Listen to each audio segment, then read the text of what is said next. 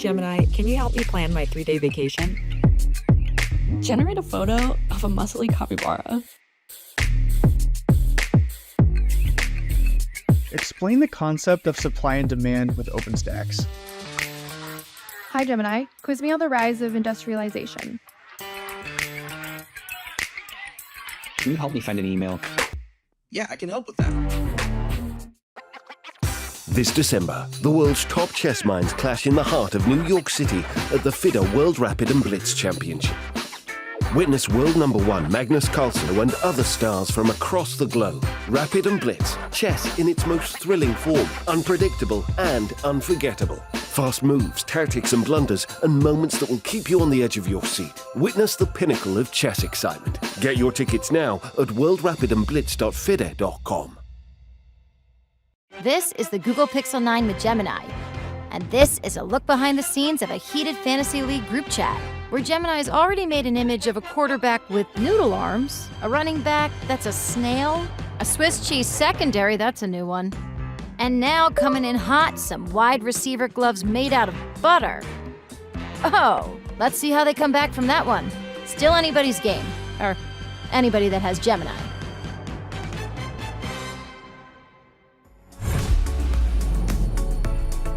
Very, very wrong, like most of the time. Kind of funny.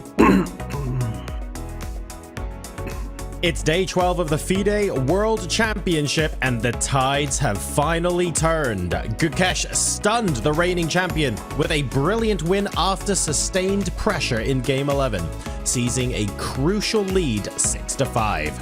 Ding now faces immense pressure to respond with just 3 games remaining to reclaim his crown. Here in Singapore, where cultures collide and champions are made, we ask ourselves if we're going to be crowning the 18th world champion at just 18 years of age. Can Ding fight back, or will Gukesh edge closer to his dream? The battle resumes now. Let's dive in. All right. Hello, wherever you might be in the world, and welcome to our coverage of round number 12 of the FIDE World Championship. My name is John Sargent. It is a privilege to be here on screen alongside 2 of the most fantastic commentators we could possibly have hoped for. The #1 Dutch player, one of the world's strongest grandmasters, and incredible insight all throughout the day. Grandmaster Anish Giri, welcome back to the broadcast. Wonderful to have you here. Thank you, John. And of course, 6-5 heading into round number 12. I mean, it's stirring an awful lot of memories, but what could possibly be better than having a world championship challenger alongside us who was leading at this point as well? There are going to be a lot of memories today, but unbelievable and invaluable experience from one of the best in the business. Grandmaster Peter Lecko, welcome back. Yeah, hello John, hello Anish, hello everyone. So, folks, an awful lot to talk about today. It's not deadlocked anymore. It really is crunch time. There's not a lot of time for our players to be thinking about what they are going to be doing. We have a action-packed schedule. It's going to be absolutely wonderful. But before we hop in, we're going to take a look now at exactly what happened yesterday for those of you who might not have been so familiar or maybe are joining us after skipping a day or two. Here's catching you up. I think he certainly has stabilized himself. I don't think that we have seen the best of Ding yet. If you want to beat someone like Ding, who is very solid right now. Knight F3 is on the board. C4, wow, this is very, very ambitious. This is what Ding played himself against me. Wow. Yeah, it's G4. This is quite epic. It's sort of a reversed Volga Gambit type thing without being the Gambit. Yeah, but hang on. People are blitzing out everything. Yeah, so in fact from a Banker Gambit or Volga Gambit we are transposing into some Blumenfeld kind of territory. This is a Gambit, this is a pawn sacrifice. Wow, I cannot believe what we are seeing here. It just makes me very scared to see that on move 4 you're already taking so much time. This game could decide a World Championship match. Oh, he's going for it. He's going for the sharp line. This is good. Yeah, he sticks to his weapon. Yeah, he goes for Knight F6. And Gukesh will have to end a3, a completely different turn.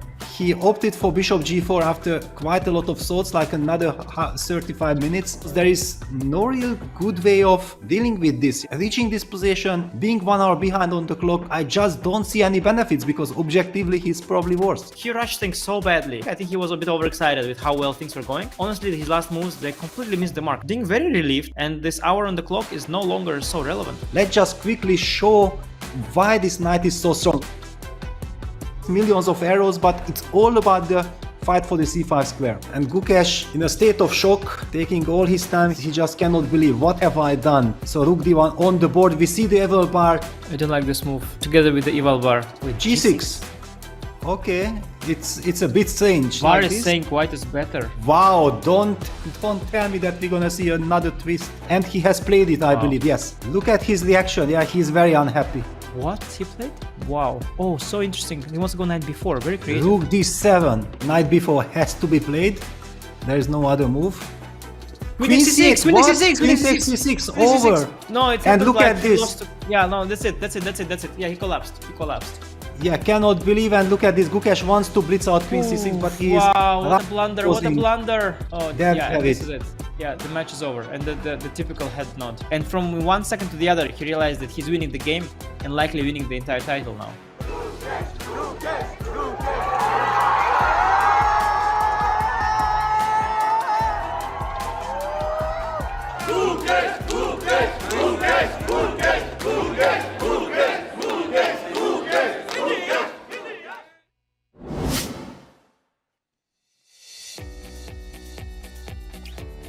Line frightening. How amazing is that? Gukesh, with his victory, takes a lead in the World Championship match 6-5.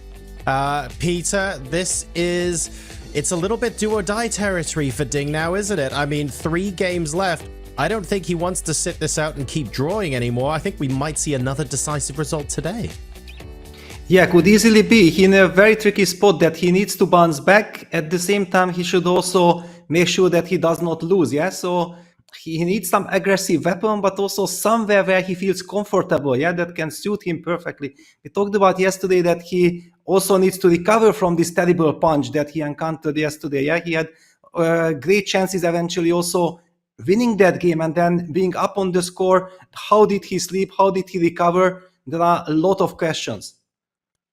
And Anish, every single decisive game in this World Championship match so far has been when Gukesh has had the white pieces, whether it's win or lose. Today, we might be gunning for a decisive result when Ding Liren has the white pieces, but looking more likely now than before.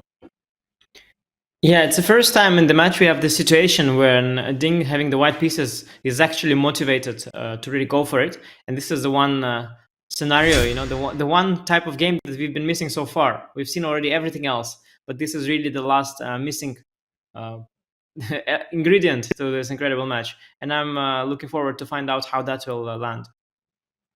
Not only will there be opportunities to push, but we now need to grasp every single one if we are the reigning world champion with the white pieces today. So we're looking forward to seeing how that unfolds. In the meantime, earlier on today, we were able to catch up with Mike Klein, who was taking a look at what was going on inside the playing hall before this match starts today. Let's take a look.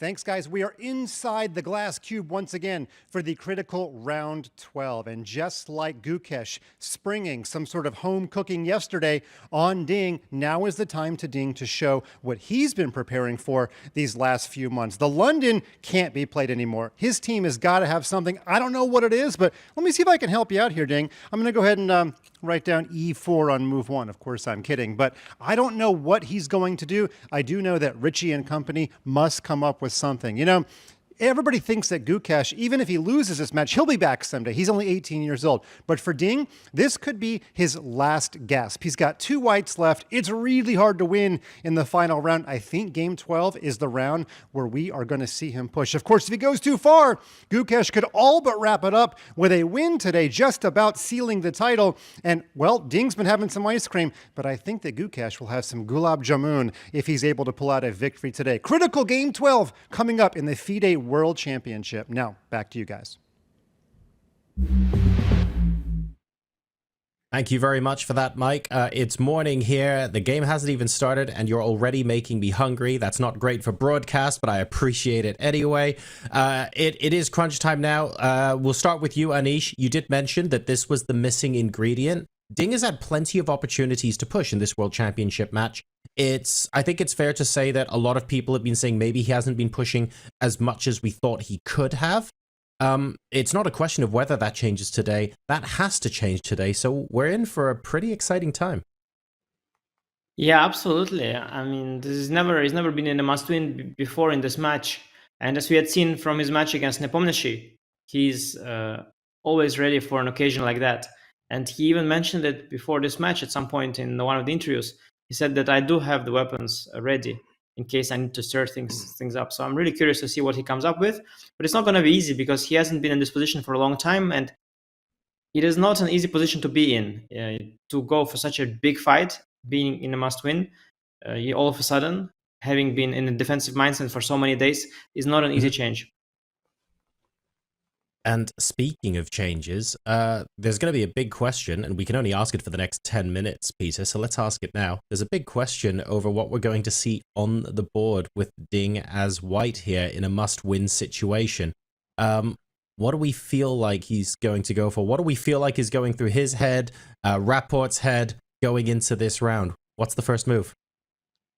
Well, it's a very big question because what I have been missing so far during the match, that I don't really believe that Team Ding has gathered enough information of Gukesh's preparation for the World Championship match. Yeah, for example, when he opted for d4 and then went for the London system, Gukesh did not have to reveal at all what is his main weapon after d4. Also after e4, e5, that was a very specific Italian game. Also there is no information which Spanish, for example, Gukesh was planning to play. And in this regard, I find it very difficult. Yeah, we are talking about that Team Ding has to come up with some great idea, but how do you target your opponent when you even don't know what to expect? Yeah, so it's a very delicate situation. The only information that they gathered was inside 1c4, so I might be thinking that there is some argument to try to target Gukesh in c4, e5 territory. Okay, that's very interesting indeed. We'll come back later on in the broadcast to gathering information about your opponent throughout a match, because I think that's a really good topic to go a little bit more in depth and lean on your experience there. A quick question before we move on to the chess today. A quick fire for both of you. Anish, do you have a prediction for whether Gukesh is going to double up on his victories today or whether Ding will fight back? What do you think will happen? Really hard to say. I think the chances of Gukesh exploiting Ding overextending today are just as high as Ding's chances of coming back. I think Ding is in a very tough spot. A lot of experts agree. I also get a lot of flashbacks from the matches when it's an underdog, goes behind in the score. Usually the desperate comeback attempts don't work very well. And what comes to mind to me is the matches between Carlsen and, for example, Nepo. That, remember, after his first loss, it was really difficult for Jan to come back, and it only got worse from day to day. Also remember matches between Vichy and Magnus. Vichy gave it a really good shot in both his matches, but it also the last game desperate attempt also backfired, and Carlsen won in the this Berlin game with White when he was worse, and also Carlsen won this really important game in the Nimzo where Vichy went for the checkmate, and the checkmate wasn't there finally. So if I would have to bet, I'm not sure I'd so easily bet on Ding's victory, but he does have a chance, and if anyone, it's him who will surprise us once again, just like in the first round. A fighting chance is all that we ask for, and it might be the only chance that Ding needs. Peter, do you have a prediction for who's going to walk away with the point today? No, not with the point. I can only predict that it's going to be an epic fight, that's for sure. And if you are looking back when Ding Liren has bounced back in his match against Jan Nepomniachtchi in game number 12, actually he was lost, yeah? So it's a very tricky kind of situation. Yeah, he did win. That gives him the euphoria, but he also knows that, yes, I was just so close of losing that match. So very, very delicate situation. All right. Well, it's not just us, of course, on the panel who are going to be guessing who's going to win today. You can do that while sat at home as well. All you have to do is go to chess.com/events and click the banner corresponding to the World Championship, navigate into today's game under the Games tab, and once you get into today's game, you should see something in the top right-hand corner with social on it. It might be underneath our stream. And there, you'll be able to vote for a white win, a black win, or a draw. Now, why would you do this? Well, there are prizes on offer, and it costs nothing to enter for starters. First place is a $400 Chessable course voucher, and there are prizes for the top 20 people as well, who are doing well with Vote Chess throughout this World Championship. There's currently a 3-way tie for first as well. So the competition is fierce. It's really quite fun. Go ahead and hop onto chess.com/events and have your say on who you think is going to emerge victorious today. So we're moments away from starting round number 12. We kept saying, Peter, after every draw the tension is ratcheted up, but actually with the decisive victory, the tension's ratcheted up even more here, because even though the deadlock is broken, we're seeing Gukesh with more opportunities to punish overextension, like Anish said. We're seeing Ding in a situation where his back's against the wall. This doesn't ease the tension one bit.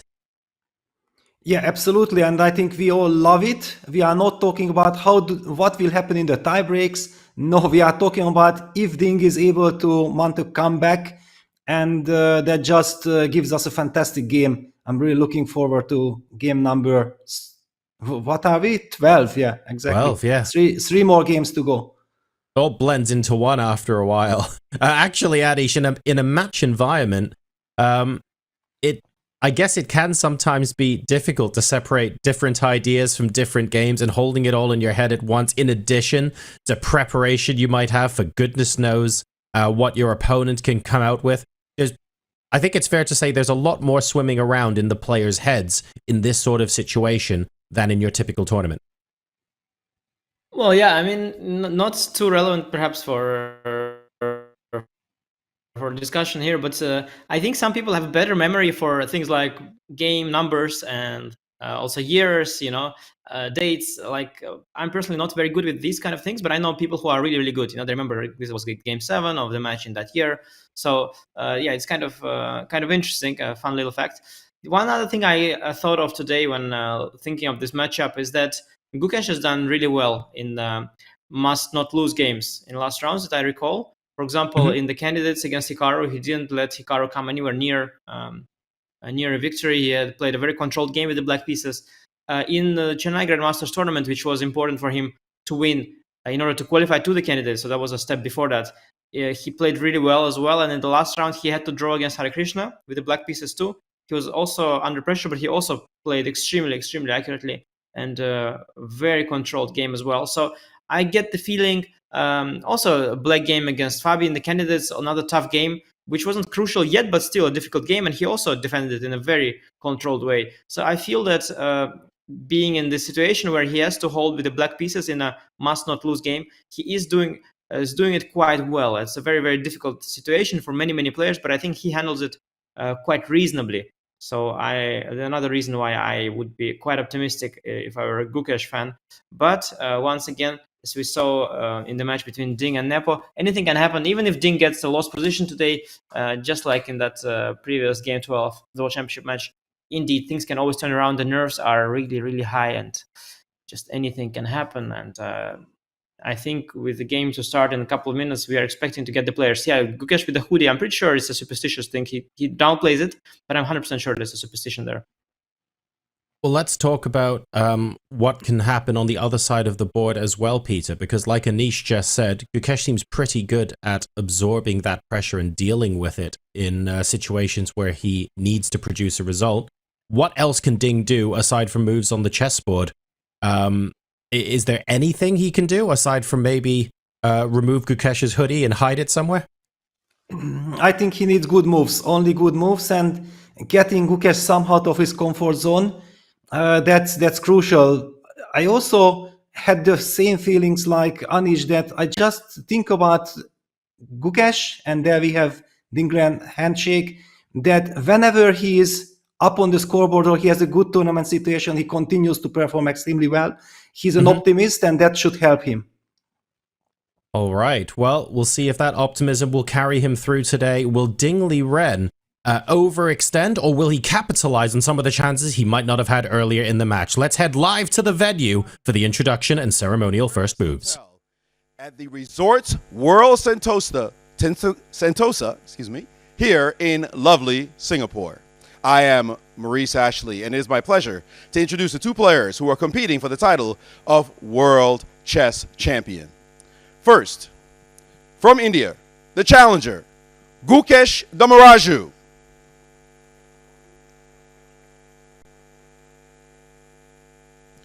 And from China, the world champion, Ding Liren. The match is currently 6 points to 5 in favor of the challenger. We have 3 games, including today's, remaining. We have a special guest here to make the ceremonial first move. He is the chargé d'affaires ad interim of the Chinese embassy in Singapore. He joined the Ministry of Foreign Affairs of China in 2001 and has worked in the Department of Consular Affairs, the Department of Personnel, and the General Office of the Ministry of Foreign Affairs. He has also served in the Ministry of Foreign Affairs Commissioner's Office in the Macau SAR and the Chinese embassies in Kenya and Ghana. He was appointed Deputy Chief of Mission of the Chinese Embassy in Singapore in July of 2023. Please welcome Mr. Su Jing.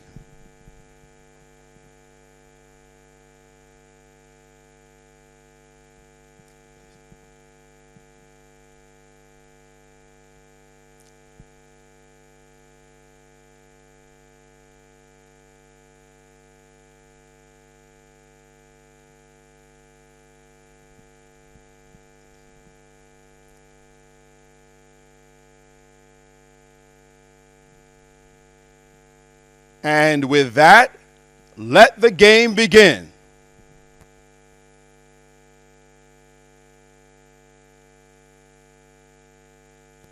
Handshake and a brief pause on the board before Ding reaches for the C pawn. 1 c4 is on the board. Ding Liren looking to strike back after a loss. Will he be able to bounce back immediately? We're going to find out as the players blitz out their opening moves. Grandmaster Anish Giri, Grandmaster Peter Lecco, I leave this wonderful game in your hands. Let's see where it goes. Wow. Yeah, no, I just was, first of all, congratulations to Peter on correctly guessing the move c4.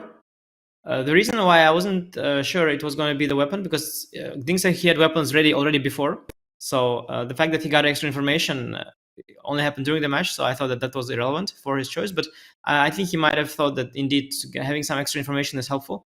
Could go deeply into c4, e5, and it's really surprising to me in a good way for Gukesh that Gukesh has another weapon ready for this, because you would think that for 1 c4 he would just have one opening ready and he wouldn't switch midway. But I think he probably has 2 repertoires, one which is like solid and one which is extra solid. So probably this is his extra solid repertoire, where he is avoiding the English, he's avoiding the Nimzo, and he's just going for the most solid drawing systems. I imagine if knight comes to c3, he wants to play some sort of a Tarash type opening where you try to really vacuum clean the entire board, trade everything, and make a draw as quickly as possible. And Ding is already thinking, because he definitely didn't see this one coming. Yes, it was the big question. Yeah, I wasn't sure what to say, but yeah, my feeling was, and just very quickly to show what happened the previous game when c4 happened, Gukesh went for this c4, e5, knight c3, bishop b4 line, which is kind of provocative. At that point in the match, it was obvious that Gukesh is also trying to provoke Ding to go for complications, and then we have seen right after a couple of moves, knight d5, bishop e7, a fairly freestyle chess type of position, not the typical classical chess kind of system. And I somehow sense that this could be a territory where Ding would love to return, especially if he has to go all in. It's kind of very natural, but the move c4, e6, this is kind of a very unpleasant surprise, if it's really a surprise, because it's rock solid. If Ding's intention was to get into some nice adventures in a complicated position, well, that's not going to be easy to get here. Yeah, and already completely out of a game plan for Ding on move 2 already. He doesn't know what to do. He hasn't decided up front, which is a very uncomfortable situation for a World Championship match. And yeah, it goes to show that his preparation, of course, for the match was not very deep or thorough in terms of openings. I think he was mostly focusing on getting himself ready for the battle, and he did manage that. He came in round 1 ready to fight, and he won the first round game. So that approach that definitely helped him in the match so far. But in a position like that, yes, when in a must win, after 1 c4, e6, you already are a little bit out of weapons and have to choose at the board. That is not really helpful. But Ding goes for g3, the anti-Catalan system, not going for the most principled 2 knight c3 approach, but trying to stay more flexible and go for this Kasparov-Karpov type situation where you are going for a long fight, hoping that the opponent will eventually crumble under the pressure. Yes, it's kind of interesting to see this, yeah, that we have seen the Catalan opening when Gukesh had the white pieces, and they are both this bishop b4 check type of players against the Catalan. Yeah, later when we will see how the game progresses, we can go into more details. And this is very interesting because in any case, when Black is the one who is planning to go for the bishop b4 check systems, then against the Catalan setup with g3, he has to make a conceptual decision. He has to do something else. Yeah, if he just sticks to classical lines like knight f6, bishop e7, that's a whole different system. It's not really desired because you have to learn millions of lines. Yeah, so if you are big bishop b4 check type, then you don't want to have 2 very big systems ready. But knight f6, knight f3, and another option would be to take d takes c4. It's a solid choice, and there is d4 option, and we have d4 on the board. Yeah, it is interesting because it is, I mean, it's a very sound system. It's a good system, but it is not the most drawish weapon you could have. Yeah, so I do think that it is not that Gukesh has like a must draw repertoire. It is just that he has 2 different weapons ready for 1 c4. Because this is not a very drawish system. It's kind of as complicated as it gets. It's the reverse Benoni, similar to what we've seen yesterday, yes. In fact, but a different version of that. And Ding should be quite familiar with these things. But now there are 2 systems that Black has. There is the system with c5. There's also the new system with the knight coming to c6, Carlsen played. And this is also what Gukesh plays. Yes, I think it's also a system that Vincent is playing. I do recall him in 2022. He had a game against Vidit in the Berlin FIDE Grand Prix. He came up with a rather new idea, and ever since it became quite topical. Yeah, there are 2 ways of playing this, right, Peter? There is this sharp line with how Carlsen played it in the match with this a5, knight g4 business, and there's also this way that Vincent came up with, which is a bit more solid. We'll probably see this unfolding as Ding will make his moves. The d3 knight bd2 setup is the main one in these positions, but it's possible to try and deviate early on as well. There was some interesting move e3 here that Esipenko played. Actually, he beat Vincent in a probably what must have been a very painful game in the Grand Swiss. So there are some ideas that White has. Gukesh certainly is ready, and interestingly, Magnus Carlsen he's a world champion, was a world champion before Ding, and with Ding in between, there is some sort of like a transfer of power situation happening here, that so Carlsen had the title, then Ding has it, and now Gukesh wants to take it back from Ding using Carlsen's weapon, because Team Carlsen was really the team that introduced this system at the top level. I think nobody took it seriously before the match, and all the later developments and Vincent and all of that that happened after that match. So there is some sort of interesting situation ongoing here that Gukesh is using Carlsen's weapon against Ding here. We'll see what happens. Ding, understanding that Gukesh is completely prepared, he is maybe already thinking to try improvise here and maybe try just take Gukesh out of book, do something unusual. Yeah, I think that it was very important for Gukesh and for Team Gukesh to rely on the knight c6 move order, because if Black would have chosen the other option, the more natural c5, then we would be getting into a system which actually Ding Liren plays with the black pieces. Yeah, he has tons of experience in this reverse Benoni type of structures, which is a very fighting kind of territory. I'm loving Gukesh's choice, and basically it was obvious that if he opts for d4, he has to go for the knight c6 setup. Yeah, I mean, I think it's a matter of taste. I understand the knight c6 is somewhat safer than a c5, but okay, I guess it's more of a matter of choice. E3, the move that Esipenko used against Vincent, as I mentioned, I do expect Gukesh to be really ready for it. I mean, that game was a very, very big game. Everybody saw it, everybody played in that tournament. Also, Gukesh, he's prepared the system for this match. It's a very risky system for Black. As we saw in chat, Arthur mentioned d takes c4 is the more solid option instead of d4. Certainly, that is the case. D takes c4 is a much more solid way of playing. But Gukesh, he is sticking to his style, playing principal chess. And after e3, I would really... Yeah, this DC business, of course, is much more drawish if Black really knows his theory. But, oh, bishop e7. Interesting. The sharp... Very interesting. The sharp line is e5, ed, e4, yeah, Peter? Yeah. Yes, which something is also like fine this. For Black. Yeah, it's also fine for Black, actually. Yeah, and then this White d5, opted yeah? for d5, yes, exactly. Yeah, it was I was doing the commentary on the Grand Swiss, and it was very tough to be commenting when I saw Vincent being surprised. I do believe that he knew the idea, he forgot his line, but yeah, it was a fantastic game by Esipenko.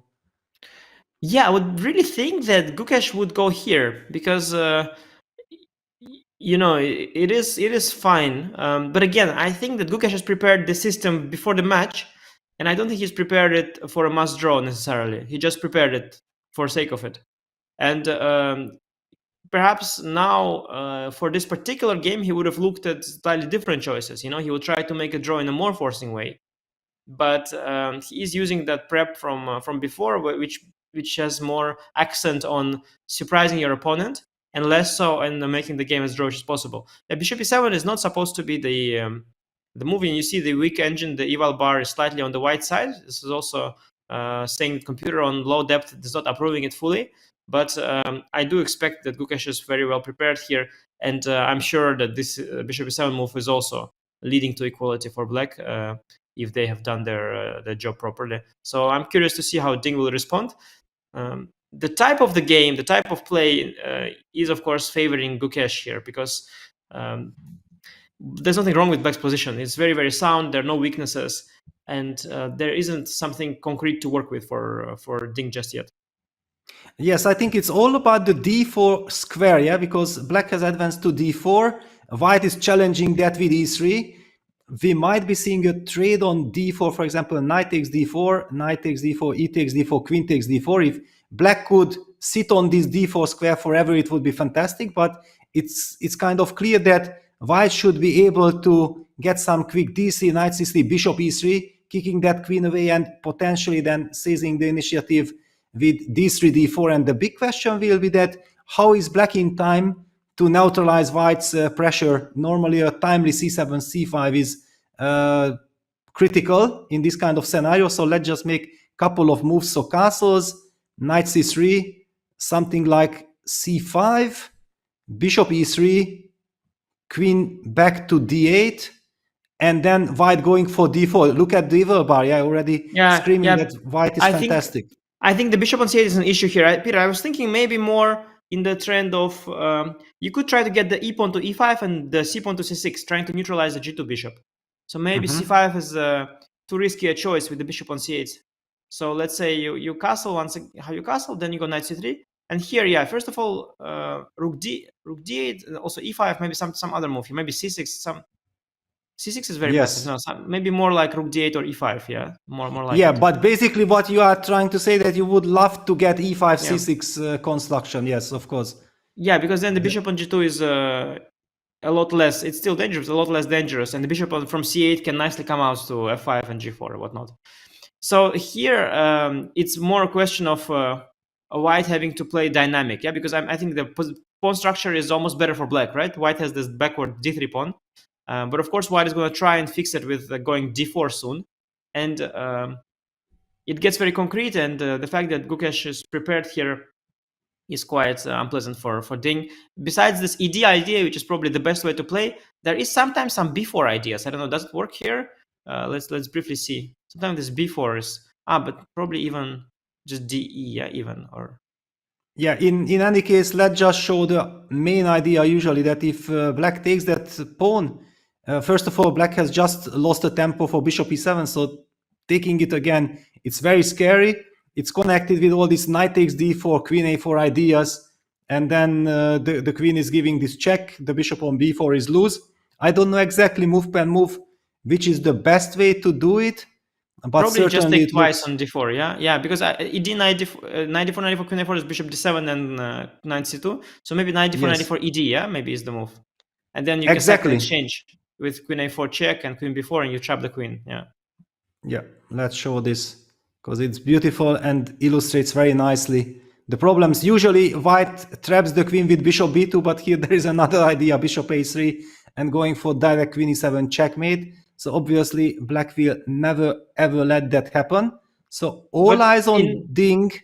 Yeah, and it's funny, after b4, okay, the best move is de, and that would be sort of a similar variant of this Blumenfeld that we saw yesterday. Yeah, that would be kind of a funny situation, that you also sacrifice the pawn for initiative and center. But before I don't buy before. It was just sort of to say that these ideas exist. I think especially if black went bishop c5 instead of bishop e7, then before would have definitely been the way to go. Yeah, this is probably the point I was supposed to make instead. Yeah, because then b4 is a tempo move. It hits the bishop. Black has no other choice than to capture that pawn, which is poisonous. However, yes, after bishop e7, just to finalize our thoughts, after b4 now, black can first capture on e3. White has to recapture it with the pawn, and most probably black simply takes with the knight on b4. And it's a big difference compared to yesterday's game where black would have captured with c5 and c takes b4, doubling his pawns, losing tempis, and his knight not being developed. It's a whole new scenario. This is good for black. We are expecting, I think, e takes d4, and I would really say something that if nobody would be prepared here, then we would immediately be saying that this should favor white, because white seems to be fast in order to establish the control of the d4 square later on, after all the trades that we discussed. And white's play is so much more natural, so black has to be precise. However, knowing that Gukesh voluntarily went for this position, and he knows exactly that this is a dangerous position, so unless he knows exactly how to neutralize the situation, he would never ever go here. And this is the problem that Ding is faced with. He obviously, in a blitz game, would capture knight takes d4 immediately and be happy, but this is a classical game and he's taking his time. Yeah, no, exactly. The fact that Gukesh is prepared changes everything here, really, because we also know that there are fine ways here to play. Like you could just play e5, right? So the reason you play bishop e7 is because it also is at least practically very fine. So you almost, as Ding, you almost want to give up a little bit, like, because you feel like, okay, this is clearly, logically speaking, fine, and the guy has prepared it, and of course it's going to be very deep, because as you mentioned, it is very dangerous for black. So until the bishop comes out of c8, until black equalizes fully, the file doesn't end. And yeah, no, it's given the fact that Gukesh is prepared, it is actually a very unpleasant situation for Ding, and he wants to try and go for something more positional, like d3, less concrete. But it's hard here to deviate at this point. You have to go in that ED direction, which is the most critical and looks good. But clearly, Gukesh and the computers, especially the computers, have already neutralized all that. And it is difficult for Ding now facing the prep. Gukesh has a choice here, by the way, to go for castle or e5, but I think castle is more in the spirit of how he has played, yeah? Yes, because if he wanted to play e5, then he could have done it before. And he goes for d takes e3. Yeah, he immediately goes to this structure. He doesn't want to give white the chance maybe to play e4. Yeah, you know what I think? I think e4. Yeah, maybe. I think e4 is actually could be very, very risky for white. Yeah, with the c5 square available for the knight. Yes, exactly. E4 and then e5, 97, knight c5. Yeah, I don't think he was afraid of e4 so much. Although I think more the case would be that he's using that Ding's move order is inaccurate. Because I think that castle will probably transpose him to where he wants to be, but DE is punishing Ding for not having gone ED. And now after bishop e3, you go e5, and you maybe equalize on the spot. Somewhere also this knight g4 idea will be available, hitting the bishop on e3. For example, okay, knight c3. Yeah, I don't know, castle just maybe first. How's just castle, and if d4 take everything and c6, is that not just equality? Yeah, let's take a look. Well, the computer approves, yeah, that this doesn't scare black at all. And then putting that pawn on c6, the blockade b7, c6 pawns against this bishop on g2. Fantastic construction. The bishop will beautifully get out. Basically, you can choose wherever you want to develop it. This is not white's intention. Is there any argument to be made for f takes c3, trying to spice things up, trying to have some more control, more fighting options in the center?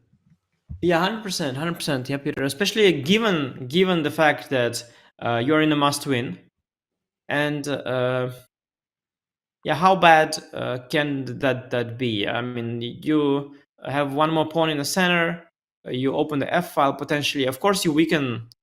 Whenever the f2 pawn leaves the f2 square, you always weaken the king a little bit, and the squares around it.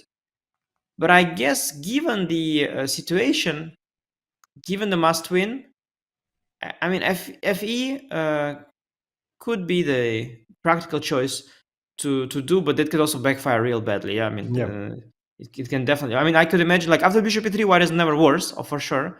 But after FE, white could easily get a little worse at some point, I imagine. But Ding is thinking, yeah.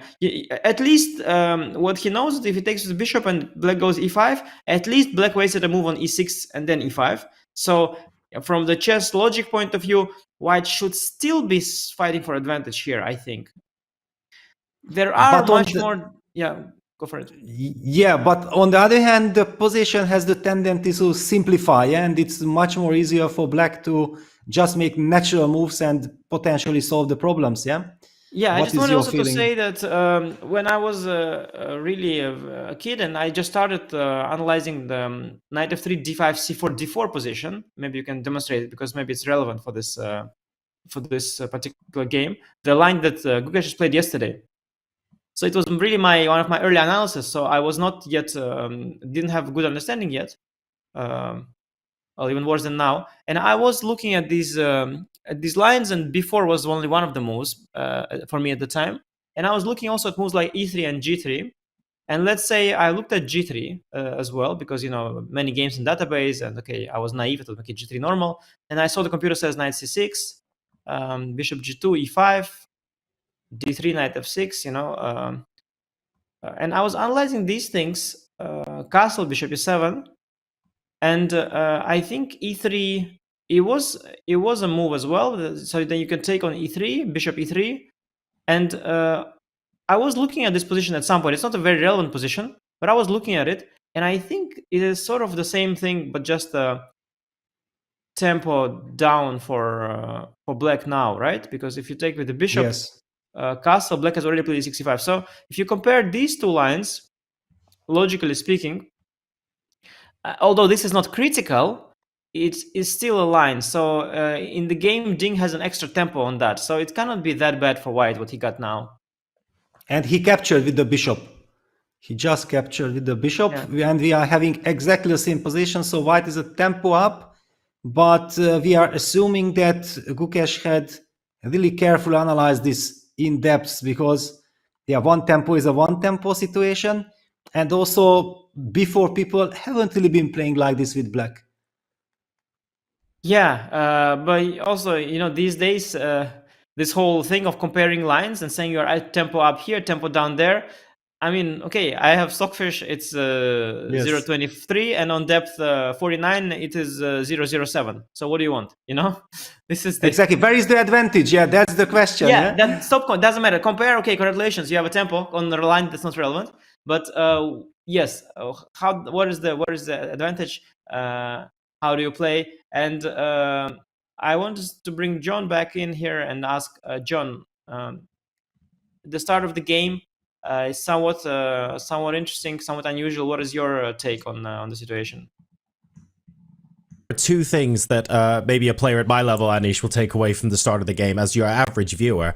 The fact that Ding went into not a deep think, but didn't instantly blitz out his moves super early on makes me think he's either considering the world's largest book response based on what Gukesh is doing, or Gukesh really is maybe doing something that Ding isn't completely expecting. That said, it's stuff that Ding will know, and I love the fact that we're going into the sort of Neo-Catalan system as well with the knight c6. I think that's another opportunity to maybe in the long run, like you say, depth 49, where's the advantage? But it's whether you're giving your opponent chances to make mistakes at depth 15, depth 20, and how you continue to ramp up the complexity going into the middle game. Whether that can happen remains to be seen. It's nice that we're seeing a little bit of a newer system being utilized here. But speaking of new systems, it would be remiss of us not to mention that we are still collaborating with ChessUp, who have just come out with the legendary ChessUp 2. It should change how you learn and play the game with touch-sensitive pieces that light up the board and AI assistance. It meets you at your skill level. So it's great for beginners, improving players who are trying to support training and growth, or even just casual games between friends and family.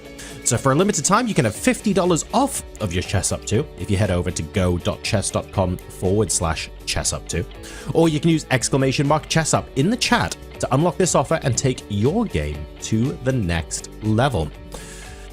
So interesting opening being played here. Not necessarily fireworks just yet, but at the same time, we have the options to steer our way into an increasingly complex middle game.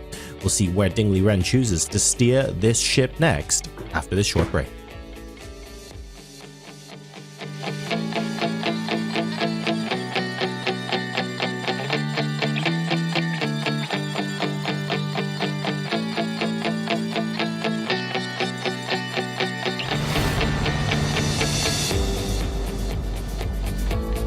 Has this ever happened to you? Oh, shoot. Another mouse slip. What about this? Oh, well, holy bishops en passant. I think I'm getting carpal tunnel. If only there was a way to play online chess with a real-life board. What if I told you you can with ChessUp 2? That's right. With ChessUp 2, you can now play over the board online.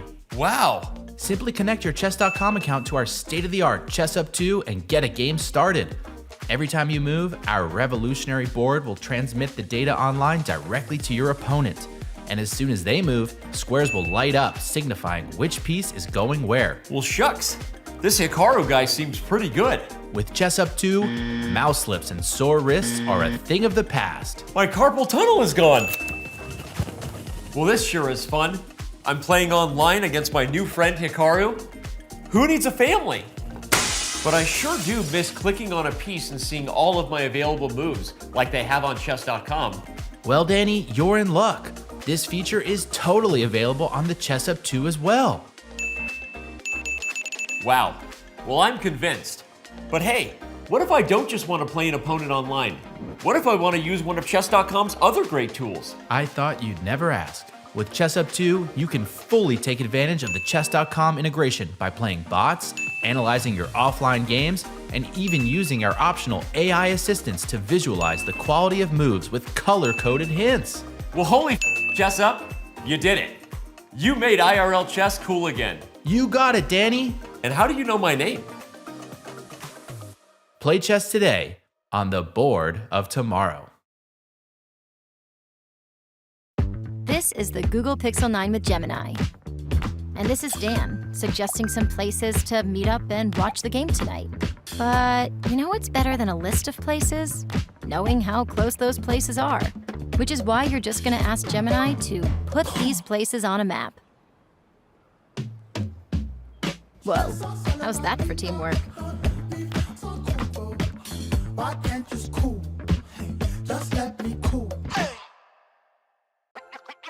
This December, the world's top chess minds clash in the heart of New York City at the FIDE World Rapid and Blitz Championship. Witness world #1 Magnus Carlsen and other stars from across the globe. Rapid and Blitz, chess in its most thrilling form, unpredictable and unforgettable. Fast moves, tactics and blunders, and moments that will keep you on the edge of your seat. Witness the pinnacle of chess excitement. Get your tickets now at worldrapidandblitz.fide.com.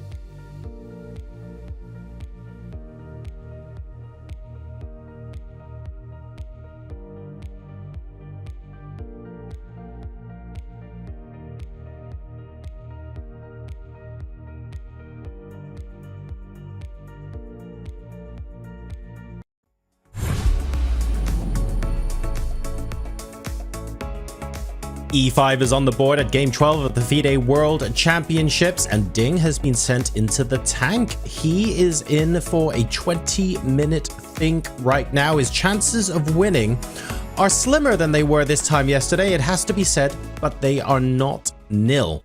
So some fun stats about the position that we are in as far as the match is concerned. This isn't the first time someone has trailed 6-5 in a World Championship match. In fact, it's the 12th time it's happened. So it's happened plenty of times before.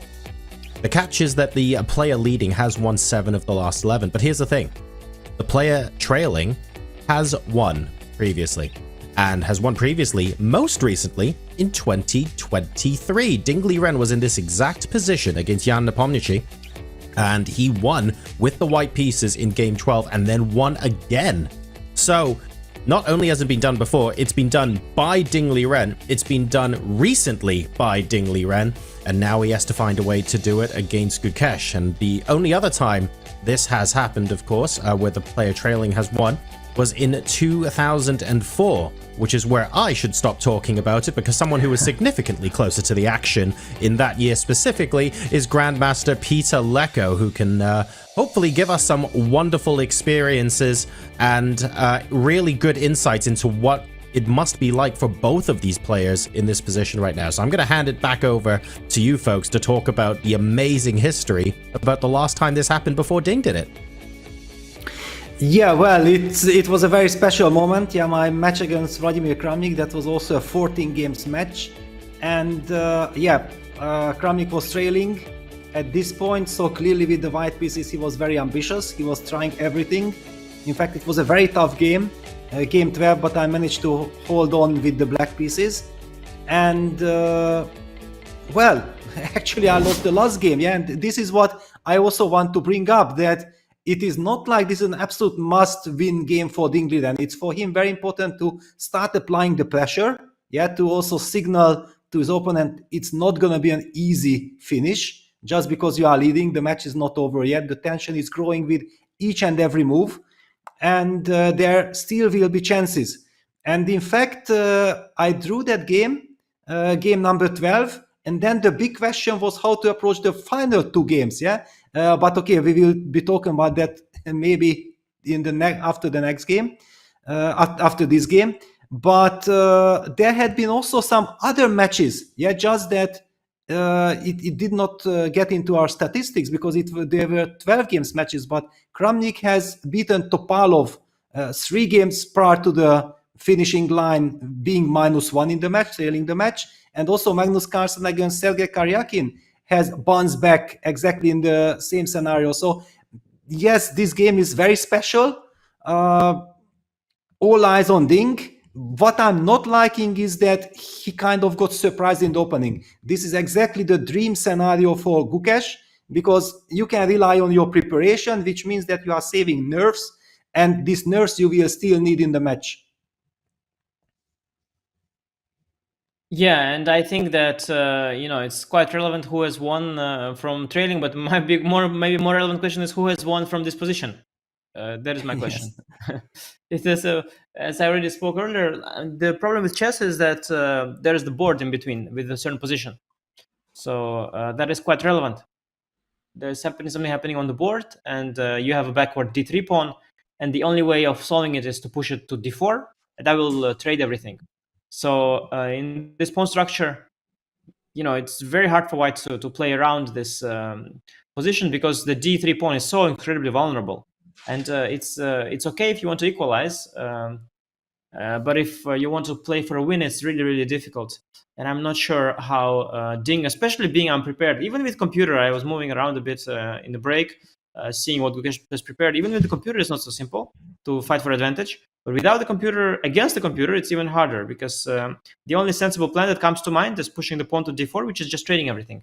And otherwise, you're worried that the d3 pawn will be attacked maybe with the bishop coming to f5. You don't want to lose that pawn. So difficult spot for Ding, and of course he has done it before, but currently he is having a position in front of him. And as you mentioned, yeah, maybe not to overdo it in this game, and perhaps keep the chances in the last 2 games. I think Kramnik against you, didn't he play the Benoni in the penultimate game? Yes, exactly. And this is a very interesting situation because I was not sure. Looking back, I feel like my biggest mistake in that match was that for game 13, I did not return to 1e4. But it was impossible to tell that he will gamble, yeah, by going for the Benoni. And clearly, I was not a 1d4 player. I was actually just starting it out during the match. So I was missing the experience and the knowledge. If I would have known that he's ready to kind of play a slightly dubious opening in order to try to win, then going back to my 1e4. Let's not forget that I was also already completely exhausted. It was a very tiring match. And compared to today, the situation was also different because the technology was not that powerful yet. It was much more difficult to learn openings. I was actually also almost on the ropes in every single game with black. Yeah, it was very tough. So that also took a lot of energy. And all these things put together, you feel the exhaustion. Your opponent is always coming up with some surprise, putting you under pressure. And that's exactly the reason why I mentioned the reserve of mental energy. Yeah, if you are burning, because by Kramnik going for the Benoni and putting me under the pressure, actually I managed to hold that game number 13. But I was at some point lost. So I saved the big game. But during that game, I was actually burning so many reserves, which I did not realize at that point. But looking back, then it was the logical outcome that finally at the last game, I was already completely empty. Yeah, no, I understand, but of course that match was. I mean, every match is different, but that match was probably very different in various ways. I mean, I do know that Kramnik also was struggling around that period with with his form sometimes, but still, I would think that he wasn't facing the issues that Ding is facing, right? I mean, Ding he's visibly, he's visibly. How do you say that? He's under pressure, but he doesn't exhibit a lot of positive energy as he plays. He doesn't seem to be very optimistic, and I guess Kramnik at the time was still more hopeful of making that comeback. This at least was my perception. So Yeah, he had I don't know. also I can't quite compare the two situations. I think they're very different in nature, but maybe you know more about it. You definitely know more about it. Well, the situation was that he had the weapons to do that. Yeah, he had the opening repertoires. He was ready everywhere with a surprise, and I was never able to feel secure with black. Yeah, which is now in modern chess, of course, 21st century with all these fantastic computer programs is completely different. Now the engine helps to neutralize the game. Actually, there was a very interesting moment that I only got to know after the match, that actually Kramnik was hospitalized during the match, but I even till today don't know exactly for which reason. Whenever I saw him over the board, he was coming with brilliant preparation. He was coming very energetically, so I had absolutely no idea that something could have been wrong with him. But actually, that was a fact. That is true. That's true. I remember that he was saying that around that period. Okay, I also don't know, but I think that from what I read, the tension of these matches has also contributed to his health. But yeah, it's something that Kramnik should probably talk about more. So he wasn't, he was also having his challenges, just like Ding had at the time. But yeah, opening definitely was a big difference, as you mentioned, for sure. And maybe not only that, not sure. I don't even know if he had some amazing weapons ready for you in solid openings. We don't know it, but just the fact that you couldn't be sure, and there wasn't an engine that would tell you that you are fine everywhere. Not a good engine that you could rely on. That must have been very disturbing. And in your final game, you relied, I think, on Caro-Kann, right?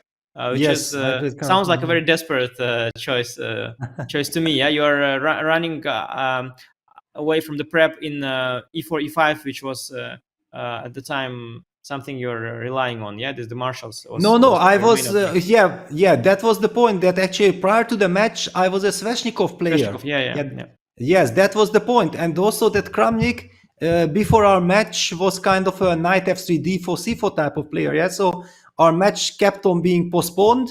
When I had the time to prepare, I was actually preparing against Kramnik as a d4, c4, knight f3 player, and I had many surprises ready, very big systems prepared. But then we kind of during the time while the match was postponed, we had the feeling that it could happen that Kramnik actually, because for like 1 year he started playing exclusively e4, he might play the move e4, but then we ran out of time.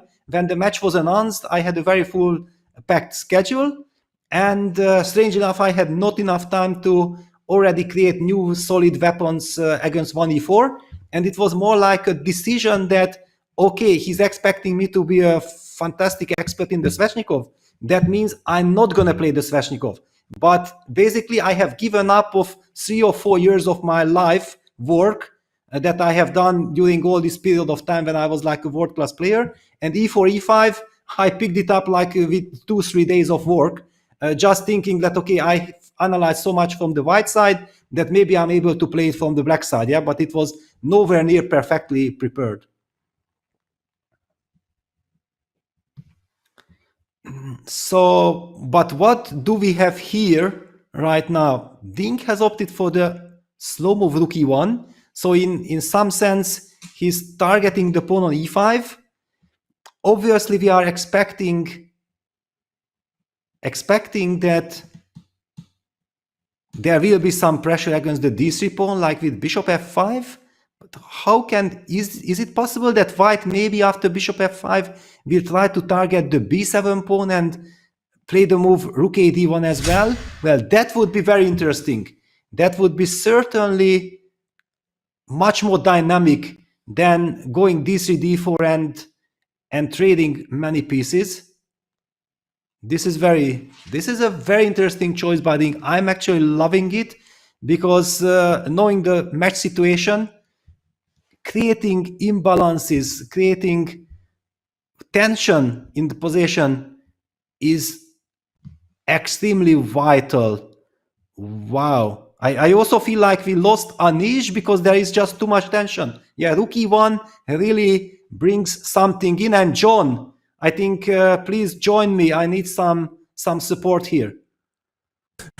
You just completely lost me there, Peter.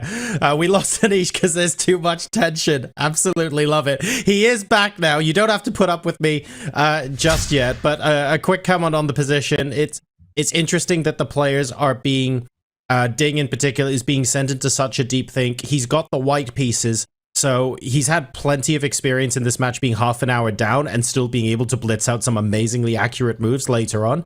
But to do that and also to apply pressure in a must-win situation, I think is an amount of pressure, Anish, I think it's an amount of pressure that he hasn't faced before in this match. Yes, it's also the amount of pressure my Wi-Fi hasn't faced before in this match, and so it chose to collapse. I hope for Gukesh he isn't going to collapse as easily as my Wi-Fi, and is a lot more stable in certain regard. So far, Ding's playing principal chess. I suspect Gukesh is trying to recollect his prep. I had already looked at this in the break a little bit. So interestingly, in this position, my instinct is to put the bishop on f5. But then computer plays around it with queen b3. A typical idea with colors reversed. You sack this d pawn and then bring the rook to d1. And so the computer instead goes for bishop e6 here, anticipating that. And already computer says, you will give me the d pawn, and if you will give me the d pawn, then I will also take the c pawn after that. So I'm sure that Gukesh has looked at it, it's 100%, but he's trying to recollect the details, and that's why he's digging deep. I mean, he maybe tries to remember, is it bishop e6 first, is it h6 first, because it allows knight g5 maybe. So different move orders, different subtleties, he's trying to recollect the details here of his prep. Yeah, my feeling was that rook e1 is the critical move. It's obviously the move with more tension, and I'm loving it. Yeah, especially if Gukesh shows some little sign of uncertainty or not blitzing out his moves, that will actually encourage Ding that, all right, okay, just a couple of minutes ago I felt like my opponent went for this, it was a very clever choice, he knows how to neutralize it, and I don't know how I will get chances. And all of a sudden, you can become much, much more optimistic because you feel like, okay, my opponent has played this e6, e5 in 2 moves. I have this one extra tempo. And also, we talked about it that Ding Liren used to be a King's Indian player, yeah? So this is very much in his blood that he can play with a good fianchettoed bishop and this strategical imbalance in the center.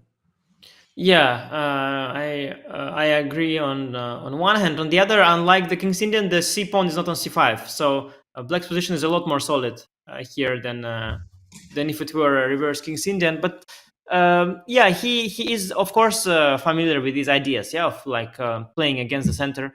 And I'm thinking that maybe one reason why Gukesh is thinking extra hard here is because yesterday he must have been very upset at himself for mixing up the prep so early. And in fact, as he later pointed out at the press conference, and I looked a little bit at the analysis, I realized also that he actually mixed something up.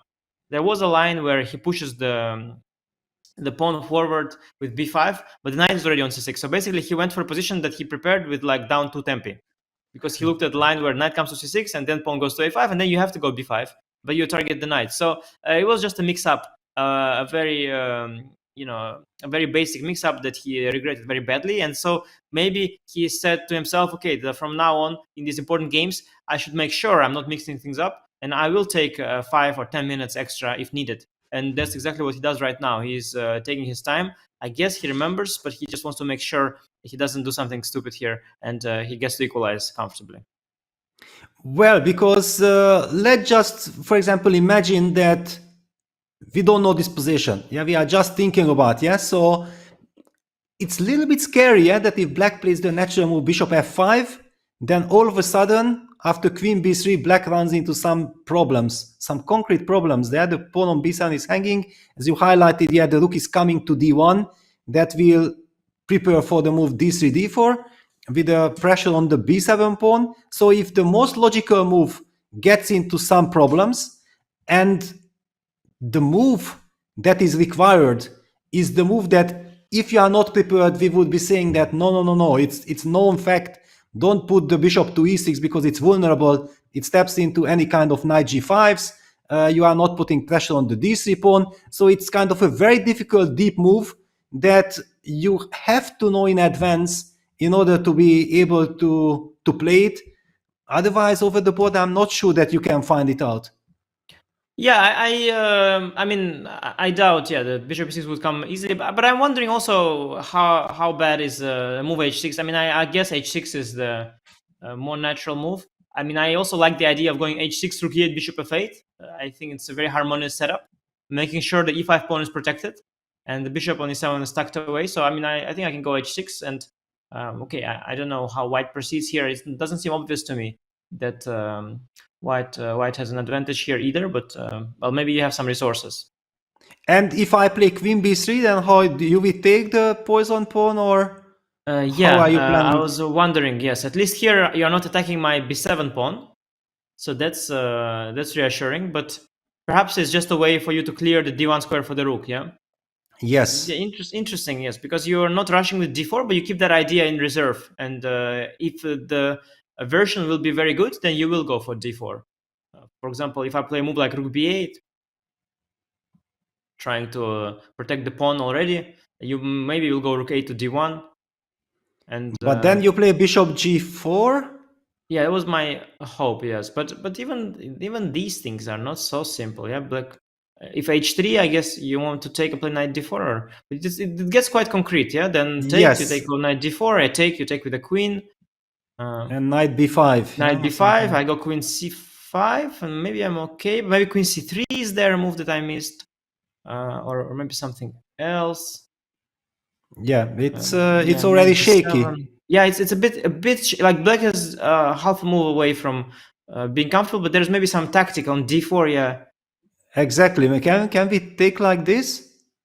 Suddenly everything hangs. Yeah, c7 pawn suddenly hangs as well after knight f6 kind of move. Yeah, black is a little shaky. Yeah. No, definitely not so simple. It's probably you have to be quite accurate. Yeah, with black in this position, because you are a little bit behind the development. Yeah, here with the c8 bishop not yet developed. So maybe bishop e6 is actually an important move. Yeah, we'll see. Somehow I feel that bishop e6 is one of these moves that I claim to have double exclamation mark. Yeah, because and in my files I don't know. Yeah, it will be interesting to hear your take as well. Yeah, you are always brilliantly prepared. You are a fantastic theoretician. My kind of way of helping myself remember all these hundreds of computer moves, that whenever there is some very specific move, even if it looks like it's a calm move, I give it double exclam so that somehow it should be deeper stored in my mind. Do you use that trick as well? Interesting. No, double exclam never. No, I do one exclam, single exclam on. And I think I don't think I'm. How to say? I don't think I'm sort of smart enough to have realized that bishop e6 is a difficult move. So I don't think I would have attached an exclam to it even. But probably you are right. Probably it's a very counterintuitive move. Yeah, in fact, bishop e6. Yes, I think so. Yeah, and exactly for all the counterintuitive moves that normally it would, if I just, this is exactly my way of thinking. Yeah, that I put you this position and you don't know this position. Will it be one of your top two choices? Bishop e6? Definitely not. Yeah, bishop f5, h6, bishop g4 will be certainly even rook e8. You will be considering probably earlier before even think about the move bishop e6. Yeah, and in this regard, I just sense that, for example, if you see a file where bishop e6 is not with exclamation mark or double exclamation mark, you just think like it's one of the moves like every other move. But if you have hundreds of such files and you have hundreds of moves like this, and it's not highlighted, then it's so difficult to eventually remember it when you just very quickly run through all the lines in your preparation.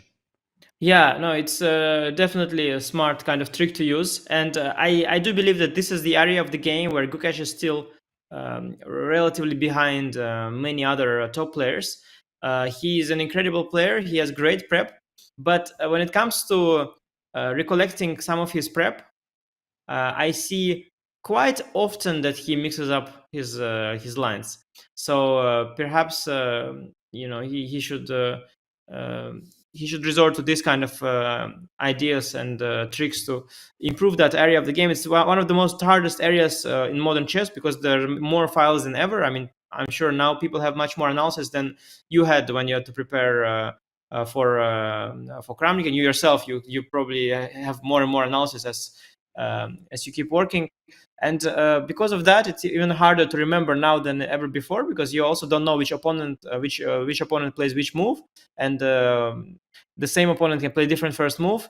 In this match, they keep trying to surprise each other in the very beginning, so you don't know which of these hundreds of files you'll use. So trying to remember and memorize is very, very important. And I see in the match so far that Gukesh has that tendency, which is interesting. It is in general good, but it can backfire very often. He when out of book, or when doesn't remember, he resorts to the most natural move, which is a healthy approach. But in this position, it could backfire because bishop e6 is not the most natural move, but he might do something else. I remember also in that London game when he had to find this queen f3 or queen g2 move, which was very odd. Yes. He went for the most natural move instead, which was inaccurate.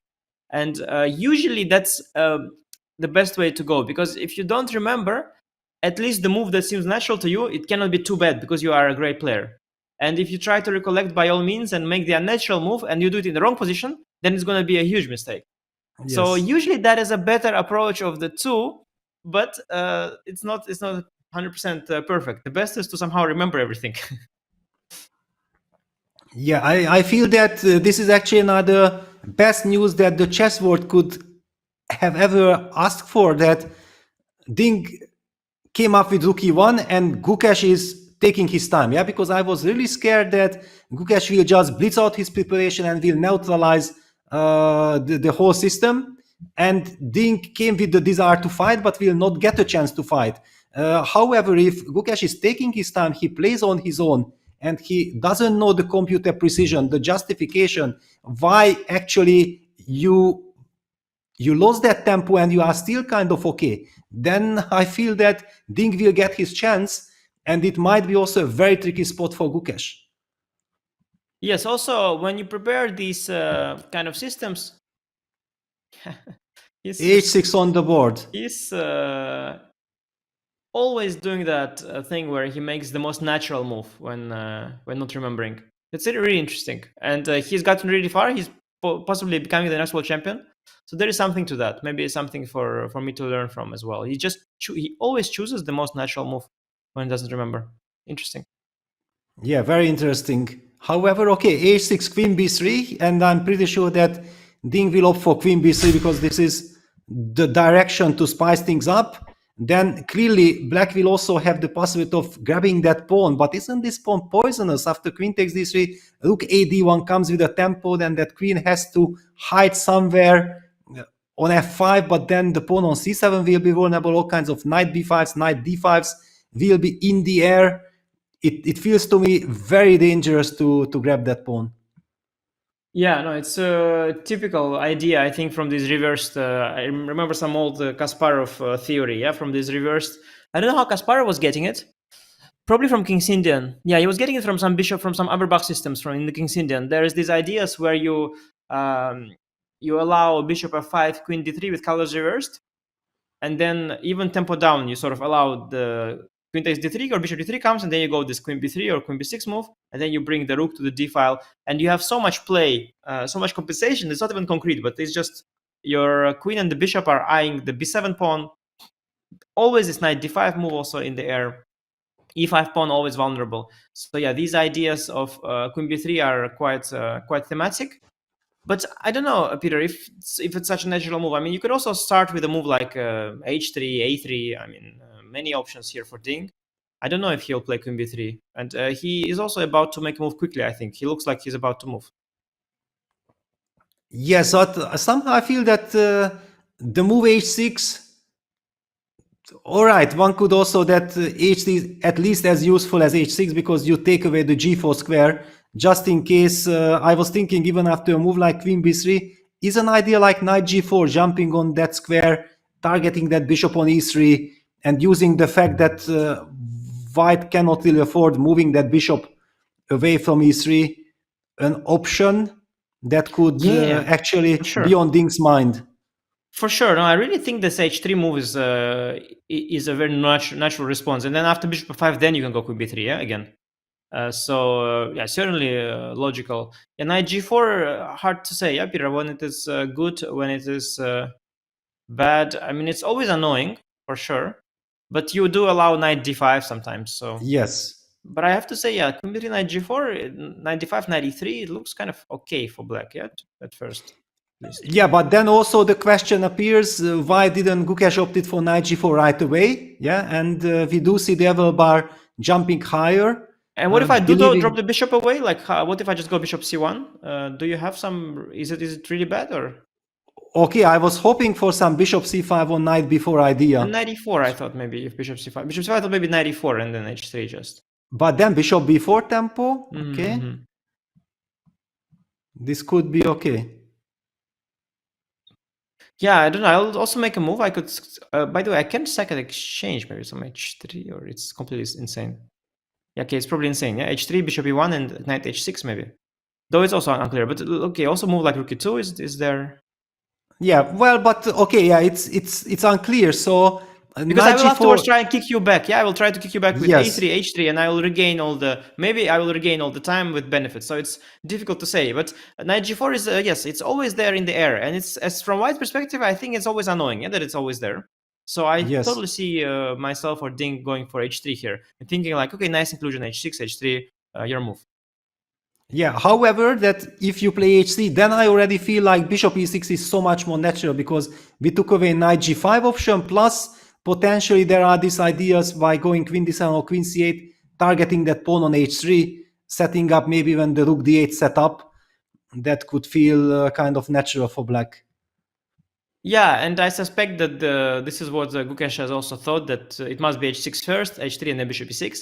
And I'm also not sure. I imagine that even though my computer preferred bishop e6 first, I can imagine that h6 is also not a bad move, and it's possible still with accurate play to equalize the position anyway. And even after queen b3, I mean, I still am far from sure the white has something tangible. And we just have to see it. But the line we had, that logical line with rook b8, bishop g4, that was sort of not working. But maybe black can deviate. Yeah, maybe black can go with this knight g4 or maybe some other move. We'll have to see. And for starters, we have to see how Ding plays. Also, a3 is a very natural move. You go a3, you want to go b4. And only after a5 can you then maybe go queen b3 or maybe knight to b5. Sometimes you stick a knight there, sitting on b5. It's also interesting, targeting the c7 pawn. There are many options here for Ding to consider, and queen b3 is just one of the ideas, I guess. Yes, exactly. This is a very rich position. Ding is taking his time, absolutely justified, because I believe in this position, the next couple of moves will set the tone for the rest of the game. Yeah, if white rushes and gets absolutely nothing out of the opening, then no matter how much energy he's trying to put into this game, he will get nowhere. But if he spends the time wisely and is able to somehow outfox his opponent and get his will, then he can start to really play with his ambition, because clearly he came with the desire to bounce back today. Yes, and we also see that the position is a little deeper than it seemed at first, yeah, to me. Like I thought, okay, the d3 pawn is backward and weak. You want to go d4 and equalize everything. But it seems that, okay, white has active pieces, and he can play around the pawn and just keep it on d3 for a long time. Sometimes maybe even sacrifice it. And white does have ideas of his own. And it is indeed reassuring for Ding, at least, that, okay, Gukesh is thinking already. And even if he has prepared this, it is not in his short-term memory. It's not at the forefront of his memory, and he can still try and outsmart him. He can still try to outplay him from here. The game is not over at all, and he has many different ideas to work with. So overall, I think a decent start for Ding, objectively speaking. Could have gone much worse, the opening, than this. Exactly. Yes, especially when Gukesh was blitzing out and we could visibly see that Ding was caught by surprise. On the other hand, one can also argue that surprises are not always bad. Yeah, it means that you are surprised because you didn't think that this system is so important. Yeah, so it's not like the perfect system. Yes. Exactly. One of my trainers, he told me a great thing, which really made me feel much better about professional chess. He said, we are preparing what we don't want to happen. So if something else happens, you should be happy. Yes, exactly. So, he says being surprised is our only chance, because whatever we're preparing, there's nothing there. It's kind of interesting. Yeah, indeed, surprises often these days. Surprises is often a good news, especially if you're ambitious. Yes, basically, yeah, this is modern chess, yeah, because everywhere that you are doing great job, you are digging deeper and deeper. Automatically, you will neutralize yourself thanks to the computer, and it's also kind of frustrating. Yeah, it's just terrible that you keep on working and you get absolutely nothing, and then you hope that I just hope that we will get a game. Yeah, it's I don't want any of my preparation. I just want the game. Yeah, exactly. You're always mostly when you're preparing, of course, you are looking at the computer options, and they're all very good. Yeah, the computer choices. So yeah, it's nice that humans, they have different points of view. For example, in the position the one we had now, computer preferred bishop e6, but luckily humans think differently, and I was intending to make all sorts of mistakes. I was first considering bishop f5, which would be simply inaccurate because b3. My next instinct was to go h6, which is also what Gukesh has played, which is maybe also not the most accurate. So luckily there is a lot of room to play chess, and it's hard to memorize everything. But yes, computer is impossible to beat, even if you use another computer against it. That's the nature of the game. Yes, I remember that even 10 years ago, I felt like if you give me just a laptop, just a normal laptop, and my knowledge, and we can play against a supercomputer, I'm absolutely not afraid. I even felt like, thanks to my knowledge, I should be kind of the favorite. This was like 10, 15 years ago. And nowadays, even I feel like if I'm with a supercomputer, I'm not sure that the supercomputer alone isn't more useful, because I might be distracting the computer based on my kind of inner feelings that, no, I would like to play like this. I like that position more. But practically speaking, probably the computer against computer play, the computer will prove itself to be right. Yeah, definitely. Yeah. And even though indeed the engines were already better than human, somewhere starting. I mean, the Kasparov Deep Blue is not really the turning point, I guess, because Deep Blue, first of all, had some insane hardware, and secondly, Kasparov was not obviously weaker at the time. I mean, afterwards there were other matches, but I guess, let's say, if we say that the computer became stronger than human around the year 2000, maybe 4 or something like that. Do you think when do you think was the point where the computer was clearly stronger than the strongest human player? Well, I think around 2010 or like this, because not 2004. Yeah, no, because there was this match between Fritz and Kramnik, and Fritz did win that match, the second match. But I felt like chess-wise, Kramnik was still so much better. Just that the computers are tricky, they are more resourceful, and they are not getting tired.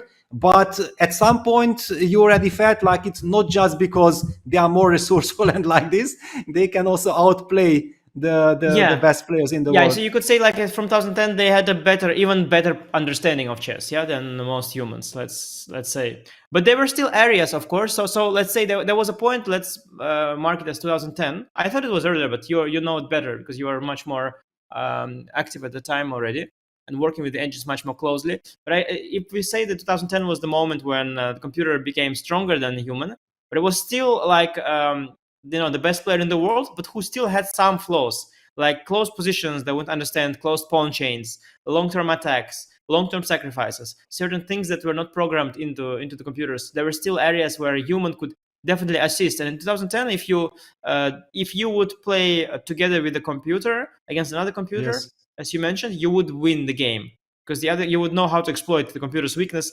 together with another computer. Yeah, you would be like a great team. You would help computer with the long-term factors. You would help them with positional understanding, with closed pawn chains, with attacks and all that, with sacrifices. But it's clear that somewhere around the year, certainly around the year 2020, 2019, Yes. when the Alpha Zero situation happened, clearly it became the case that you no longer can exploit computer's weaknesses, and a human plus computer against computer will also be a draw. You can't exploit, you can't beat another computer. And recently I saw, there was some random video I saw, there was like a stockfish, the last stockfish playing itself, but one had depth 20, another had depth much more, at least 40, for the move. But the one with depth 20 anyway easily made a draw. Like, it doesn't even need to be too deep. Wow. It made a draw on just depth 20. And I saw the game, like, the bar barely moved. It just kept it. Because also from the opening, it played a solid opening. So some kind of Ragozin. It was equal. It was even having, I think, the black pieces. And anyway, it didn't matter. It easily drew. So computers gotten so much stronger now that they are basically flawless and in all areas of the game. But humans are still having fun with the game of chess, fortunately. Yeah, luckily, and that's why we love it, and we see Ding taking his time because there are so many nuances, so many move orders, that we touched upon. That how much do you worry about knight g4? Does this signals you that your opponent last move was h6, that okay, then maybe now I have the right to make this nice little prophylactic move myself with h3, or should I try to use the moment to go for queen b3 and all these complications? Very difficult to answer those kind of questions, and Ding is taking his time. What is your feeling? How nervous is Ding, or is it connected to the position? Yeah, no, I honestly I sort of had a hope that Ding is kind of back, especially at the beginning of the match. But I just don't like his body language, and I don't think he is fully back. And despite that, he's fighting incredibly well, through sheer willpower and incredible understanding of chess. Ding, he as humans, you have certain understanding of chess. So when you look at the board, you have thoughts that immediately come to you, thanks to your experience and pattern recognition. And Ding, like, no matter in what state, he will always be an incredible player. He just right away sees the pool of good moves. I mean, he right away will see h3, a3, queen b3. Like, he's an incredible chess player. But of course, he's quite vulnerable, and he is definitely very, very nervous now, and feeling the pressure of the moment. And he is afraid of taking a decision. You see, he's shaking his head a little bit. He sees everything very negatively, I think, as well. He's very pessimistic as a consequence of lack of confidence, for no reason, by the way, because he's playing great when he is confident. But he is lacking the confidence, and so he sees all the downsides in his position and underestimates the upsides. So he looks very pessimistic right now. And I think if I had to predict a move, I mean, okay, I want to play, like, my hand wants to play h3. I mean, I'm sort of sorry for it, but it's just what I want to. I feel that I was given time to safeguard my bishop, so I want to do that. I feel h3 is the move I'd probably make. But yeah, it could be too slow. Yeah, kind of difficult to. Yeah, this is the point. Yeah, that over the board you don't know if you have the time to do the prophylactics. Yeah, if Ding would be given the chance to play two moves at once, then he would play h3, queen b3 combined, and would be the happiest man on earth, because then he knows that he took everything under control. Yeah, and you touched upon this little pessimistic, and I know from myself that I also have the tendency of overestimating my opponent's chances, and I always see the resources for my opponent, what he wants to do, and so on.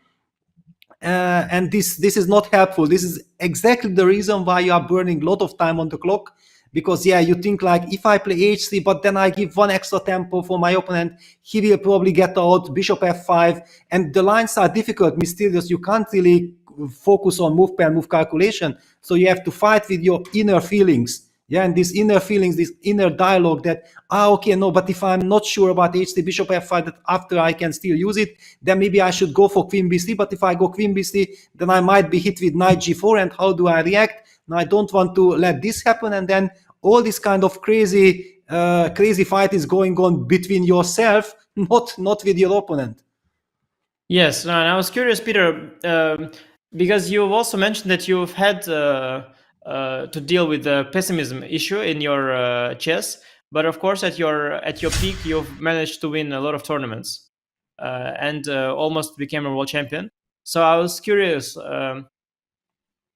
at your best, was the pessimism gone, or were you able to deal with it, or what was it that you were doing to somehow channel optimism and win so many tournaments?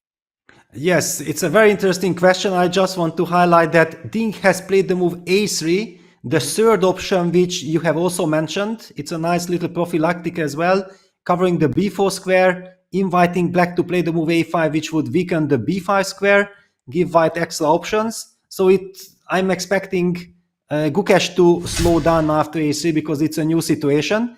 And I might get the chance now to reflect on your question, which was very interesting. I felt like whenever I had time to do good preparation, and I was kind of very satisfied with the state of, yes, I believe in my systems, my main repertoires are working nicely, I'm ready for every kind of scenario. It gave me the confidence. Then I was going to tournaments that, okay, let's go for it, I'm fully ready. And I was not playing well in the tournament because of my openings, yeah? Because usually you never... No, but I understand. Yes. Basically, what you are doing is, because I was thinking about as well, basically you are channeling confidence from the preparation. Yes, exactly. Yeah, and the state of how my openings were standing at the moment, maybe not the current state of theory, because I always try to be ahead, yeah? As top players, you always want to be at least 1-2 years ahead, at least back in that time, and dealing with possessions or problems that the people might discover in a couple of years, yeah, but it already disturbs you and so on. By the way, a3, a5 on the board. Yeah, natural inclusion. Yeah, natural inclusion that doesn't change too much, but it feels like an interesting inclusion for white because it weakens the b5 square a little bit and takes control of the b4 square for white, yeah? Yes, I also feel that this should be in somehow in white's favor. The only problem after a3, a5 is that now again Ding is faced with the choice. Do I go h3 or queen b3? I think he would have loved to get a little bit more time to rest. Yeah, what I mean that he spent a lot of time talking to himself, having this dialogue, a3, h3, queen b3, which move order, and then finally you decide on something, then at least you already have the direction that, okay, I made up my mind, I played a3. You would love that your opponent also thinks like at least 10 minutes about all the finesses, but a5 came quite quickly, and it's again, the ball is back on Ding's court, and I'm not sure that he's happy with this. Yeah, but it's also a little bit to be expected, and it is annoying. I also know these situations when you think for ages about a move like a3, and you know that, okay, the guy's going to go a5, and then you waste a lot of time and he doesn't have to. It's it's the nature of the a3, a5 inclusion. I'm sort of sorry. It's just how it goes. But that's why I think as Ding, I would return the favor, and after h6, just play h3 quickly. Like, okay, now it's I can play the same game on the other wing. Yeah, a3, a5 inclusion is to white's advantage often, but not always. Having the a pawn there, it could benefit black in some scenarios. When, for example, if you somewhere in the complications take on b7 the pawn with queen b7, and then somewhere in that line I will go rook to b8, the a pawn is not going to hang, and the b2 pawn will hang, and then the a3 pawn will hang. So there are scenarios where the inclusion favors black, and somehow to my eye, the queen b3 move, I rather make it without that inclusion than with. I don't know if you have the same. Well, I wasn't so sure yet, what to think of this. But I understand what you mean, that a5 also gives black a lot of dynamic options. Yeah, it has given up the b5 square, but thanks to the pawn on a5, you will always have some extra options. Yeah, no, it's a good point. And what is the time situation currently? It's Ding is down, yeah, significantly down. Yes, more than half an hour. Yeah, 139 versus 103. Yes, it's fascinating. You have such a rich chess career that as we talk about it, the time flies. We didn't realize that Ding has already spent an hour. So I want to bring John back in. John, what are your thoughts with Ding being down on the clock so much? Do you still feel optimism for him in this game? I regularly go down half an hour on the clock, and I'd like to say it's because I've had a rich and varied chess career, but that would be a blatant lie, Anish. I'm looking at this position, and I'm thinking about, Ding maybe having some small chances here. I'm wondering out loud when the d4 pawn break is going to come across. Attempting to do a brief bit of analysis on d4, e4, knight e5, bishop f5, and that's about as far as I can get before I'm not 100% certain where the thread goes from there. But you also potentially liquidate into a symmetrical pawn structure, which kind of scares me a little bit if you're trying to push for the win here with white, right? So it's a little bit unclear for me. There's really fun to see how you're going to be engineering a chance to break through here. And I guess, Peter, I'm looking for other ways that white can maybe create imbalances here and throw black off a little bit. I'm seeing an edge, but I'm not really seeing any other levers he can pull yet. Yes, I think keeping the tension is kind of the key to the position. Yeah, that whenever you play dc d4, it releases the tension, and knowing the match situation, it would be very nice for Gukesh just to trade everything on d4 and then get that pawn to c6 if that's possible.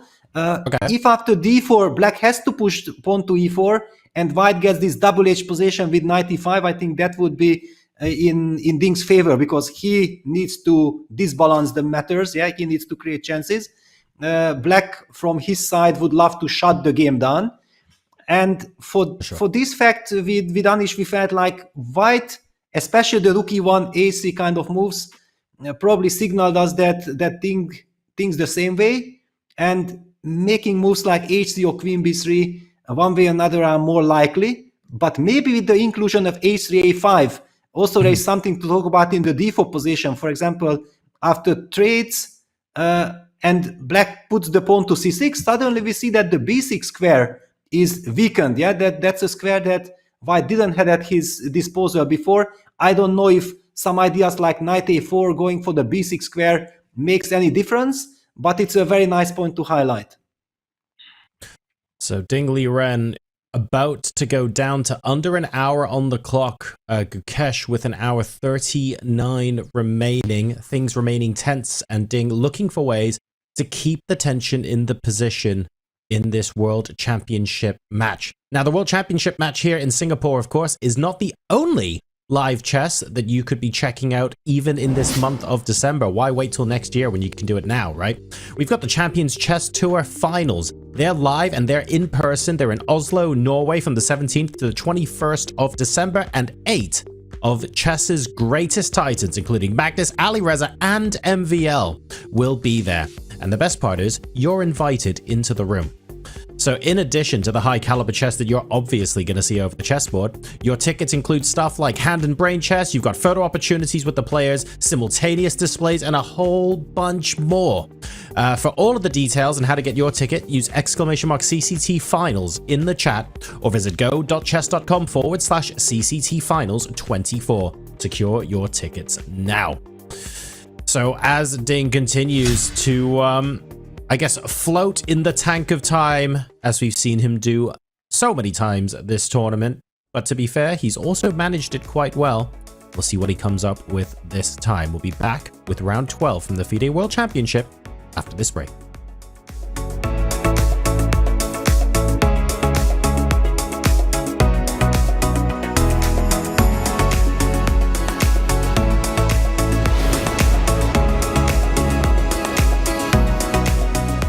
The Champions Chess Tour Finals are heading to Oslo, Norway, December 17th to the 21st. And you can be there. Watch all of your favorite players, including Magnus, Wesley, and MVL. Tickets are going fast. Get yours now.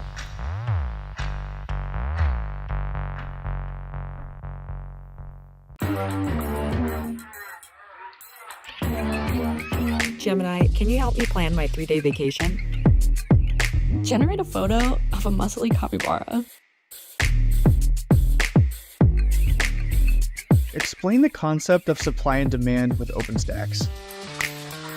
Hi Gemini, quiz me on the rise of industrialization. Can you help me find an email? Yeah, I can help with that. This is chess. Chess is an experience. The excitement, the joy, the devastation, the undeniable drive to play again and again. Chess is an experience that's meant to be shared.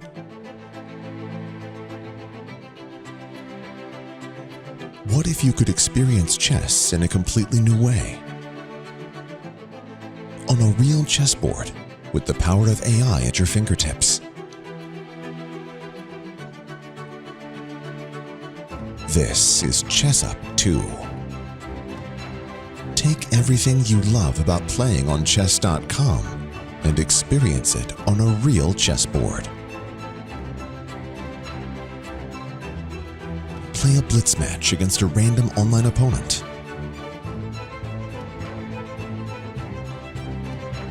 Conquer the bot you've been stuck on for months.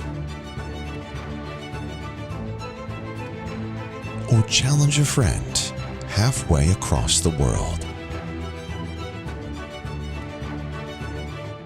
Chess Up 2 is always ready and always connected with built-in Wi-Fi. Never miss a move with full piece recognition. And review all your games right on chess.com. Chess Up 2 is more than a chessboard. It's a chess trainer. If you're new to chess, Chess Up will teach you. If you already know how to play, Chess Up will teach you how to really play. With patented AI assistance, you can balance a match between players of any skill level. Or hone your skills against one of the built-in AI coaches.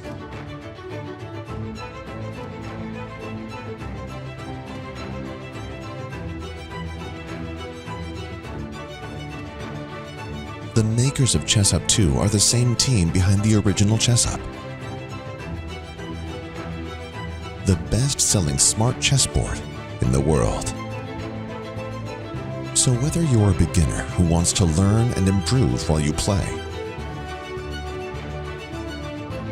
or a chess pro who wants to go deeper into the world of chess, experience Chess Up 2 and level up your game.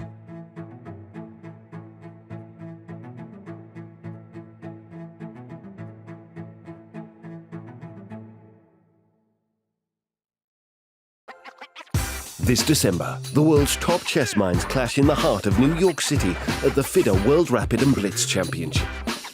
Witness world #1 Magnus Carlsen and other stars from across the globe. Rapid and Blitz, chess in its most thrilling form, unpredictable and unforgettable. Fast moves, tactics and blunders, and moments that will keep you on the edge of your seat. Witness the pinnacle of chess excitement. Get your tickets now at worldrapidandblitz.fide.com.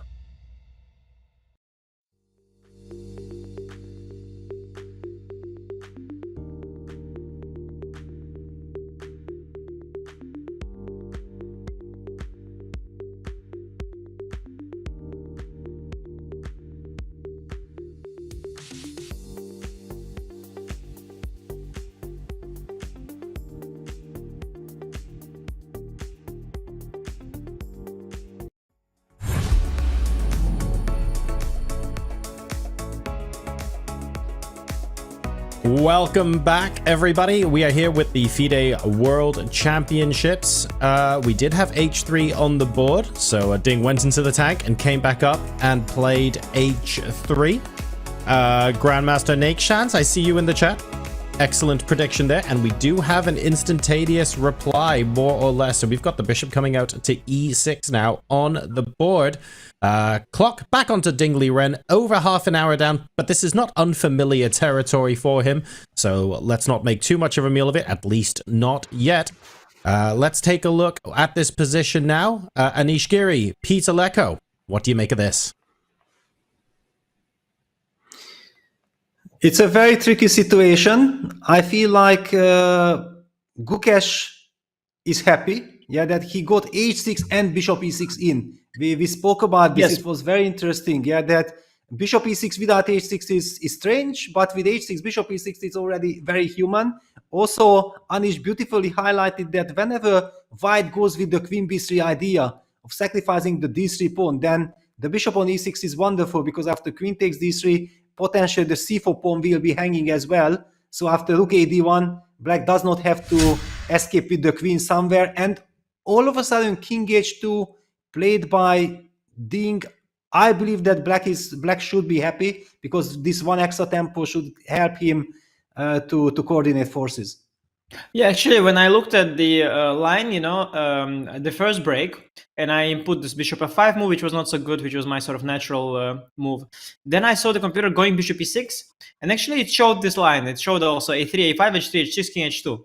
The computer played like that as well. I found this king h2 move extremely stupid looking, but the computer also liked it. But it's actually maybe very useful, because the h3 pawn can be targeted by queen d7, so it's maybe good to do that in advance. And given how quickly bishop e6 was played by Gukesh, we can tell that he indeed has this all prepared. He was just looking at different move orders. And I'm still not sure, frankly, if h6 first is an inaccuracy or not. Maybe both are possible. He could have, Ding could have tried exploiting it with this d4, by the way, as you mentioned. Yeah, d4 move was there, interesting idea, with a3, a5 inclusion, to try and use the weakness of the b6 square. But now that it's all... we are back to natural moves with h3, a3 all included. I think we reached this sort of tabia of this line, you could say, that the computer was also heading towards. And it's now on Gukesh to decide how to place his pieces. I guess queen d7 is the natural way, but you can also argue for other moves. I mean, rook e8, rook b8, a lot of useful moves are there. Yeah, king h2 surprised us at first, and it still surprises me, but probably the point is that white doesn't have so many ideas. One of the main ideas was this queen b3 idea. Let me just put it on the board so that we can quickly appreciate that. The difference is that now black takes on d3. No, according to computer, not. What a surprise, because we kind of assume that every queen b3 will be met by queen d3. The point being that after rook a d1, we can pick up the pawn on c4 and say thank you very much. But the computer said that no, there is something in store. Can he just take on b7 immediately? Is that possible? I guess, yeah. I guess that's the way to go. And if queen c4, you've got knight d2. Exactly. Knight d2. Yeah, the a3, a5 inclusion does quite something here, so you don't have to move knight a5. Yeah, after queen b3, so there was some other thing that bothered him. Okay, by the way, maybe it's simply a move like queen c8, which is why he played king h2. Yes. I don't know, maybe that's the move. Yes, queen c8 protecting b7, targeting the h3 pawn. But then you could still just finish development with king h2, rook a d1. Queen on b3 is sitting quite all right. Yeah, queen b3 definitely possible, no? I don't think anything wrong with this move. But according to computer, after queen b3, suddenly it's the evil bar has dropped. Yeah, so there could be some tactic. I'm not. Yeah, I was looking at a move like a4. I was looking at a4, but I mean, it's my favorite thing was commentated with evil bar. What I found the most remarkable piece of commentary was at some point Vishy Anand, legendary Vishy Anand, was commentating the candidates. And it was really remarkable because at some point it turned into Vishy started playing this game where he tried to guess every time the eval bar moved why it moved, and it was quite. It was actually very, very interesting. It's a very difficult game to play, but he was doing it very, very well. Because the eval bar is. I mean, we could also just switch to completely just trying to understand the eval bar, which is a difficult challenge. Yeah. I mean, I think Queen B3 was a move. Like King H2 also is one. I think Queen B3 also doesn't really run away from you. That's another thing. I can do that on the next move if I want. Yes, exactly. Now the big question is that what happens if Black plays the move Queen D7? Will then White play Queen B3 finally, or maybe now it's better than move before? Maybe not. But yeah. The tactic should now work. A4 for sure. Yeah, it's yes. Now A4 is very tempting. Yes.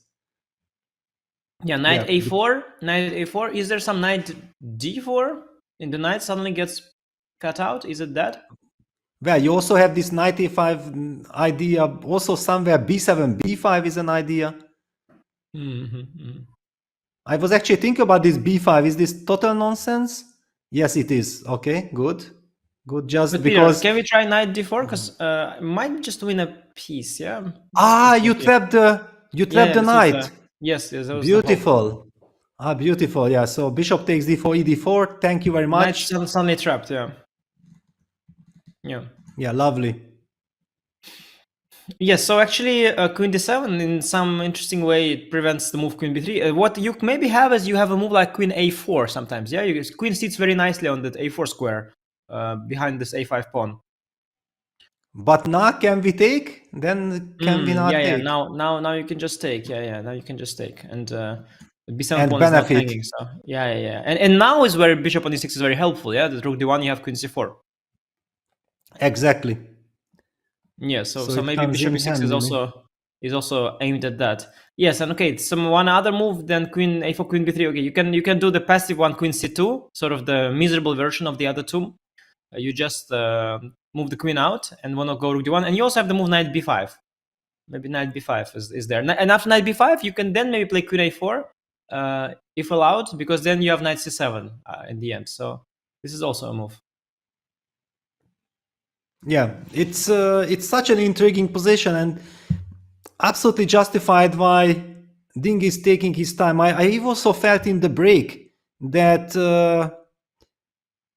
a top player, a great player, he wants to make a move after he understands the consequences of all the nuances of the position. And Ding is of course a great player. He knows that he is in a must-win situation. He tries to use everything out of this position, but in order to understand everything, you have to burn tremendous amount of time comparing all these kind of nuances. Now with a3, a5 included, everything changed. Not to opt for d3, d4, do I play h3? So difficult, and it's not just like making a move and let's see what happens. Yeah, it's a completely different kind of way the top players are looking at things. Yeah, and there's a lot of lines to calculate. I start liking White's position. You know why, Peter? I suddenly start Black's pieces. They're sort of they're sort of already perfectly placed. Yeah, they can't improve themselves anymore. I feel like I don't see Black's what Black exactly does. In a strange way in this position. Yeah, I see what you mean, because the point was that why we were skeptical at the beginning that how big White will have chances in this game, that this e5 d3 pawn structure looked like there will be 4 sequence of moves, and all of a sudden now that the game slowed down, White is able to maintain the pressure, the tension in the position, then it already looks like a very rich position. Yeah, there is no liquidation because inside. I was worried the bishop f5 was coming, to be honest, to be very frank. I was thinking bishop f5 is a threat, always. But now that I see that actually it's not a threat, I am wondering, like, okay, Black wants to put a queen out to d7 and a rook to d8. Okay, but let's even say, even if I play queen c2, rook d1, even if I do that, it is not immediately obvious to me. Okay, maybe bishop f5 at some point is what Black wants, yeah? Let's say rook d1, yeah, like, what is the... Maybe bishop f5 now, yeah. But maybe now queen b3, or... It's a question if you can take this pawn, because I have some knight d5, maybe. Maybe yeah, a4. It goes on. Yeah, a4 also.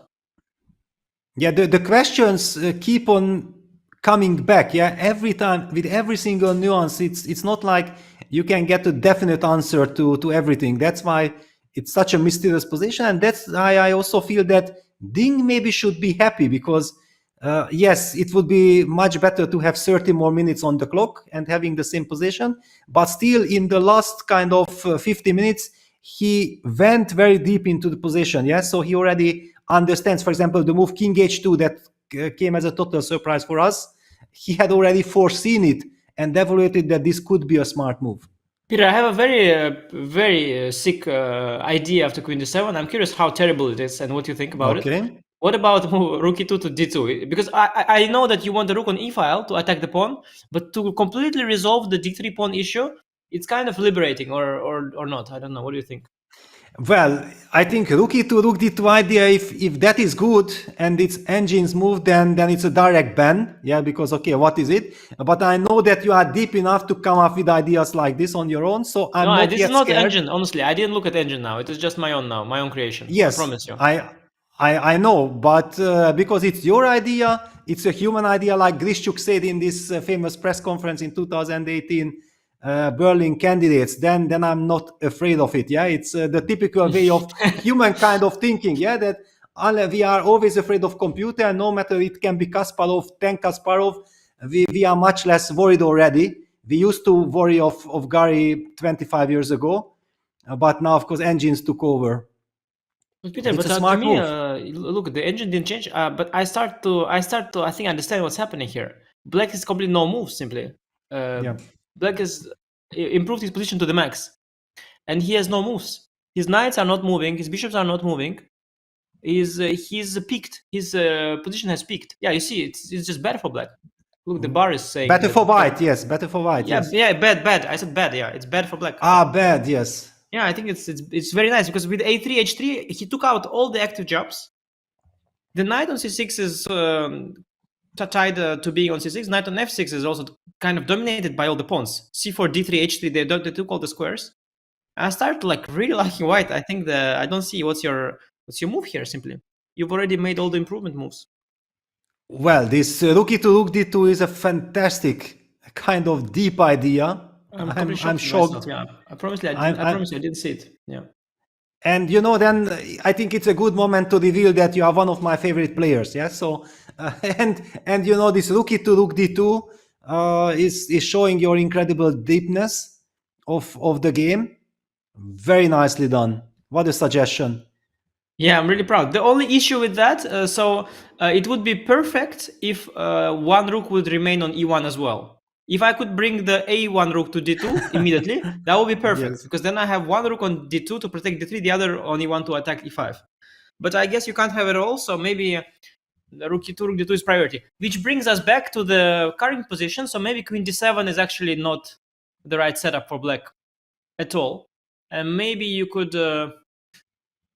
consider something else. So one idea that black, of course, could try. I'm very skeptical about it, but you could try to maneuver the piece to c5 with knight d7, but you allow knight d5, so I'm very skeptical.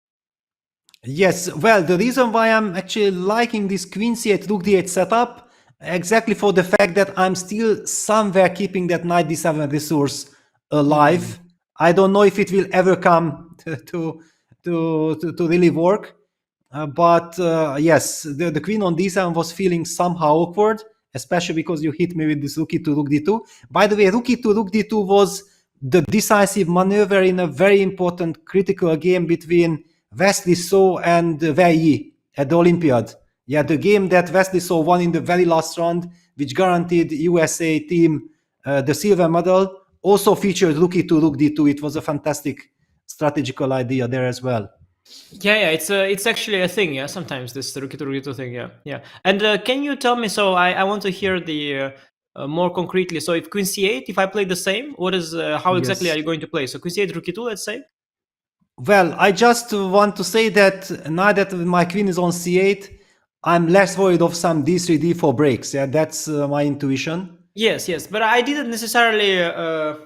I didn't necessarily play it with the idea of the. Although, yeah, it's true. D4 is definitely annoying, but it was not even the the only idea. I was sort of just trying to take out black's bishop f5 idea.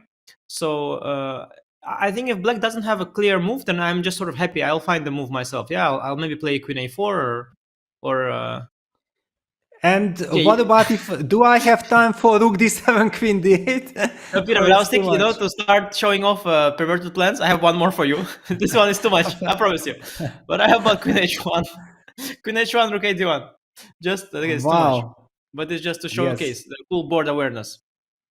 Yes, absolutely. And then somewhere knight g1, knight g2 regrouping. Okay, no, but it's not here. But still, it's sometimes queen h1, but not here.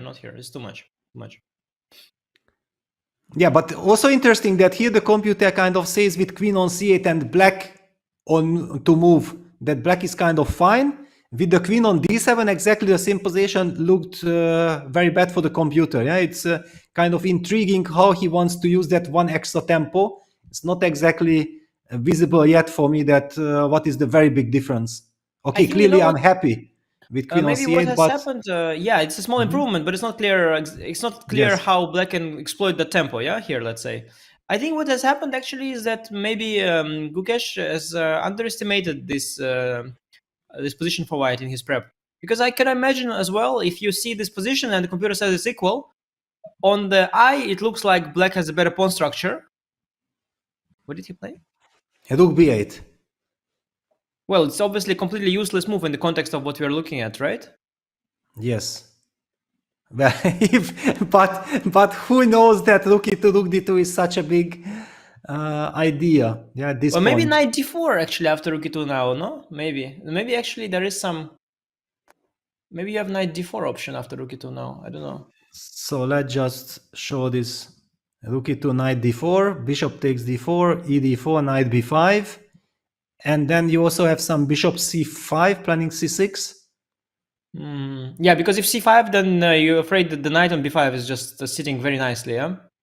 Yes, then some knight e5, I don't know, maybe. You're not going to... I was wondering if you're going to immediately show the note, yeah? Interesting. Because some people, they just go rook e6 you mean rook e6? Yes. No, yeah. But some don't. It's a matter of just taste.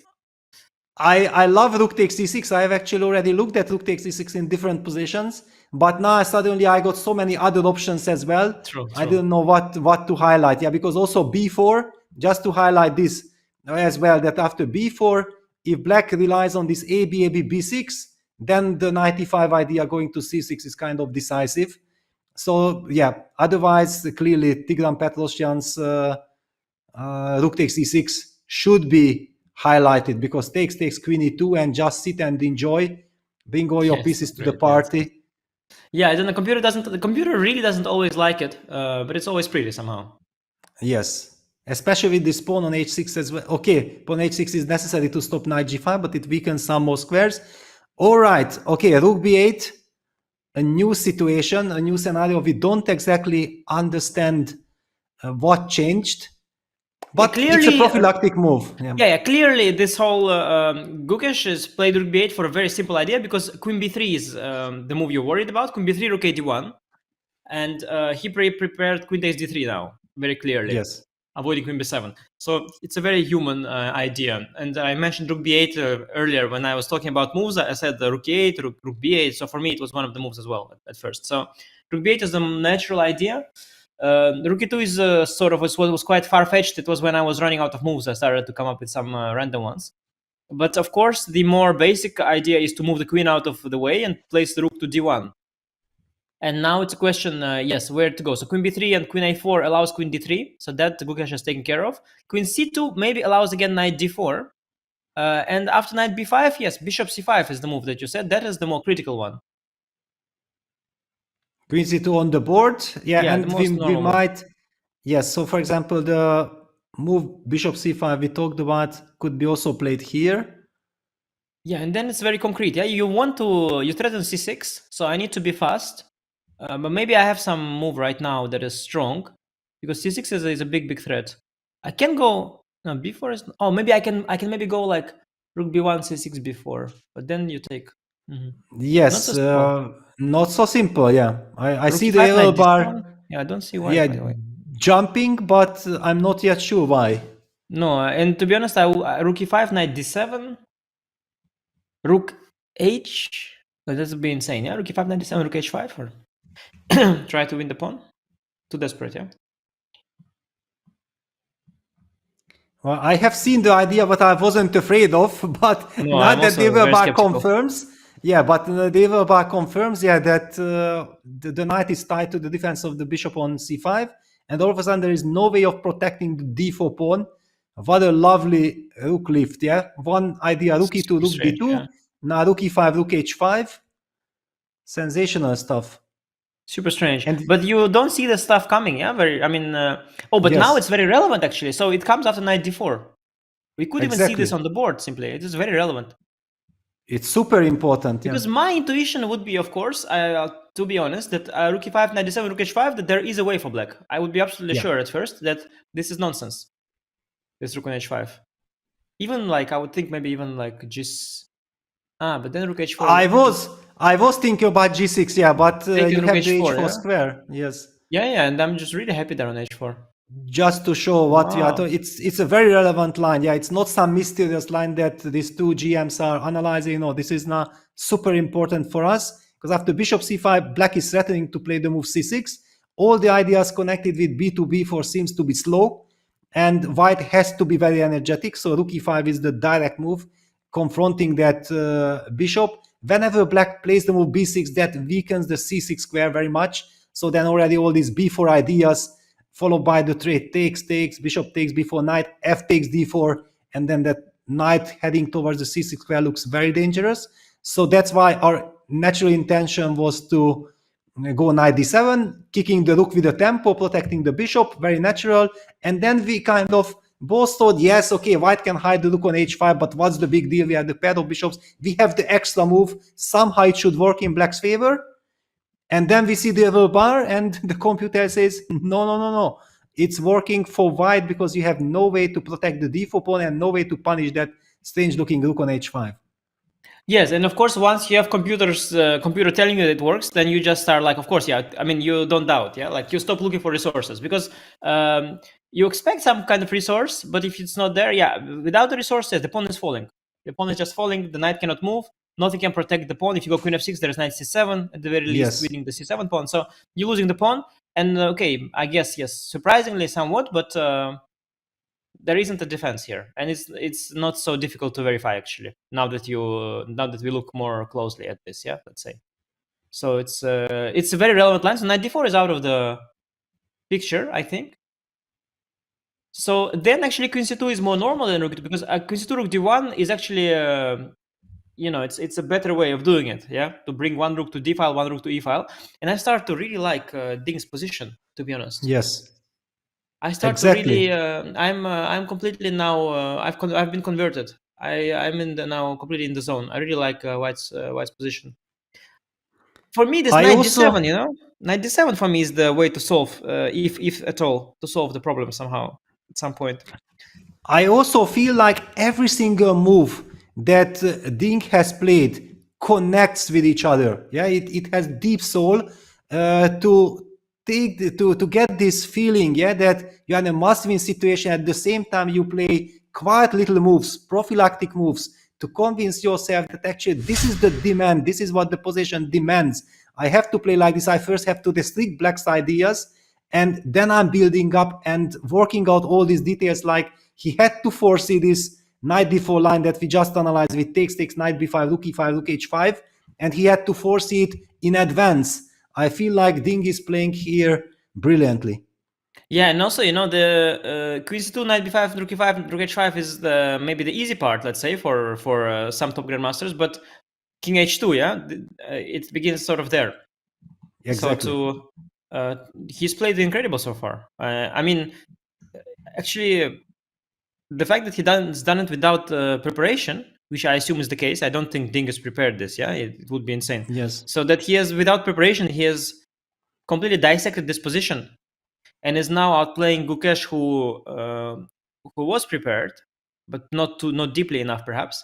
It's quite remarkable. No, I'm with black. I am getting all kinds of random desperate thoughts, which is my problem and not Gukesh's. But I'm getting some random like knight h7 panic thoughts, knight h7, knight g5.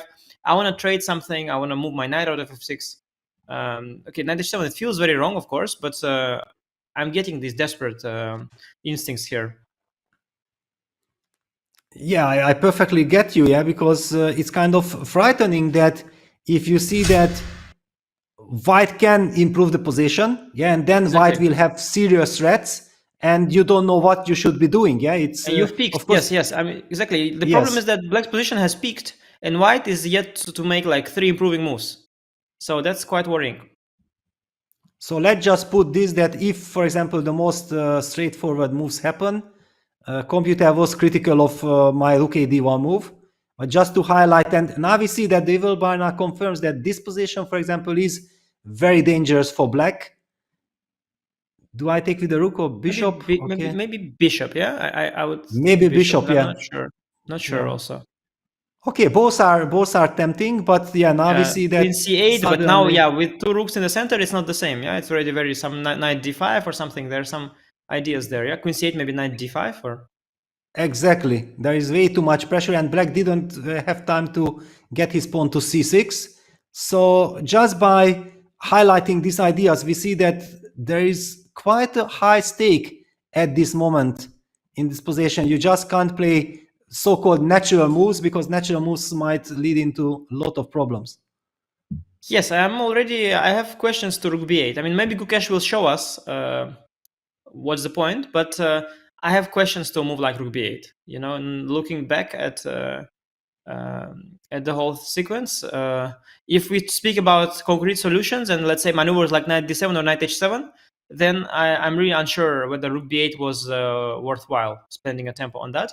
But maybe Gukesh has some idea behind it. He's also been thinking about it, and he's a great player, so maybe he has some setup he has in mind. But currently, I am not sure what it is. But you know, my feeling is that maybe he relied on the knight d4 idea, yeah? Because yes, we had the feeling that okay, he understood that probably White wants to move the queen, and queen b3 was an issue. Yeah, so he stopped queen b3 with rook b8. Now he can capture the pawn. However, now Ding opted for queen c2, and it was so easy to think like, okay, with rook b8, I took care of queen b3 and queen a4. Now if queen c2, I'm having the move knight d4, because this bishop takes d4, ed4 construction, knight b5 is only good if it works concretely, but after bishop c5, it doesn't look like it can work because of c6. From a distance, it's so easy to miss or to just simply not acknowledge the fact that rook e5 can be so strong.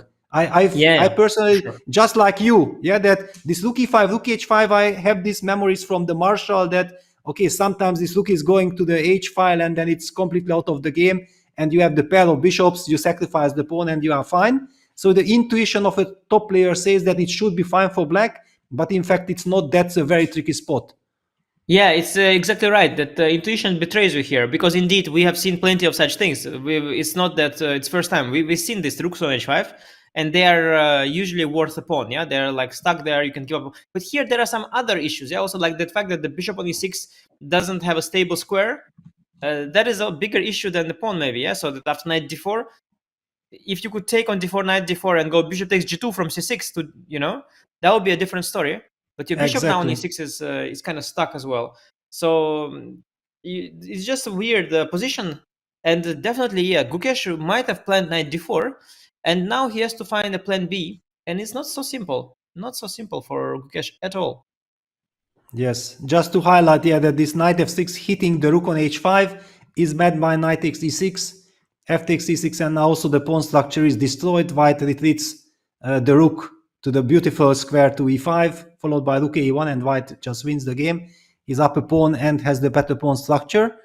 Wow, but if this is really true, then Ding fans can look forward to the next couple of moves. It's a very critical situation for Gukesh. Yeah, Peter, can you execute knight h7 just for fun to see how bad it is by computer? I just want to see. No, not bad at all. It's a good move. Yeah, I'm glad, yeah. Because and then it's sensible. But one question, Anish, when is your next tournament? Because I feel you are in good shape. Has to be soon, yeah. Yeah, Yes. that's true.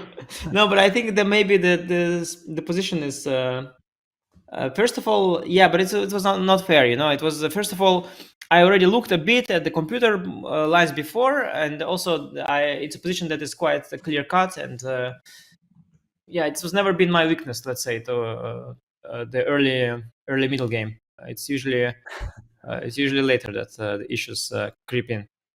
But Yeah, I also feel like you had very often the same problems that I had. Yeah, that we many times didn't capitalize on our chances. Yeah, on good position. Yeah, so often outplaying our opponent, but in some critical moment missing our chance, and that's why not winning enough tournaments or not winning enough games. Do you share this feeling? Yeah, for sure. And I think that there are some stylistic elements to that. There's also the fact that you're a little more pessimistic is always an issue, and many things. Also, the fact that you have good preparation, it contributes. I mean, I spoke about it to Yes. Gelfand as well, Boris Gelfand, who also throughout his career he has actually achieved almost everything in chess. He's also been a challenger to the World Championship match, and he was also on the brink of winning the title. He was playing Vishanand, and he was playing in the tiebreak. And only lost the tiebreak. But he also mentioned that winning good advantageous positions is an issue that he feels he suffered more from than many others. Also, Kramnik was also suffering from it at some point. And it's also a consequence even of having good opening preparation in some sense, because you don't have that urgency of converting because you're used to having good positions. So you have that feeling like, okay, I'll win the one tomorrow. You know, it's kind of a weird thing. There's many factors contribute to that. But yeah, it's also something that Ding is a little bit suffering from lately, yeah, because I think it's a consequence of having lack of confidence as well, that you don't spot the opportunity sometimes. Yeah, like if too pessimistic about the position, you might be just thinking that, okay, maybe you are just a bit better, but actually you are already winning, so it's for him now as well, for example, an issue in this game that he is better, it seems. But does he realize that, for example, yeah? Does he already realize that he is better? Or does he think that, okay, it's an unclear position, you know, he has more space, I have a backward pawn on d3, probably it's equal, you know? So it depends how you evaluate the positions as well. So that could also be a factor. And Gukesh played rook e8, a nice neutral move. And now the question is if rook a d1, or knight b5. Okay, he already wanted to stop knight d4 now, yeah? Probably knight d4 was an issue, yeah, already, or what?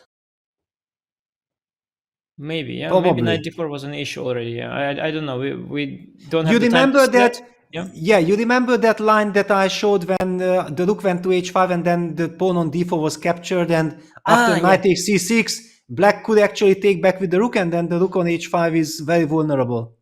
Just in case.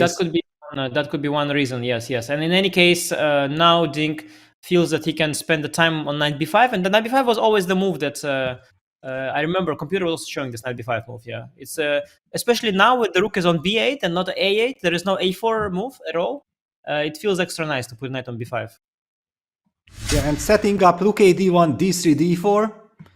Now suddenly White's play is much more easy, and this is why I love actually classical chess. Yeah, that in a very complex middle game position or early middle game just out of the opening, Ding did spend 1 hour on the clock, but went very deep into the position. He understood all the finesses, and his move order with starting with h3, h3, king h2, queen c2, basically one move on the queen side, one move on the king side. It's beautiful coordination, and he gets the upper hand, and now he can play much faster because now it's visible. Now it's understandable what he really wanted. He achieved it, and he goes for the plan. Clearly the thematic d3, d4 break after rook a d1 is on the agenda. Yeah, at the same time, one disadvantage of going knight to b5 is that the knight can no longer go to d5, and so the f6 knight is now really released of its duty.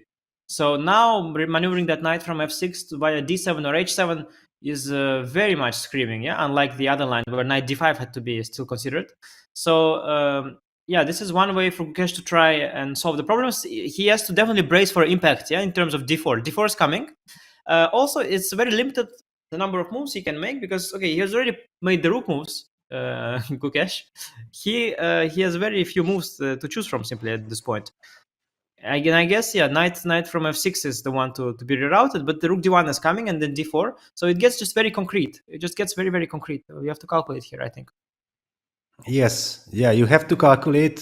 He has been calculating already, but at the same time, it's this mysterious type of position that there are no force lines. However, now at least finally it's clear what White has been aiming for. Yeah, it's. I just want to even pause a little bit and treasure in, take it in what Ding Liren has created. And we are talking about Ding Liren. Yeah, he had a rough 1.5 years. He lost yesterday. Is he able to bounce back or not? Yeah, many questions. What I'm seeing from here so far today, I feel like this is the Ding Liren that we have been missing for the last couple of years. Yeah, I mean, it's a very long way to go, and I'm still far from from certain that he will manage to play the game well from start to finish, because it's going to be very, very difficult. But of course, it could be that being placed in a must-win situation is that one adjustment to his system and scales that he needs to shift from pessimism towards harmony, in some sense.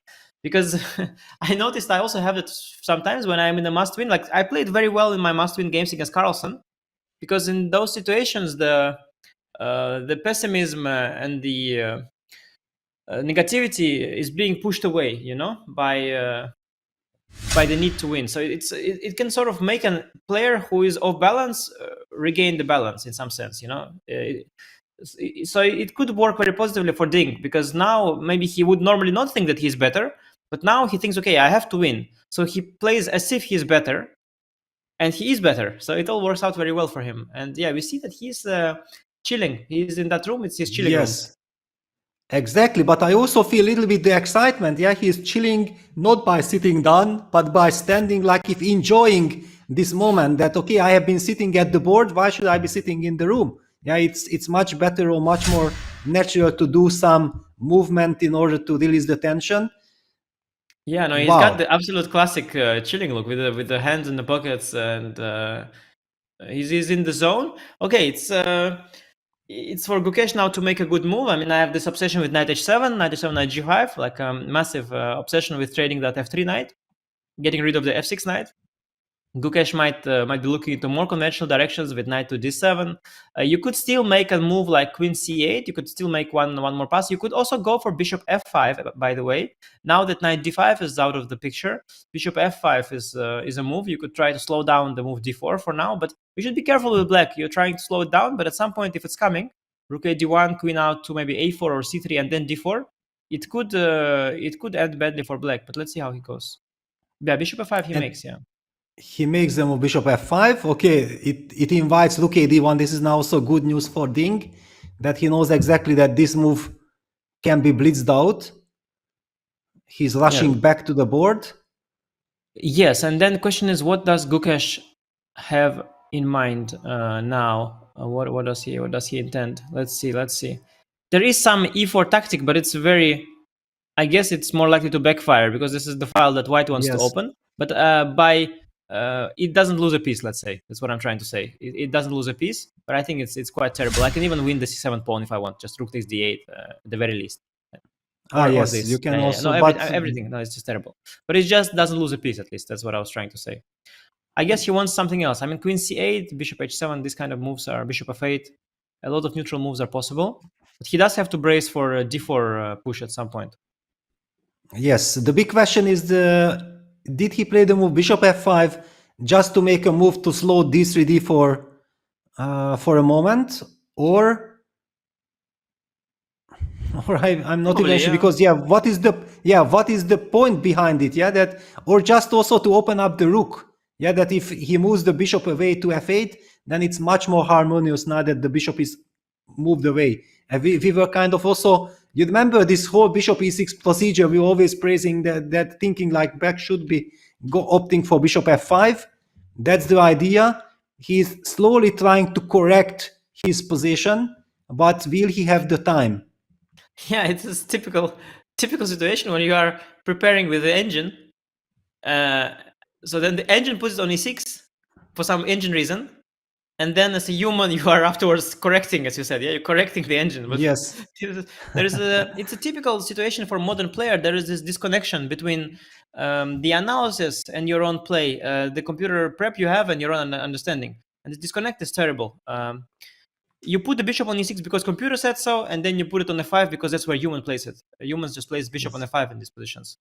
So it's quite interesting, quite remarkable, and this makes modern chess quite challenging because the preparation is really hard, because your assistant, the computer, is far too strong for you, and yeah, it gets this. Okay, he actually transfers the knight now. He does the idea I mentioned, knight d7, the more conventional one. Yeah, now he's calculating, of course, some lines like queen a4, queen c3, and then maybe he wants to go knight c5 or bishop f6. Yeah, now the big question, where do we put the queen? Because it's clear that the queen would love to move so that we get ready for d3, d4. Queen c3 or queen a4, because queen a4 steps into knight c5. That's why I don't want to do that. Queen c3 a little bit steps into bishop f6, right? Yes, exactly. So everything steps into something. A little bit into something, yes. You know, in chess it's so common. Yeah, you want the perfect move, but it doesn't sometimes exist. Yeah, let's just step into it. Yeah. Yes. Yeah, what happens if we try to break the position? Okay, so at least, yeah, there's still questions. Let's see if there is a. First of all, is there? You don't actually have a literal threat, yeah, but you just have a lot of pressure. But for now, there is not a next move, yeah, that you have. Probably, or you do. Okay, I'm waiting for your move. Yeah. yeah. That's the problem. Yes. You don't have to. Yeah, I have to move, not you. I'm the one who has to move. Yes. How bad is bishop g6? I'm very worried that I'm losing already by force, but let's try. Yeah, bishop g6. But okay. By the way, bishop e4 maybe to neutralize. Sorry, bishop e4. Bishop e4. Yes. Bishop e4. Yeah. That's more to the point. Bishop e4 was the move that I expected, but it runs into this queen move away tempo. Yes, take queen c2, yeah. There's some concrete thing. Take queen c2. Exactly. Hitting the rook with the tempo, and then white is already threatening to potentially take on c6 and destroy the pawn structure. Even bishop g6 actually.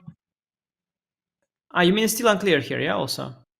Okay, at least I want to highlight, that knight c6 bc is not the end of the world, because there is counterplay against the b2 pawn, but it will require very precise calculation.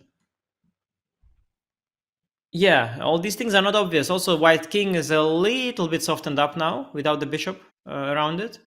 So there can be some 95 jumps somewhere. But yeah, it's quite concrete. So maybe there's just an issue with knight c6, knight d4.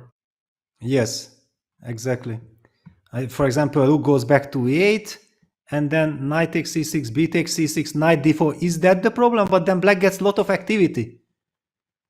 Yeah, for sure. And okay, you have also other options. You could try exploit the d-file pin instead of knight c6.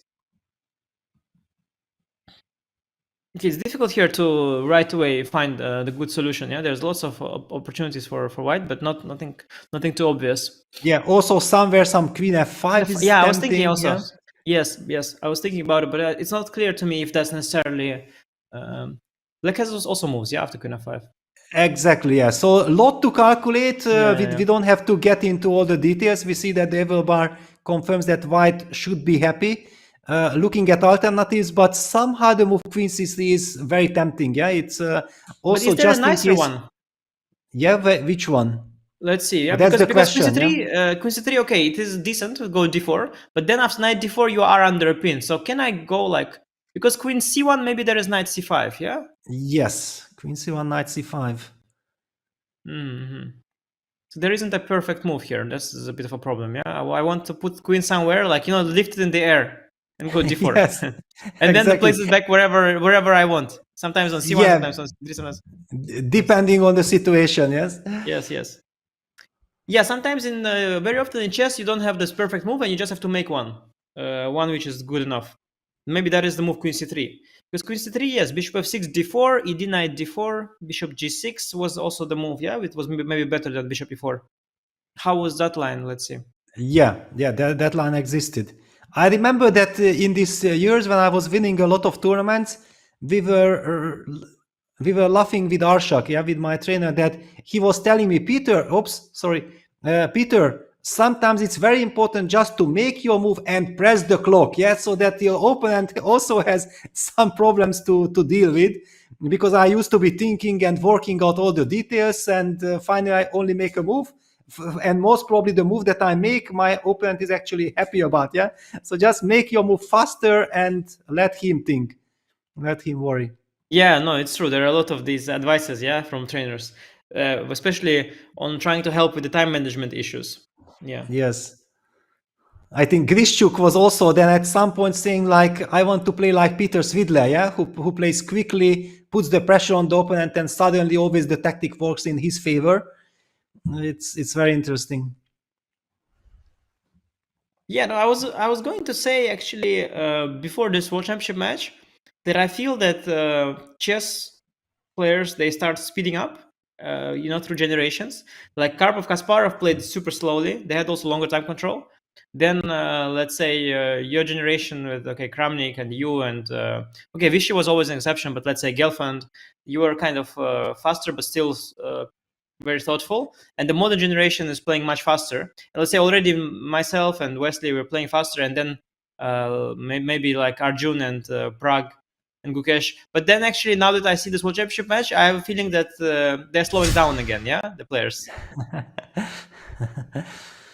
Yes, it also depends, of course, that what kind of positions you get. Yeah, if you are familiar with, you can blitz out your preparation, but here one also has the feeling like the players are coming up with surprises. You know that your opponent is kind of prepared. You want to avoid his preparation. A lot of mind games involved in tournaments play.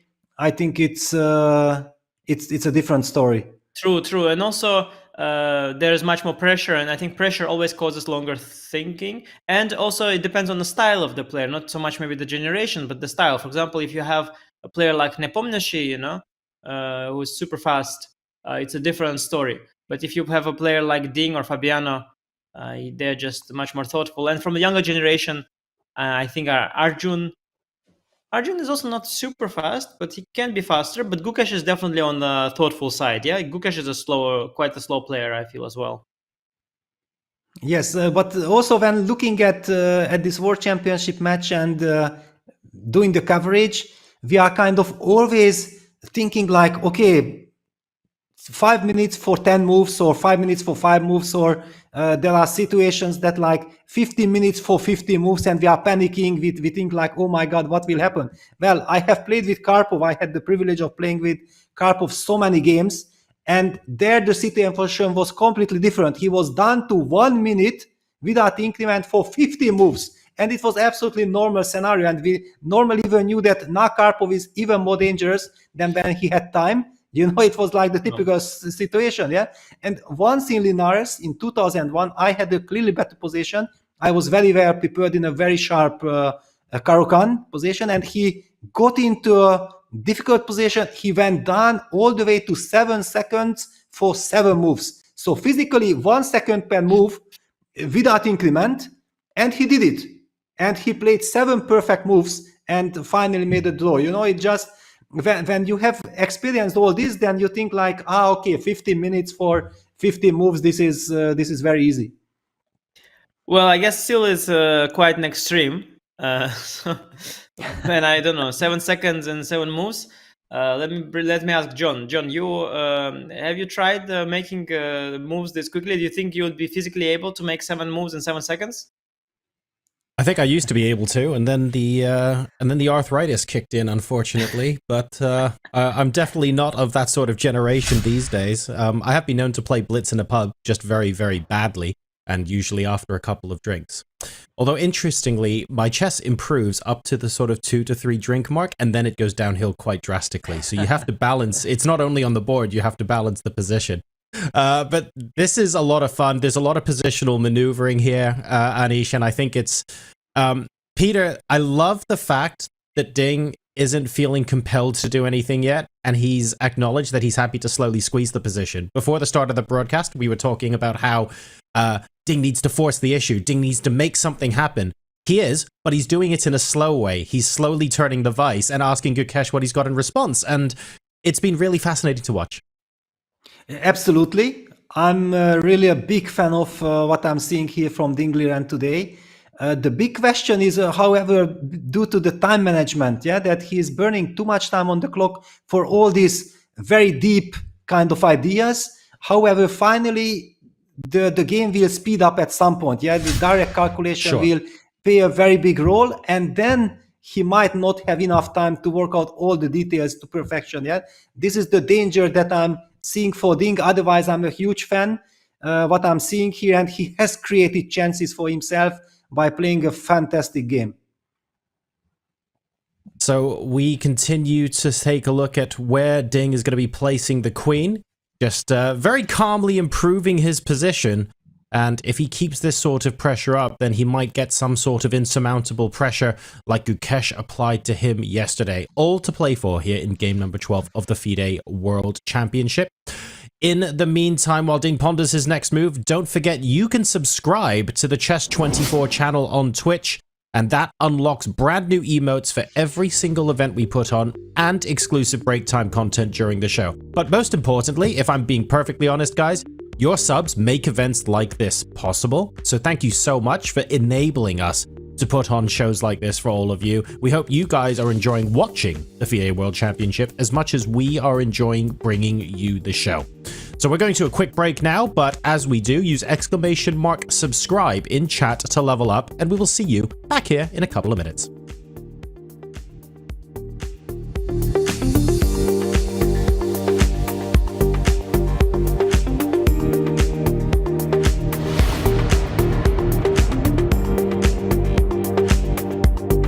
As of right now, we're filming, and we're not stopping until we get the official meal of Singapore, which is chili crab. Chili crab chess. Let's do it. On a mission. Here Do we it.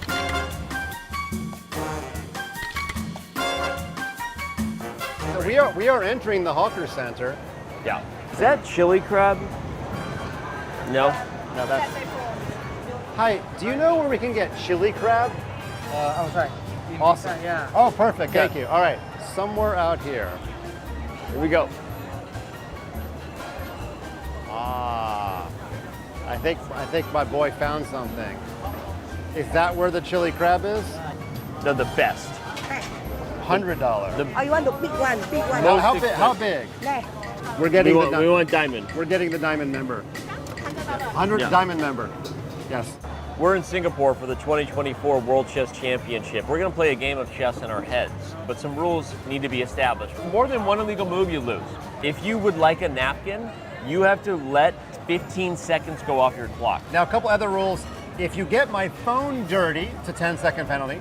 If you spill spicy chili crab sauce on your shirt, it's a 10-second time runoff. If you spill it on your opponent's shirt, it's a 1-minute runoff. You're already eating. That means you're hungry. That's cool. We have to decide color. How you be white? Your move. Okay. You got it. You got to E4. All right. I think we just got to get in there.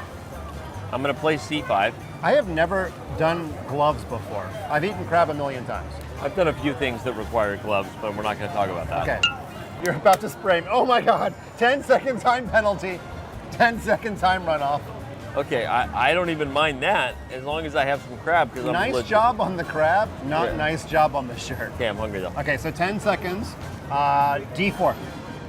Nailed it with the elbow. I knew we would get to the elbow chest. Knight to C6. Oh my God. I don't even care what happens on the chessboard anymore. Queen, D5, check. D5. I want my bite. You're not giving me a chance to eat. I'm going Queen F3, check. Oh, come on. Can't get it. Bishop takes C5. Yeah. What? Wait, bishop takes C5. You found a thing. I do things. Look at this guy. This is for the content. Bishop takes C5. Knight D3 check. Look at this guy. I'm making you look good. I'm giving you all the crab. Knight to E7. Knight to E7. My knight on G8. Your knight on g8. Oh, illegal move. What's the penalty? Okay, if I get one more, I lose. Rook h to d8. Rook c1. Oh, wait a minute. Yeah, knight to d3. My position is terrible. Your position is really bad. I'm gonna win this game. At least I didn't make an illegal move. True. Rook c2. I'm taking knight takes f2 check. Not only was that an evil move, it's also just like a really good move. Yeah. King c1. Knight e3. King d1. Why is there something green in Rook here? a to c8. We have a foreign object. Oh my god, that's lettuce. Get it out of here. Here's how I'm gonna go out. I have a minute of solid bread dipping, and I'm gonna enjoy that entire minute. The Chili Crab Chess World Championship has officially concluded with our champion, the regular FIDE World Championship. Oh my god, that feels so wrong. This is really... It feels so wrong. This is moist, and if there's one English word that feels like it sounds, it's moist. But the FIDE World Championship, that's the real one, and we'll see how that turns out.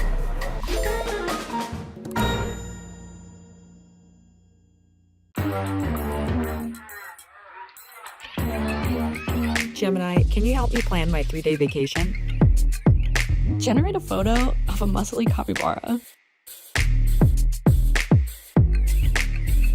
Explain the concept of supply and demand with OpenStax. Hi, Gemini. Quiz me on the rise of industrialization. Can you help me find an email? Yeah, I can help with that. This December, the world's top chess minds clash in the heart of New York City at the FIDE World Rapid and Blitz Championship. Witness world #1 Magnus Carlsen and other stars from across the globe. Rapid and Blitz, chess in its most thrilling form, unpredictable and unforgettable. Fast moves, tactics and blunders, and moments that will keep you on the edge of your seat. Witness the pinnacle of chess excitement. Get your tickets now at worldrapidandblitz.fide.com. The World Chess Championship is the most lucrative event for a chess player. The total prize fund is a hefty $2.5 million, where the distribution depends on the outcome of the match. Here's how it will be distributed. Each winning classical brings direct rewards, as a one game is worth $200,000. If the match is decided without a playoff, the remaining prize money will be split evenly between the two players. If the match goes to tiebreaks, the winner will cash in $1.3 million, while the runner-up will take home $1.2 million.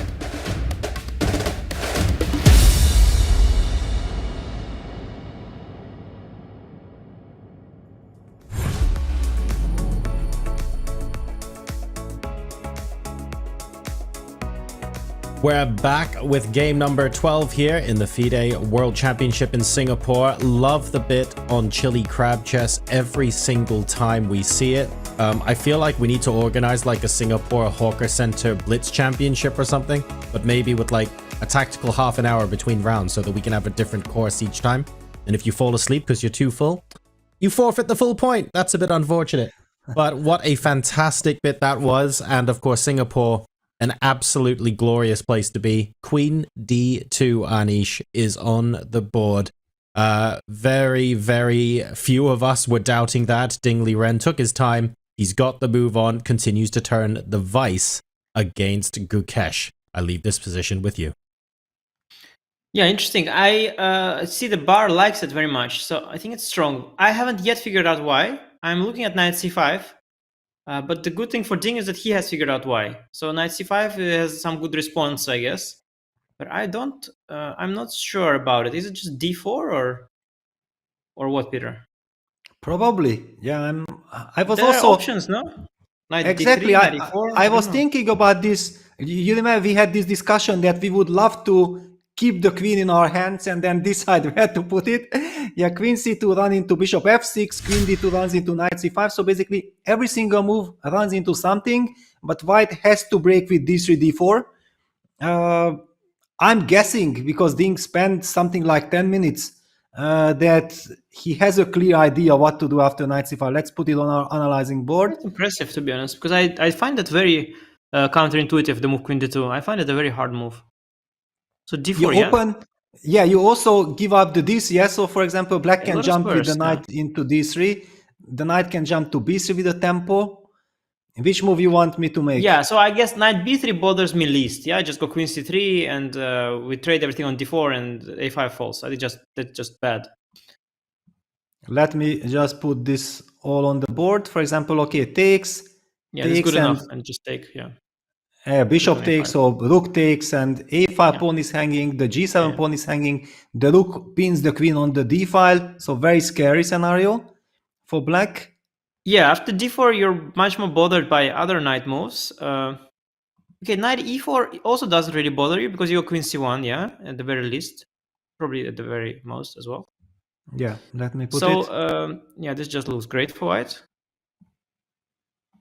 So after d4, then actually the only move that could actually bother you would be the knight d3, yeah? Yes. Yes, certainly. So this is the move. Yeah, this is the move. Because it hits the rook? Yes, the rook is being hit. I guess it is unnecessary to sacrifice the exchange with d5. So I guess rook f1 is the first move to consider, right? Or but okay, it's a very challenging move. So I think we should first address d5. Of course, otherwise we will move the rook. Is that an idea? 91 and knight d4. Do you think white is really better there? Or? Well, I feel that it's promising. I don't know exactly. I cannot evaluate it. Yeah, I'm not shocked either, but I'm a little surprised that it's so good. How do we take it back with the rook? Is that a move? No, apparently E4 not. E4 also is an idea, yeah, Peter? Also E4 is an idea for black. Yes. Yeah, there are all kinds of ideas. Yeah, so not with the... So, okay, you can take with the queen. That eliminates E4 at least. Yes. Okay, knight d4 jump, and then you just take everything at a5. Yeah, I forgot about a5. Just take knight d4, ed knight d4. Oh, by the way, this is 2 pawns is very nice for exchange. Yes. Oh, this is great for white. Okay, wait. So Gukesh is just in trouble, yeah, basically.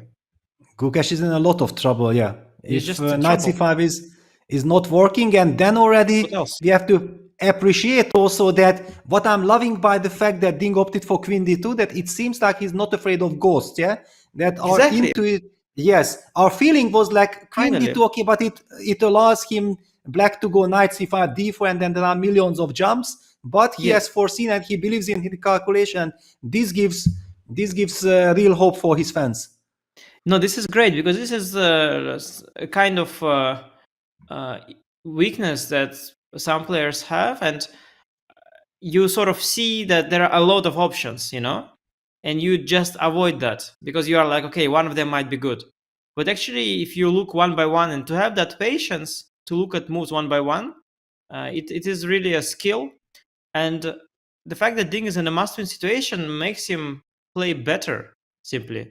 He's like, it's worth it, yeah? I mean, I'm about to retain or not retain my World Championship crown, so let me actually look at all the knight moves. It's worth the hassle and the effort.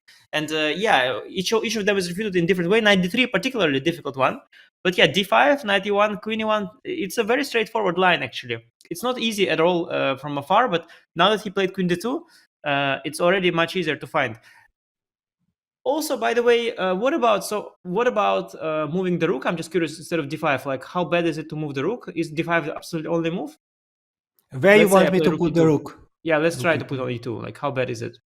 Yes. Okay, then e4. There is a game. Yeah. Okay, knight e1 or something. Yeah. But you are not even there. Maybe I can play bishop f6. You give me suddenly a lot of freedom. Yeah.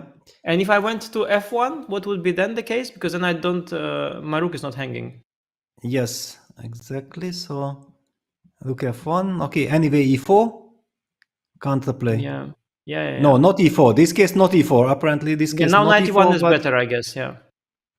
Yeah. The problem with the rook on f1 is that now the rook is just passive. Yeah. So lines after even ed they're less obvious. But no, the good news for Ding is that d5 is there, and I guess that's his plan. I didn't realize, somehow that the a5 pawn hangs in the end. Somehow there was something I didn't realize. And now that you see that there are 2 pawns collected for the exchange, it's certainly very nice for white. Oh, excellent. Yeah, it's fantastic. Gukesh now has to maybe do something else. Yeah. Okay. What about bishop f6? What are other moves? Bishop f6, bishop c5. What are the options he has in the starting position? Yeah, bishop f6, but okay, this case clearly white will play the move d4. It looks very bad for black. Yeah, much better than the previous line we looked at because the queen is not pinned anymore. Exactly. No, the issue with the queen d2 was only knight c5. That was the only issue that I could see. So queen d2 is a great move. Yeah, wow. Gukesh is in a ton of trouble now. Yeah, somehow I feel that Ding came to this game like forgetting about what's really at stake, and he's fighting for his honor. Yeah, he just wants to make sure that, okay, wait a second, I'm not behind the scoreboard, I might be losing my crown. Let me show what I'm capable of. Yeah, before that happens, and it's fantastic. Yeah, all this h3, h3, king h2, because now we speak about this exchange sacrifice. That's the logical follow-up of all these small little preparational moves that he has done before with perfect timing. But I have to say that so far this game is really extremely, like, it reminds me of Peak Ding when I played him. It is just engine stuff, not all the way. I mean, and in like first it's positional, then it's calculation. Like I could see myself play a3, h3, but I could definitely see myself not making queen d2 because it's, for me, it's a difficult move, queen d2. Definitely a very difficult move for me. So he's just showing the full spectrum of his qualities, and so far he's playing a really, really good game. The issue for him is that he's got 37 minutes, which is not yet a time trouble, but it is already.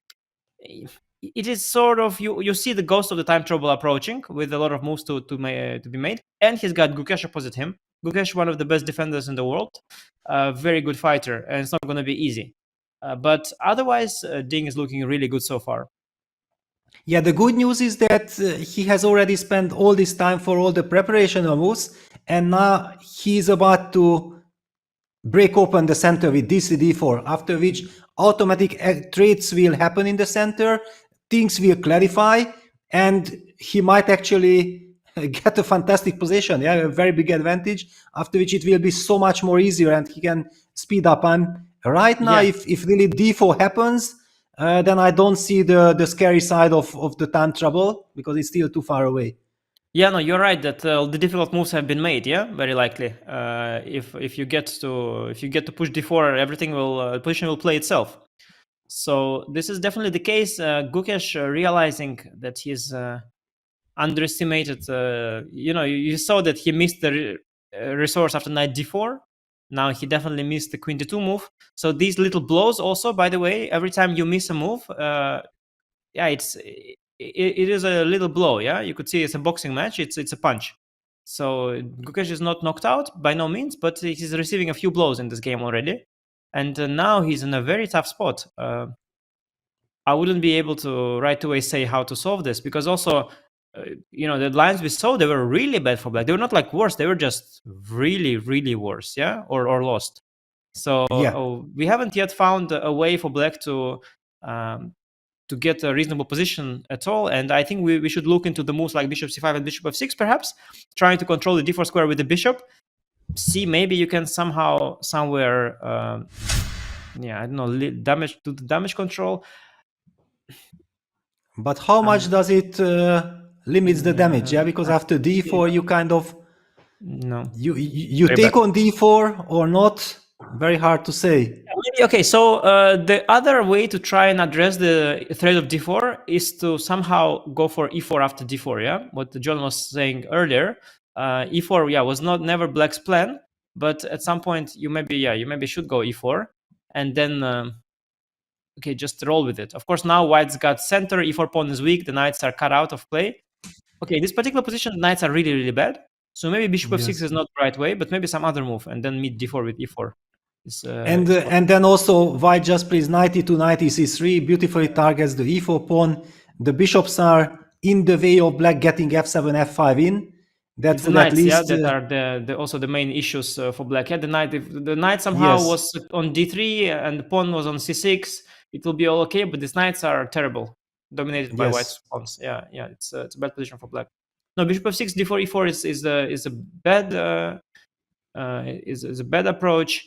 You could get that position with the exchange for 2 pawns and try and defend it, but it's a difficult one. Yeah. Yeah, let's put it one more time because it's Yeah, such there a is one crucial. nice, by the way, little nuance after d5. So knight e1, we went queen e1, yeah? Knight d4, ed, knight d4. And bishop d7, let's say. So I want to show one funny thing that after bishop d7, queen a5, if en passant was forced, I would have won the queen with c5, yeah? Yes. It's maybe c5 anyway kind of, the best move. Oh It's yeah, maybe yeah, the best definitely. move. No, Yeah. it's a great resource because now you're fixing up the pawn structure somewhat, and you don't have DC en passant. So, oh, there was knight c6, Peter. Yeah, that's why the bar was excited for a second. There was knight c6 tactic earlier. Where? Instead of queen Here, a5, yeah? I think. Yeah, I think that's or knight c6, knight e6. The bar briefly got excited. Yeah, I think that's an issue. Yeah. Yeah, that's a big problem. Yeah. A bishop should go elsewhere, and then queen a5, c5. So maybe bishop g6, let's say. Bishop g6, queen a5, c5. This is the way to defend. Maybe, I don't know. Maybe. But this case we get the b5 square, yeah? So we can just trade. Oh, it's terrible. And but I'm just trying to see, like, okay, of course terrible, but at least the game continues. Yeah, I mean here at least, okay, I'm in a bad situation, but at least I can see.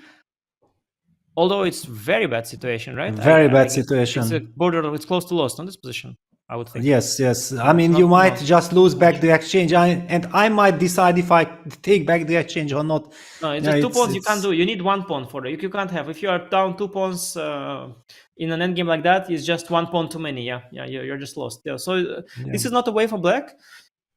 Yeah, Gukesh has to find something. I don't see it, but you know, he is Gukesh for a reason. So let's see. Yeah, it's a very scary situation, yeah, because I'm struggling to find the move to stay in the game. Yeah, of course one can make every single move, but if d3 d4 comes and it opens up and suddenly the d and e files open up and white has all the pressure, black's position just can collapse immediately. Yeah, no, and you know, at this point, I have the urge to just like, I mean, if I'm to try and find the resource here for black, it definitely is not going to come in the setting of me sitting here with you chatting in a relaxed setting. Yeah? I would have to really switch off my microphone, you know, switch off the lights here because they disturb me, and really focus because it's a very difficult task, and I don't see how I'm going to address it. So Gukesh has his hands around his head. He's fully in the zone. He's trying to solve this very, very difficult problem. And there is no perfect solution because the bar also says that white's better. But there is some sort of solution, you know, to at least maintain this evaluation of whatever it is, 0.8 or something, yeah, what the bar is saying. So there is probably some kind of move which is not too bad. But so far we weren't able to quite find it. Yeah, because every single natural move is leading to a disaster. Yeah, that's the problem. And then you have to kind of start looking for some obscure moves. Yeah, sometimes you might have to accept. You might have to accept that your sort of strategy has failed and do some move which is out of concept. Because knight c5 is in concept. Yeah, let's say knight c5 is you're trying to say that okay, so far all my moves made sense. I went bishop f5. I'm going knight d7. I'm going knight c5. But if that doesn't work, sometimes you have to be computer style, forget what happened before. And maybe, okay, not here, but as an example, maybe you should go knight f6 back, you know, like for all we know. So here probably it's very bad because of maybe even knight a7 is the kind of ideas that I was considering. But it is the kind of thinking you should have that, okay, yeah, your plan didn't work out. Okay, plan B didn't work out. Okay, time for plan C. Yeah, let's just limit the damage and address d4 threat somehow. Maybe wow, bishop but back to e6, maybe bishop back to e6, by the way, for example, yeah. Wow. So thinking out of the box, yeah. This is the box is broken, yeah. I have to. Okay, it's a terrible move, but I'm just trying to, like, by elimination, trying to find some other move that we didn't look at yet. Yeah, trying to. No, it's just very bad. Hit the c4 pawn, but okay, it doesn't feel right. Yeah, black has played the move bishop f5 to slow d3 d4. Previously, computer doesn't like it. We don't like it. It's a suggestion out of total desperation. Yeah, it's what. Yeah, no, I'm just yes, but it's the kind of move that you would, you know, when you are doing so badly that knight c5, knight d3 doesn't work, the normal course of events, then your thinking breaks and you start looking at random other moves. Yeah, somehow. Yes, because and you want yeah, your other kind of direction with knight f6 or bishop f8 or knight f8. Do you see some potential bishop in f8. any Yeah, of let's these see. Yeah, moves? bishop f8. Bishop f8 at least looks normal. Yeah, let's see bishop f8. Yeah, I like the look of it. It looks normal. Yeah. Yes, but it still has the same issues. Yeah. Yeah, What but at least it happens looks after normal. this one? But yeah, it doesn't help. It doesn't help. Yes, takes, and it's a total catastrophe. Yeah, it's. Yeah, no, bishop f8 just doesn't help at all. Yeah, you And have all also the same issues. a5. Yeah, also Yes, the yes. a5 pawn again is hanging. Yeah, just to highlight that after takes, we are talking about the hanging bishop on f5, the hanging pawn on a5, and we haven't even spoken about the terrible pin along the d file. Horrible scenario. I somehow feel that your move knight f6 has some potential. Let me put it on the board. Also Yeah, not approved. Yeah? Can you make knight a7? I'm curious if knight a7 or if that's not good. It's not bad, yeah, Okay, so but it's not the best. Takes. Rook I thought maybe a8. I have rook e5. Maybe I have. Yeah, I don't know. Or Yes. Okay, you are definitely better. But do you want to allow me this bishop takes h3 option? yeah, I will be up a pawn in the end because I take a5. But yeah, I don't know if this is the maximum I had. But white is better. Yeah, bishop h3, rook a7, Yes. rook a5, up a pawn still. But maybe Of I course. had more. Yeah, maybe I had more. No, this is okay. Sort of semi-defensible. Yeah, you have some hopes here. Exactly. I have Yeah, some yeah. hopes. No, Opposite for colored sure. bishops. Computer doesn't even like it. Computer was probably going some rook e1 d4. But anyway, yeah, knight f6. Okay, it's very, very desperate. And a move like bishop to g6, for example, if you try a move like bishop to g6, try Just to the step out of prophylactic, the yeah? way. Yeah, if d4, first of all, d4, how is now e4 a bit better, but still not great because knight g1, knight e2 comes. Yeah, it's all the same problems. Yes. Yeah, and ed, even though the bishop is not hit by knight d4, still a lot of problems. A5 pawn, the pin along the d file, it is still disaster for black. Yeah, no, this is not good. Let's see. After knight c5, d4 once again. Can we see what are again our options? Just to recap, because okay, knight d3 was only one of them. Yeah, the computer I think still likes knight c5 the most from what I saw. So that's a good thing. For, Yeah, for it's Gukesh. basically it's the only normal move in the position. Yeah, if yeah, knight for c5 doesn't work, black is in a lot of trouble. But we also it don't doesn't see work. exactly. We also don't see here the solution. But maybe that position was the least of the evils, that knight d3. Okay, so knight e4 bad, knight b3 bad, ed, knight takes d4, knight takes d4. Yeah, a5 hangs. Yeah, so knight d3 is the no. This is just bad. Yeah, knight d3 is the only move I think. No, but look at this. Oh, For it's not some so bad, reason, yeah. after e takes d4, always I automatically play the move knight f takes d4, and the bar is criticizing my knight f takes d4 move. Maybe It's because kind of after knight funny. c6, bc, the b5 knight will hang. Maybe this is the reasoning. Yeah, I don't know. Yeah, let's put then one time try. Wow, yes, knight b takes d4 Yeah, is funny. so much more liked by the computer.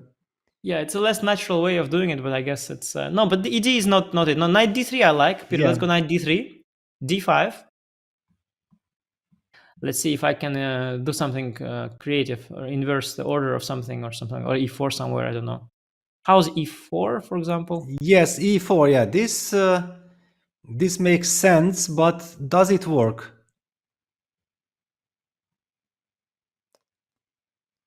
Okay, should I take? DC, yeah. And then I will have some knight d4 move, but I'm not DC, sure EF, how. bishop f3, knight e1, queen e1.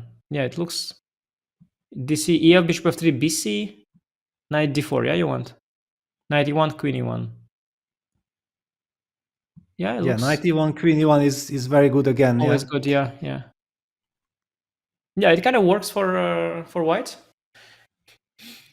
Yeah, e4 doesn't work. Okay. I'm very worried for Gukesh. Yeah, we are not idiots. Yeah, we are trying all kinds of moves out of desperation already and so on, and we cannot even come close to something that could be playable. Yeah, it's small advantage or advantage we would sign immediately. Yeah, just give us some at least more or less stable position that we can hope to maybe survive.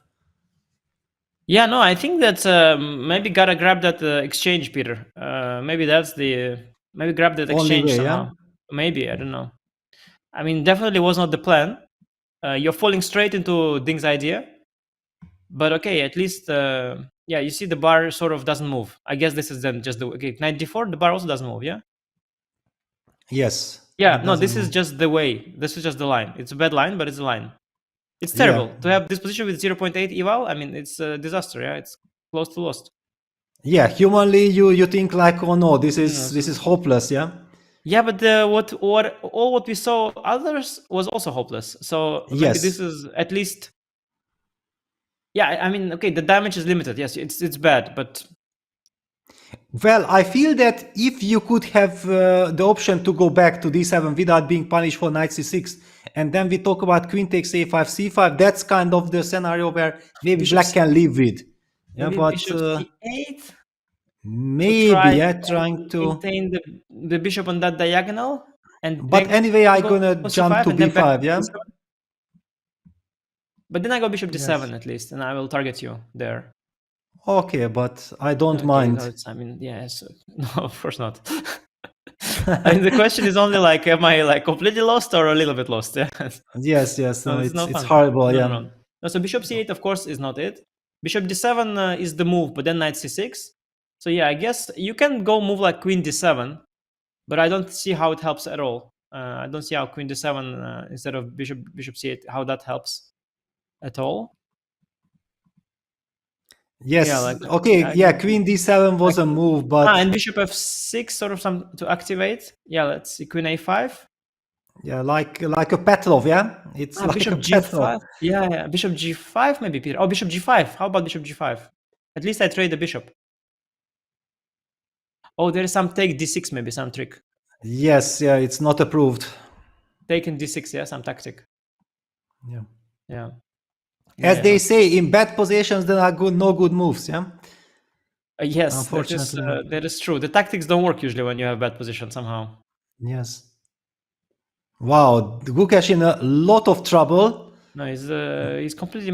I mean, if the best is that, it's basically it's also wrong because it's kind of what you missed and the idea that Ding has. So you're kind of going along towards the abyss. You know, you're going like Ding is taking you somewhere where he's happy, and you're going along, and you're just going to end in a bad position. So you're trying to change that course of action. You're trying to get out of that. You know, the inevitable. But I don't see how. And we really tried all kinds of moves, and they don't make any sense at all. So Gukesh is thinking, and yeah, he might have to go down the road in this exchange up position, which is just terrible because a knight and 2 pawns is worth more than a little bit more than a rook in a position like that. And white also has like a dominant position. White has full control, yeah, of all the squares and just beautiful pawn structure. Just a very, very bad position for black, to be honest. Yeah, practically speaking, yeah, no real chances. And already the last couple of moves, ever since that queen c2 move, let me just bring that move back on move 14. We speculated about this, that the justification of black's play would have been connected with knight d4. But since that did not work, ever since everything worked in white's favor, everything comes beautifully, perfect coordination, rook e8, knight b5, making sure that no more knight d4 ideas, and there is simply no force to stop rook ad1, d3, d4. It's terrible situation for black. Not that you know that rook ad1 and d4 is coming, and you still can't really do anything about it. Yeah, Peter, Bishop I think g6 frankly, on the board. Yeah, we tried this. It was a bad move. d4 just. Yeah, we saw it. It was very bad. It was one of my desperate attempts, but it wasn't good. I think there was d4 played. No, the big problem for Gukesh. And just to point out, I think it was a case of something going wrong in the prep. I think the coaches and maybe the player as well didn't realize that the position is deceptively simple. They saw the number of the engine saying it's 0-10, it's fine for black. They saw the position, it looks fine for black. But they didn't realize that you have to solve your problem still. Like it looks like you have no problem, but actually you have some problem because your pieces, they're stuck. They're peaking soon, and white will endlessly improve and go for d4 at some point. So it's a case of preparation gone wrong, And then Gukesh tried to find ideas to make it work. He found this rook b8 knight d4, but it just didn't work. And then it all collapsed. And then he tried this other one, 97, 95, it also didn't work. So now he's going for plan C. But yeah, it's a horrible situation. He's completely busted now. Yeah, it's a horrible situation, and White is completely risk-free. Ding Liren is in a complete comfort zone, yeah, because he's playing for a win now. He's really getting chances without burning any bridges, yeah, having every single piece in the game. Everything is perfectly placed. The rooks are ready for the opening up of the center. The move e5, e4 is strategically horrible, but maybe Black will have to play the move e5, e4 just in order to avoid all this e takes d4, knight takes d4 kind of situation where the center opens up, and then also the pawn on a5 is hanging, the queen on d8 is vulnerable. Yeah, no. Okay, the one good thing for Gukesh's fans is that it's Gukesh there, yeah? I mean, honestly, if there was someone less resourceful and less optimistic, I would already have told them to stop hoping, because position is really, really bad. But Gukesh is optimistic. He's a great fighter. He is a very concrete player, so he might find practical resources here, and he'll retain optimism. Yeah, for example, if I was here with Black, yeah, I mean, my fans, I'm sorry, I wouldn't be, I wouldn't save many of these games against Ding here. I would just be already very, very. I would just feel very doomed actually here, because I see that I'm completely busted strategically. There's no way for me to solve problems, neither concretely nor slowly. I would just be very doomed. But Gukesh is an optimistic fighter, so maybe he can pose resistance. And yeah, e4. It's quite interesting, you know, that John, actually, it was John who was telling you this d4 e4 sequence. Remember? And you told Yes. you told him that, okay, John, he's gonna go ed to Yes. equalize, and that at that moment ed was the right way to go, before White consolidated everything around the d file and the center. But now this d4 e4 sequence might actually be relevant, because maybe at this point this is Black's best bet, yeah, to at least keep the center closed, keep the d file closed. And okay, sometimes if things work out, e4 pawn and then f5 pawn, they could provide some basis for a kingside initiative, yeah, if everything works out.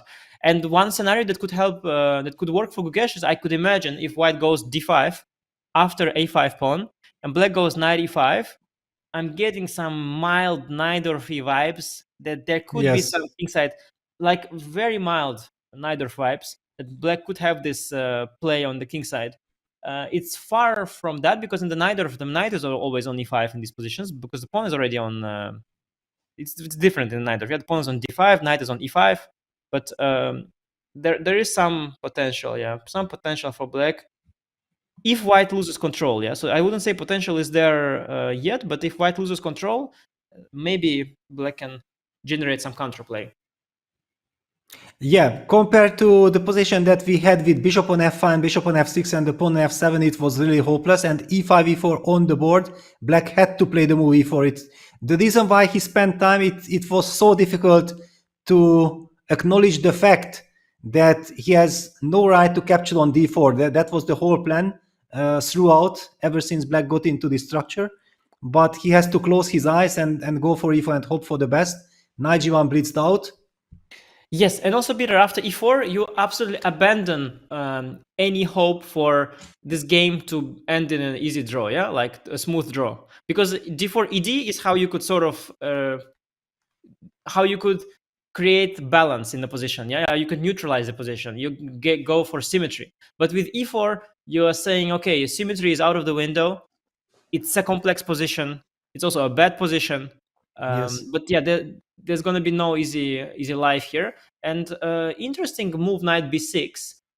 Interesting move knight b6. Bar strongly hates it, so maybe there is some concrete things here. Maybe they're not even. Maybe it's b3, and after a4 there is something concrete. But Gukesh is trying to fight for the light squares, yeah, a little bit. Yes, my intuition was automatically asking me to move the queen away to c2. I don't know why, because actually I'm giving up the the pressure on the a5 pawn. But since I anyway never ever want to play d4, d5, so maybe that's why the intuition was telling me, just move that queen away so that you will forget about this. But white might have much stronger continuations. Yeah, white is a very promising position for sure. Knight b6 is a one-trick pony, you could say. Yeah, he's attacking c4 pawn. I can protect it. Of course, it's clear what Gukesh is trying to do. He's trying to destabilize that pawn and force. What Gukesh wants is to force one of the pawns to advance forward, because that would give the squares for the knights. Yeah, so c5 gives d5 square, d5 gives e5 square. So if Ding goes for d5, it has to be something very concrete, yeah, that you go d5, d6, and you win a piece somewhere. So that should be the line. But Gukesh is trying to provoke these pushes, and if b3, Gukesh is going to go for a4.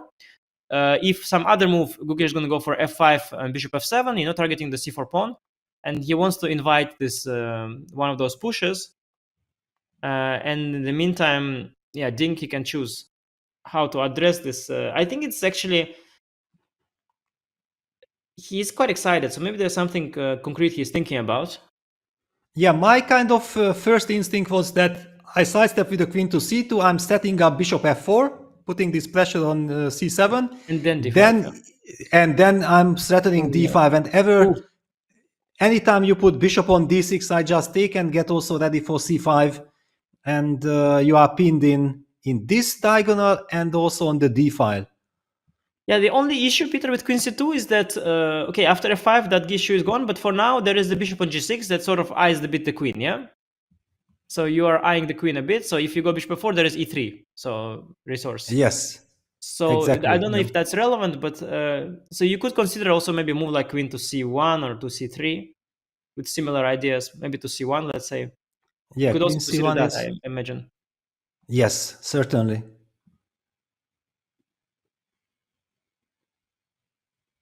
Also tempting. Yeah, and even maybe queen c3 is tempting as well. Maybe let's just put, because we are definitely not worried of bishop f6, then everything is stuck. Yeah, so maybe I can even be so ambitious. Yeah, interesting that we're not worried about bishop f6, but we maybe are about f5 bishop f6, yeah, somewhere. Yes, f5 bishop f6. Okay, queen c3 is intuitively not my choice. I was just wondering that. Yeah. No, it was just you're just trying to see. No, there are different options.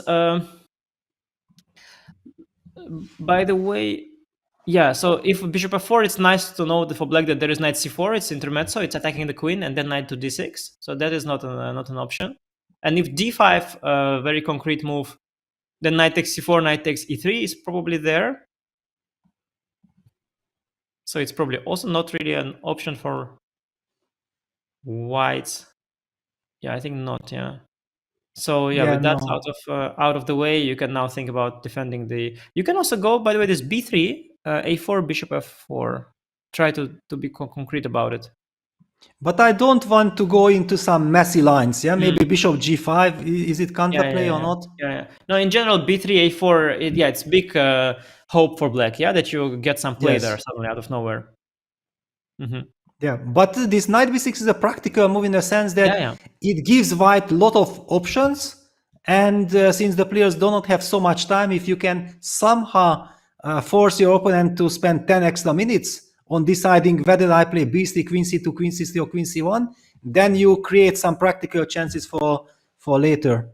Yeah, no, for sure. And that's why I said that Gukesh's fans, they're lucky that they're Gukesh's fans, because he's going to fight here. He's not going to give up. I mean, I could imagine also some older top players, very strong players, they could also just see it and be like, okay, I don't believe this position, Yes, they just don't like it. So they don't trust it, they don't believe it, and they don't want to play it. But I could imagine Gukesh being very optimistic player. He could say that, okay, there are dangers, but I have played knight b6, I'm hitting there. If here, I go here. If there, I go here. Some bishop g5 idea, bishop f6 idea, f5 idea. I didn't see if d5, I couldn't make d5 work for him, couldn't make c5 work. So I think I could be like, yeah, I think it's okay for me. It's maybe interesting for me. So this optimism definitely helps him here. And he's going to put up a fight. And Ding is so far been very accurate, very thoughtful. And he also is ahead on the clock as well right now. So he doesn't have to rush. But the time trouble is quite imminent in this game at some point. Yeah, the clock situation is more or less now evened out. Yeah, Gukesh was behind on the clock. However, after knight b6, now Ding is taking his time, and look at this. Yeah, 30 minutes versus 29 basically. So nothing to, and queen c3 on the board. All right, we talked about this, that intuitively maybe queen c2, queen c1 looks more natural, but this is the most ambitious move. Yeah, he is not even worried of any bishop f6 ideas. Yeah, it was very hard to choose. Yeah, I mean, every move had a small disadvantage. Yeah, Peter. I mean, what I like about queen c3 is that after a4, knight a5 is not a threat. So you control the a5 square. Yeah, and also you threaten queen takes a5 sometimes. So queen controls the a5 square. Disadvantage is indeed that bishop f6 is there. Yeah, sometimes targeting pinning the d pawn, targeting the queen. But yeah, no, a good move. And I like for Ding is that he maintained clock advantage, by the way. Yes. He didn't think too long.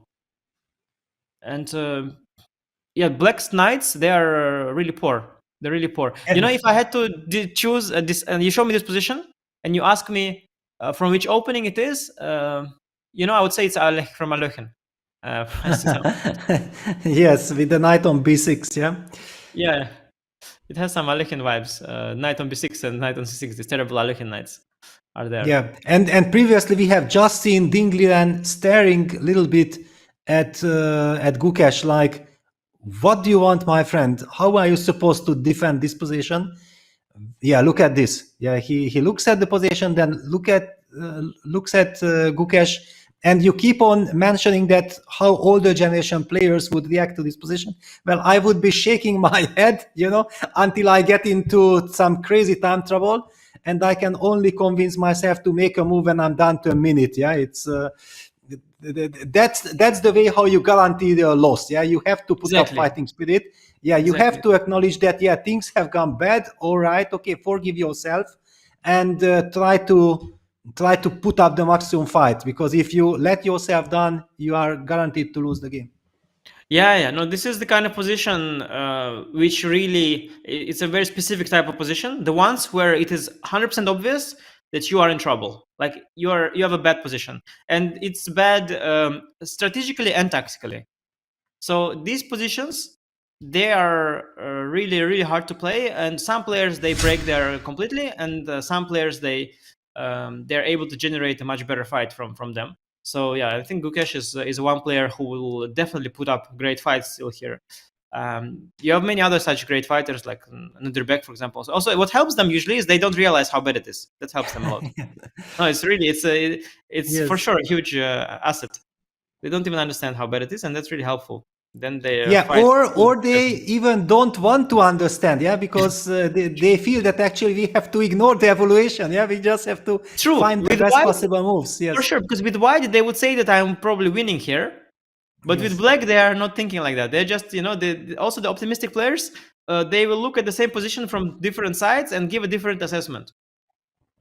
This is the remarkable part. Exactly. Yes. I know one of the very big optimists was Viorel Bologan. Yeah, he was always he was a very dangerous player, and also always overestimating his chances. And often in some after the game discussion or analysis, if you felt like, okay, it's impossible already to convince him, then you have to turn the board and ask his opinion that, okay, Viorel, now what is your feeling? That's the only argument. But yeah, brilliant player. I have played many big fights with Viorel, and that's why I know that he made me upset. Yeah, because he beat me from a losing position in Dortmund, and those things are very difficult to take. Yes, no, but it's kind of funny that you said he was an optimistic player, because you know that Viorel, he's my Bundesliga teammate. He's as active as ever now. He's playing for my German team.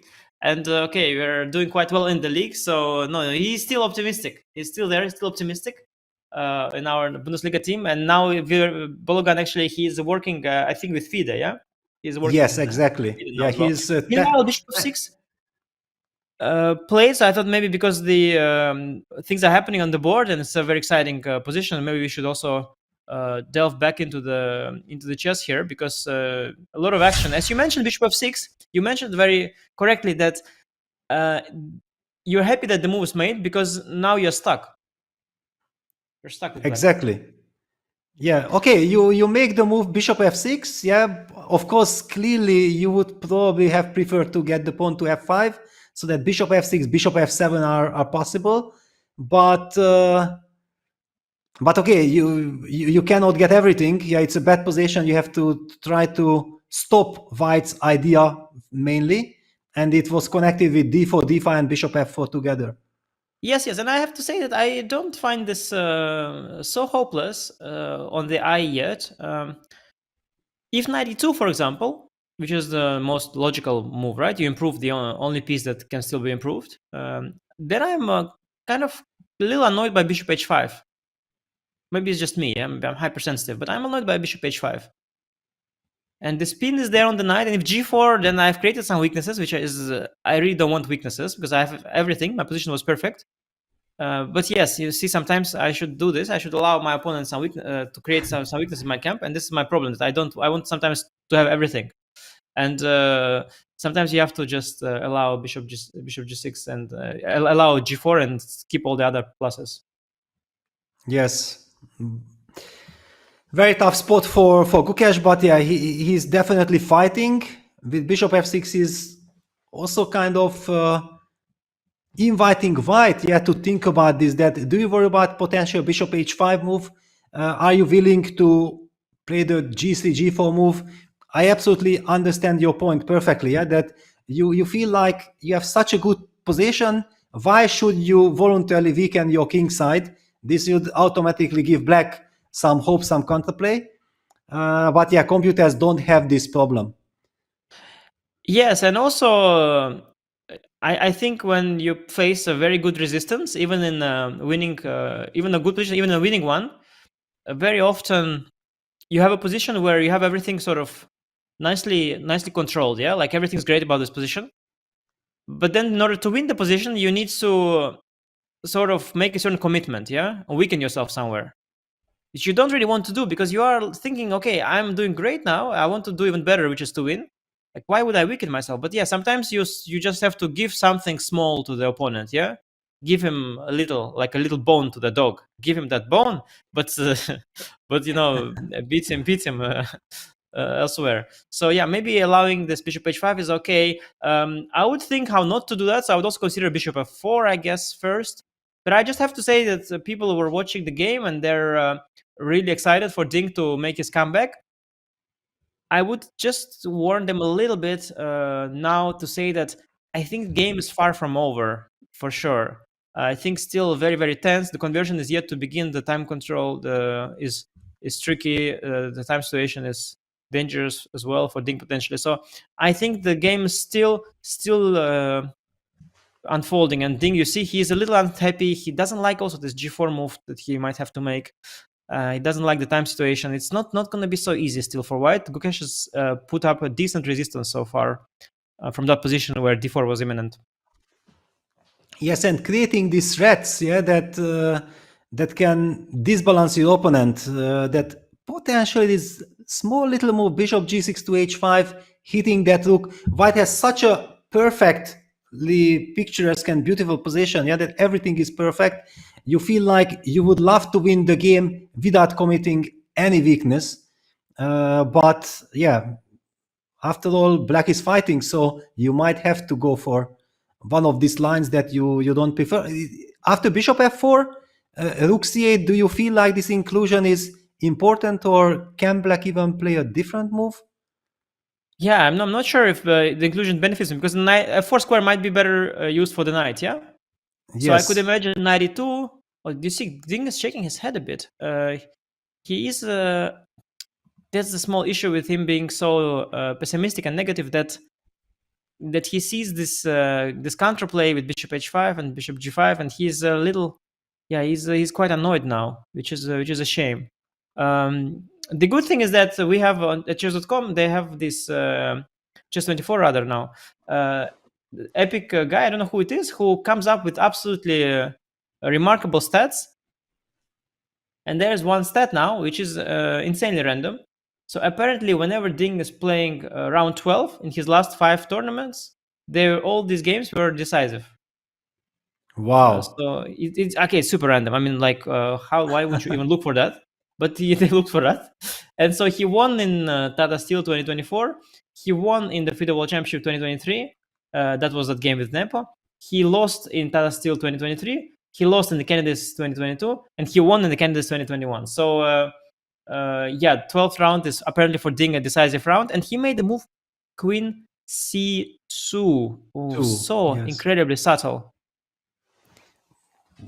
Yeah, well, I'm trying to make sense of it. So is he trying to discourage the move bishop h5 because he is hinting at the pawn on e4? Is that an argument? And why did he provoke the bishop to f6 with the move queen c3? That's another question. What are the benefits?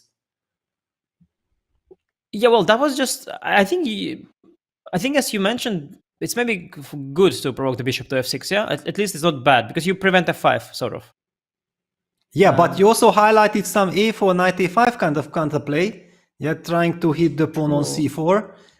But there will be also some question like d5, d6. Is that a concrete question? I don't like it, because then we are suddenly stepping into this diagonal. So any d5, knight e5 followed by knight f3 check. You just don't want to allow anything like this. I don't like the Ding's body language. I just don't like it. As a fan of excitement, as a fan of tense match, I want, of course, that Ding gets close to making his comeback, so that we see another twist of events in the match.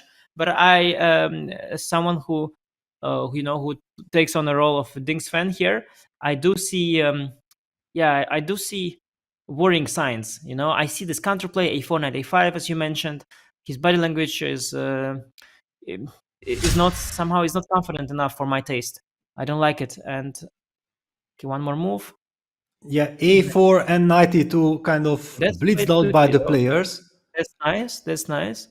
Now probably knight. So what is after knight a5? Just this is a big question. Knight f4? No, You don't How do we react give to this? c1, right? Yeah. Exactly. What is the great reaction? Okay, I can win the a4 pawn. I don't think c5 is the move. No, that would be very strange to give so much for that irrelevant pawn. Yeah, I would be very happy to give the pawn, but okay, let's just push. Wow, and computer wants to push c5, wants to play this horrible move. No, but just to win that pawn. No, I don't like that. I don't like it. Okay, maybe. Wow. We can even jump back and sit on d5 knight. Yeah, but computer finds it not so relevant somehow, because knight, you can challenge it with knight c3. Yeah, maybe. Yes, you can challenge it, but okay, this is kind of impressive, yeah, that Ding is willing to go along these lines and so quickly. Yeah, he is not hesitant at all. Yeah, no, very very impressive. And Gukesh is I don't know, I can't read Gukesh's body language here. We need a body language expert. John, what do you think of Gukesh's eyes, Gukesh's face? Is he worried, or does he see a chance? For my book of things I never thought I'd hear in my life, so that I can tick that one off. I'm pretty sure it's on page 72. I'll have to go and do that later. I have no idea. Gukesh is one of those players that is borderline unreadable as far as I, or pretty much any viewer, is concerned. We've mentioned not only in the press conferences, but during commentary so many times where he can be in an absolutely crushing position and look exactly the same as him being devastatingly lost. The only tell we've ever been able to work out is maybe the frequency at which the chair vibrates, and even then I haven't gathered enough stats to know exactly what good or bad means in that regard. Maybe chat will be able to help us come up with some interpretation for that. Love what Ding Liren is doing here. Truly the heart of a champion, continuously making subtle moves, allowing Gukesh to make his position worse, or I should say, offering Gukesh the opportunity to weaken his position and to allow Ding a potential decisive blow later on. There's still plenty of play left in the position though, and it is far from certain, but Ding continues to turn the vice. Will that lead to a decisive result in game 12? We'll find out after this.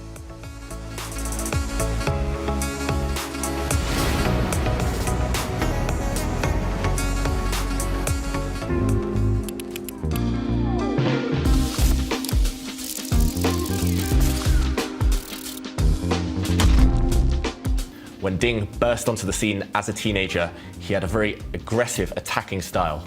As he's got older, however, he's become more strategic, and he even had a 100-game unbeaten streak in 2018. Powerful with white and unbreakable with black, one of Ding's strengths is his calculation.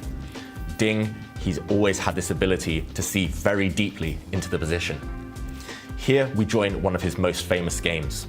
With black, he has already sacrificed his queen for only a rook and a piece. That being said, the white king is out in the open and extremely weak. Ding now came up with an incredible idea. Even computers struggle to understand this at first.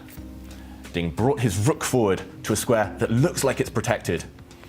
If white were to capture this rook, however, then black would take with his knight, giving a fork, attacking the white king and attacking the white queen.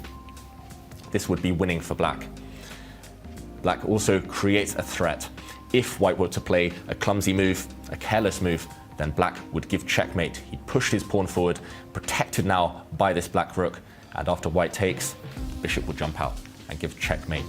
This is one of the most beautiful games I have ever seen.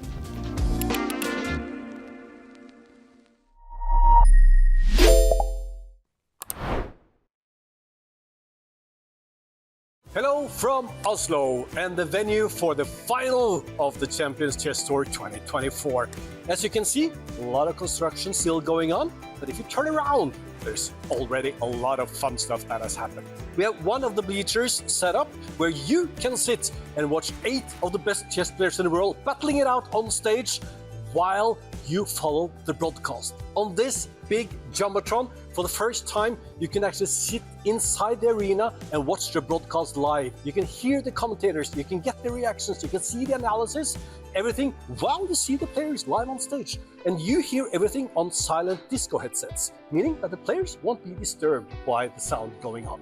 And here, the players won't be disturbed by movement inside the arena where the audience is sitting either, because we're going to put up many more of these plexiglass screens where it's going to be a mirror effect, meaning that players won't see anything that's happening here inside that part of the arena. But here, 8 of the best players from December 17th through December 21st going to battle it out to decide who is going to be the winner of the Champions Chess Tour 2024. You can also be here. You can enjoy all this excitement in what we think is probably the most exciting chess venue ever built. So get here and join the fun with us December 17th through December 21st.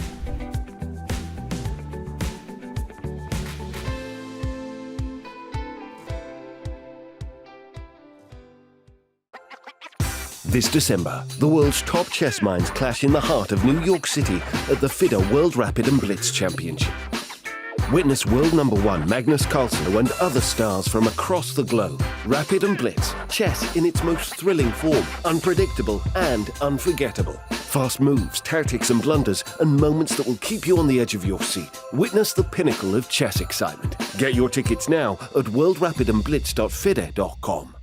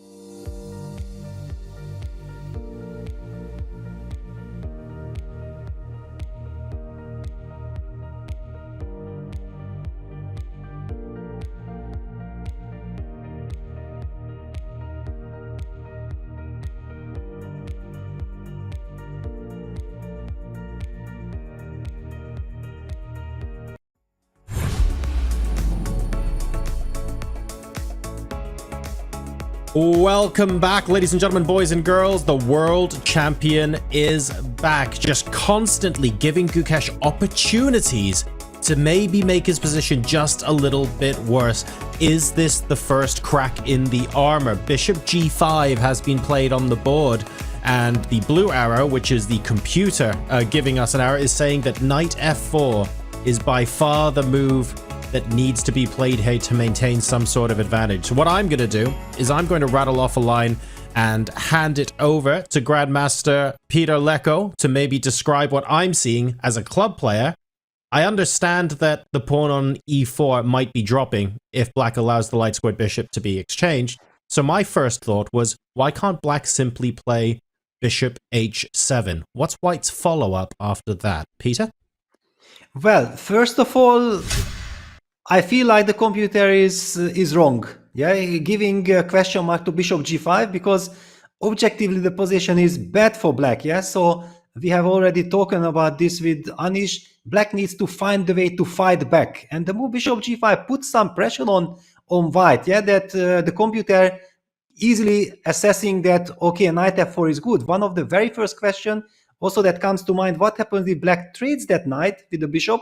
Of course, we don't want to do that usually. But after bishop takes f4, suddenly we have this intermezzo by going e3, opening up the bishop, hitting the queen, creating some unbalance in the position. This is also one question that certainly white needs to keep an eye on. Another question is exactly also what, John, you asked me, that what happens after bishop h7? Is white really going to go pawn hunting with c5 like usually computer does? I'm not a fan of this idea. For example, let me just try to put that on the board. And Ding has made a move. Knight f4 on the board, ladies and gentlemen. Okay, so we might be seeing these moves. Now it's a tough call. A very big question for Gukesh and Anish. What is your feeling? What's happening? Peter, I have to say, I just can't read. I just don't understand what is like going on with Ding. You understand? I just don't understand it. Like, I sort of have followed chess for so long. I've played so many tournaments, but he's such a mystery to me. You know, he seemed so broken, no, completely yesterday. Like, I just don't understand. And now he plays an absolutely incredible game, like throughout, just all the way. And I don't have somehow I don't have any confidence in him finishing it off. But he just plays one good move after the other, you know. Yeah, I really don't know how he does it. It's really incredible. What an incredible fighter he is, because he's facing Gukesh, and great prep of Gukesh, but he's just playing really, really well. And to me, none of it is obvious, honestly. I saw though Vishy said Vishy was there giving commentary on this game, and he said Gukesh position is hopeless. So Vishy understood that right away. To me, it doesn't look so obviously lost, to be honest with you. I mean, just to be very frank. I mean, this e4 pawn, it always gives me hope as black that, something will land somewhere on f3 or d3. So I think there's still conversion to be made. I'm also looking at Ding being very nervous. So I don't see this all as a foregone conclusion. But of course, yeah, there are issues. So bishop f4, e3 was the first tempting thought, but then I guess queen e2, take, Yes. and c7 pawn is just falling, yeah? Or at least it's very uncomfortable to defend. ef, queen f2, yeah, rook e1, and maybe rook c. But yeah, okay, if you go already rook c8, this I can already understand, yeah? d5 is there and you're collapsing. d5, bishop c7, Yes. queen b6 resign. So this line is obvious. So he has to go bishop h7, which was not the plan, clearly. Because obviously bishop on h7 is even worse than on g6, because bishop on h7 is notably bad because you have back rank issue, yeah? So maybe he'll go to f5 even. Maybe he'll go to f5 actually even. But okay, let's say he goes to h7. Now, yeah, black has first of all, no next move anyway. And secondly, what about this c5 and just starting to collect? Yeah, but I would feel from black side, I would be very happy if I can sacrifice a pawn to get the position. But it depends, I think, Peter, if you maintain the d5, if you maintain the strong knight on d5. Because if I get to trade it, then what's the problem for me, I have the But pawn wait a second. Bishop takes f4, cb6 wins a piece or not? cb6, exactly. This is exactly why it's winning for white. This is also what I realized. CP6 Yes. is why it's winning. And if you go knight d5 now, then Okay, it's just terrible. let me just show first the audience, that after bishop d6, bc, takes, and finally there is d4, d5, and all of a sudden black screen is pinned on the c file. So this is very bad news. So bishop h7, c5, there is no time to take on f4. He's just dead lost, I realize now. Yeah, because of this bishop f4 CB thing, he's dead lost. Because knight d5 is now really, really wrong, because I will now take on d5. Okay, sorry, you're just losing on c7. It's immediately resignable. Yes. Yes, so what you need is like knight e7, knight d5. Then you would at least have the d5 square for the knight. There's a big fork. You should have gone knight a5 at least, instead of bishop g5. That's why bishop g5 is a mistake. It's a concrete, it's a concrete blunder. So he missed bishop f4 cb. That's what he missed. It's a blunder.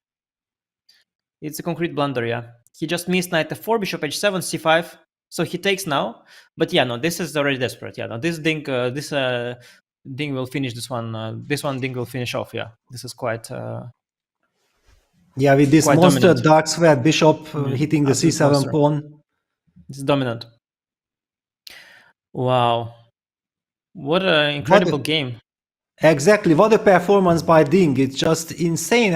And one can ask the question that why Ding needs to get behind on the score in order to showcase these incredible strengths that he has. Yeah, it's a big mystery. Well, yeah, it seems that, as I was mentioning earlier, what happens to him in these cases is that his scale gets, like sometimes you have an old scale. I don't know if you had like the old scale, not the digital one, but the one with the arrow to measure your weight. And there is behind there is this thing, the ring, to turn a bit if it's offset. You know this? You have this? You had such? I had such. In my childhood, I had, yes, for sure. Yes.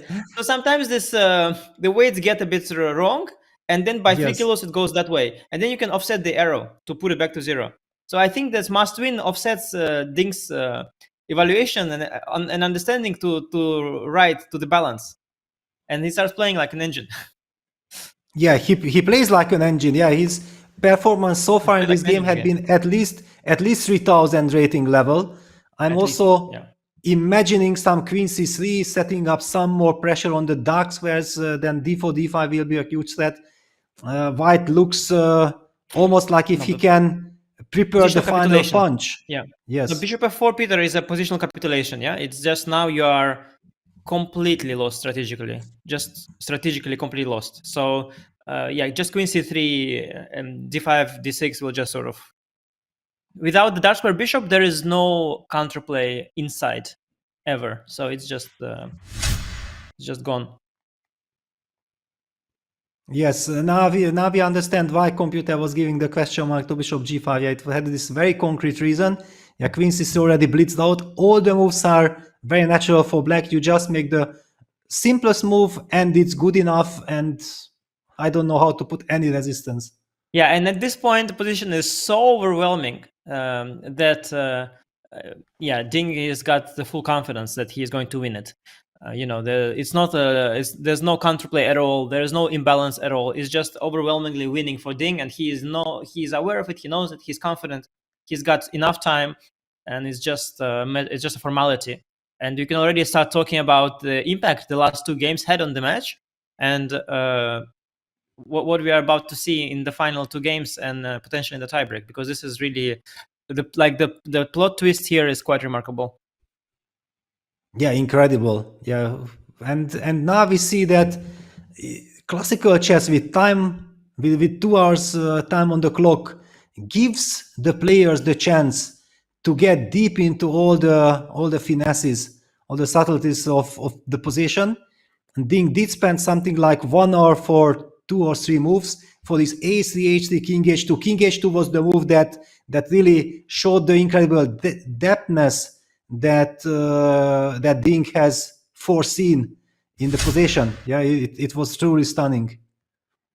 Yeah, and I do have to say that it was, of course, quite fortunate for Ding that Gukesh has made this unfortunate for him, the error with bishop g5. Because position was already lost for black, but there was still a fight. And bishop g5, unfortunately for Gukesh, it missed that, this knight f4 c5 sequence. which is with CB intermezzo, and that made the position very easy to win, basically. Yeah, now the position is very easy to win for white. So it was a bit unlucky for Gukesh that bishop g5 move was so bad. If he had made some other one, he would still be lost, but at least I feel then Ding would be much more hesitant, and with the time pressure, perhaps there was a chance for Gukesh to get some counter chances. But here, I think there are none. I think this is really trivial stuff from now on. I guess Black is losing tactically, yeah, with the d5, d6 as well. I don't see a single chance, and it's only a miracle that can now save Gukesh, but I just don't think it's anywhere near that.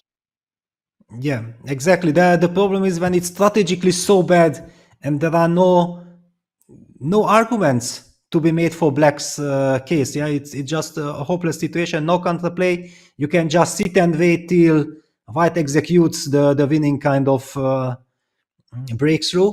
D5, yeah, D6. And even if there was no d5, d6 concrete issue, right? Position would be strategically lost anyway. Yes. But now it's also tactically lost. So that's like, yeah, that's next level. Because the thing that about the strategically lost positions is that you still have to convert them. But tactically lost positions, they are already converted, kind of. Yeah, they just have to collect. So yeah, I mean, I guess if you'll make a move like knight b8 or something. I mean, I guess this is how desperate we are at this point.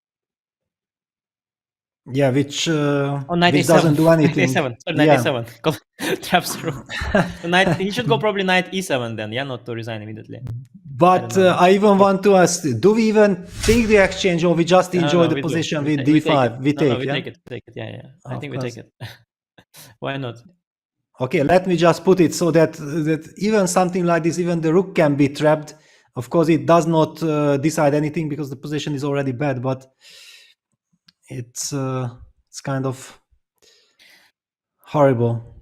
Yeah, it was this. I mean, Gukesh never wanted to do this. He had to because of this c5, cb thing. So what happens very often when a top player has a strategically dead lost position like this one, what usually happened is that he missed some tactic along the way.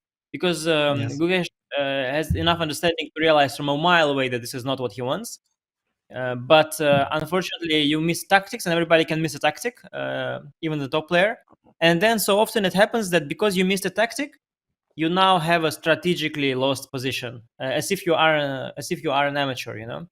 But yeah, there's always, if you see a top player in such a position, you can guarantee yourself that there was a blunder earlier on, a tactical blunder. Yes, I think that we all know this feeling, yeah, when something like this happens in a tournament, and then all the other players are gathering around the board and reading the score sheet, like, how did this happen? What happened? Trying to figure out what caused the effect, because something really serious had to cause this that disappeared on the board. Yeah, and okay, it's a very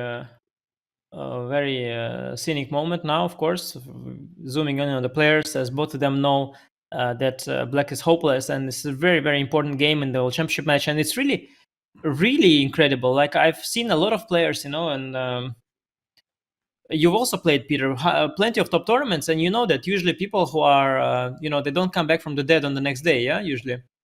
So exactly. It is really and there were like all the signs were wrong for Ding, and his cries. Knight b8 on the board. Wait a second. He blundered knight a7 also. He blundered. Will Ding play the move knight a7? Yeah, I think it's good to collect. I'm a collector. I think, you know, they say this. There's the saying, if you see mate in one, look for better. Yeah. And there's also this saying, like, if you can choose between winning a queen or giving checkmate to win a queen, because checkmate might not be there. And it's the same here. I mean, maybe win the rook because, yeah, you know, whatever, the positional domination might not, might somehow, I don't know how, disappear, but rook will remain. So I would collect the rook, just why not? And one can see that Ding is about to play the move knight a7, but he's still calming himself down that, okay, not to rush, absolutely no reason. He still has more than 16 minutes, and he knows that if I'm collecting, I'm just winning. So why not to make sure? Yeah, I'm curious if Gukesh his position is so hopeless that allowing knight a7 is the best chance, he thinks, or if he just blundered, because I kind of missed the possibility. It's kind of unusual, yeah, knight a7 a bit.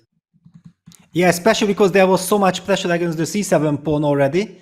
Yeah, that thinking like maybe I can remaneuver my knight to a6, protect the pawn on c7, and against d4, d5 I might have the c5 square yet to work with, but it runs into knight a7.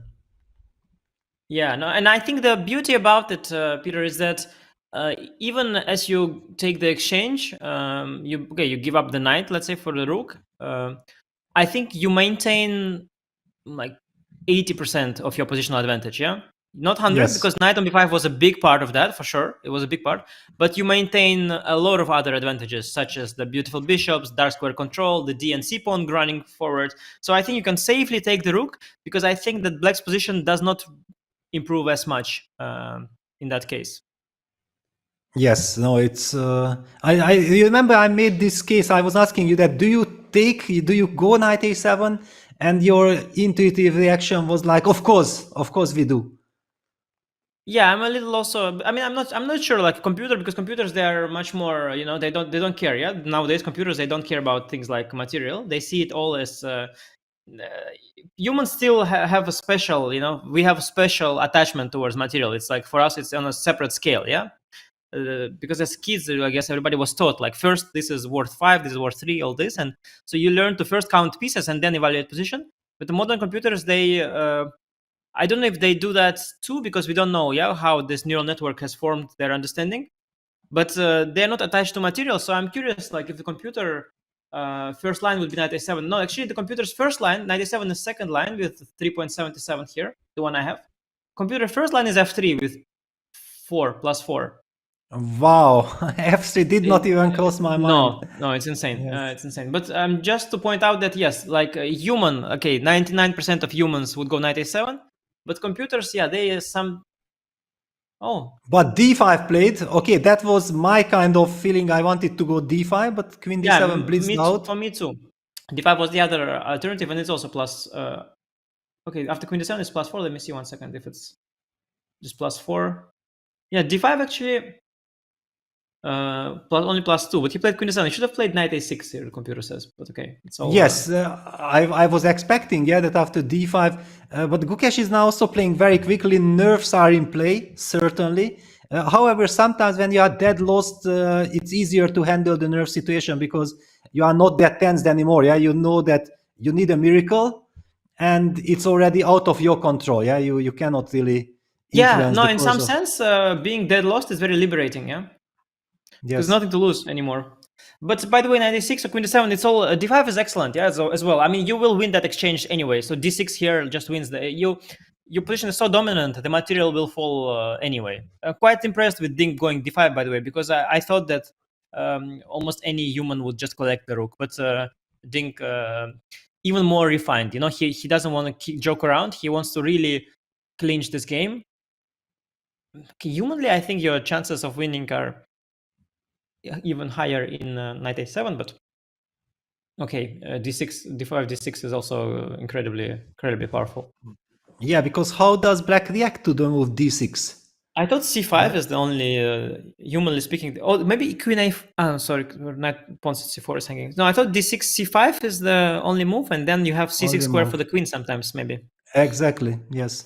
But so d6, c5, and okay, if white is not winning with d6, then it's also a committal push, yeah?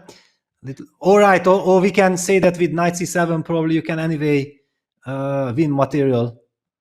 Yeah, I guess the question is like how you win it, because like everything is on the computer, eval is just completely screaming here. d6, c5, knight c7, rook f8. I don't know. Do you want to win the e4 pawn or not? Only question is yes, how much white can cash out. The only question is how much does he want to cash out? Yeah, maybe more. It's like already if you on the board. Bitcoin. Yeah, it's like if you bought Bitcoin, at when it was worth $10, and you now own like 10 million of Bitcoin. Okay, you can cash out today, you can cash out tomorrow, okay, or day after. It doesn't matter. Yeah, you'll be a millionaire.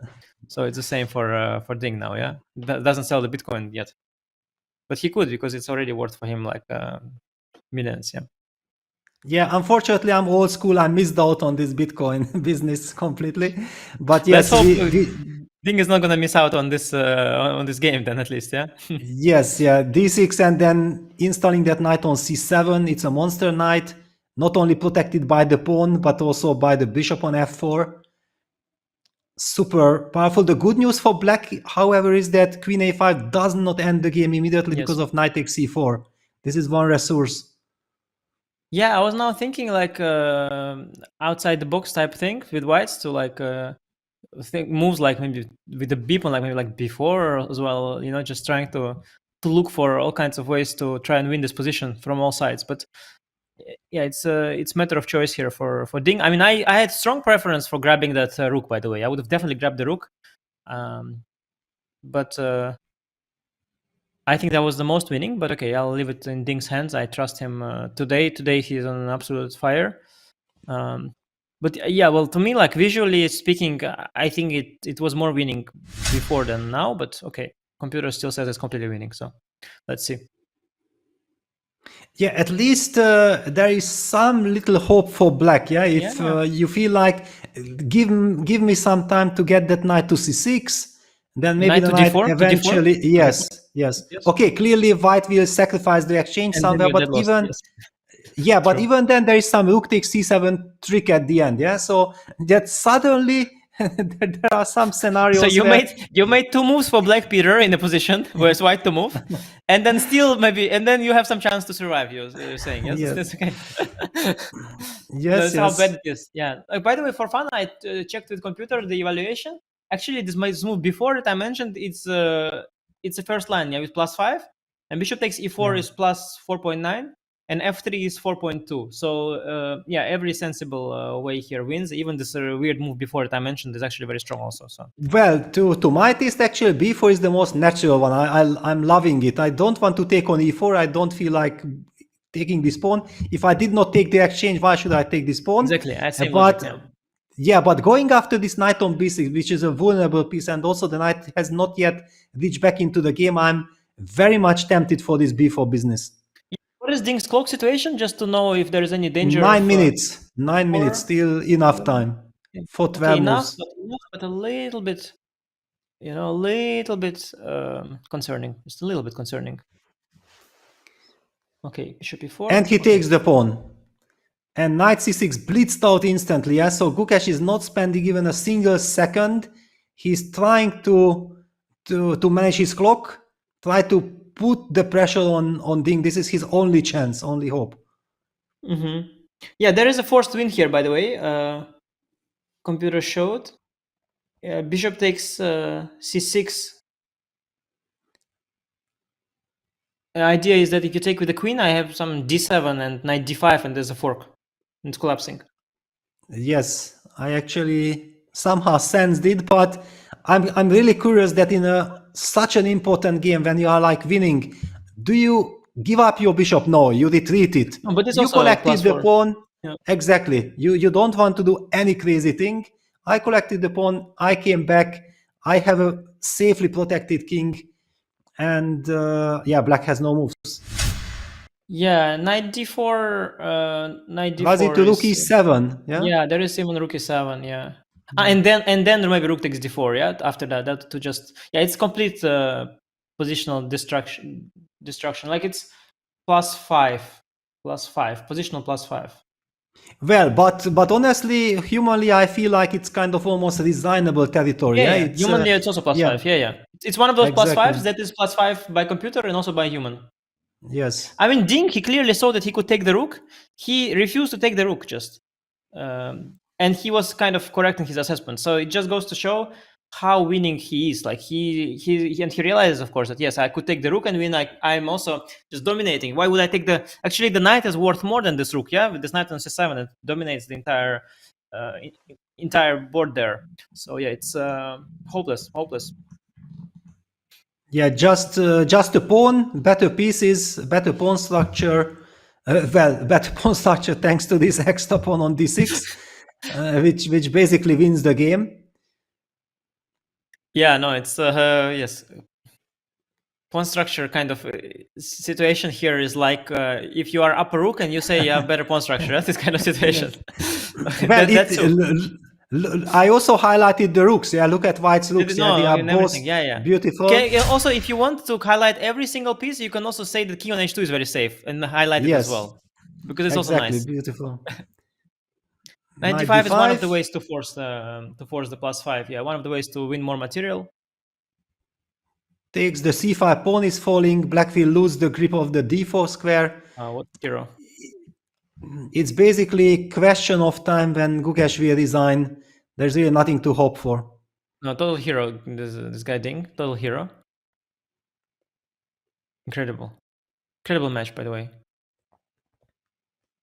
And I think the match is really not heating up, yeah, because heating up is an understatement. I mean, we are all already long burnt from the heat. Yeah, it's wild.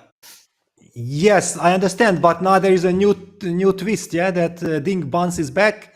And now Gukesh will feel the pressure that he needs to do something with his last white game. Yeah, so I think we are still very far away from playoff.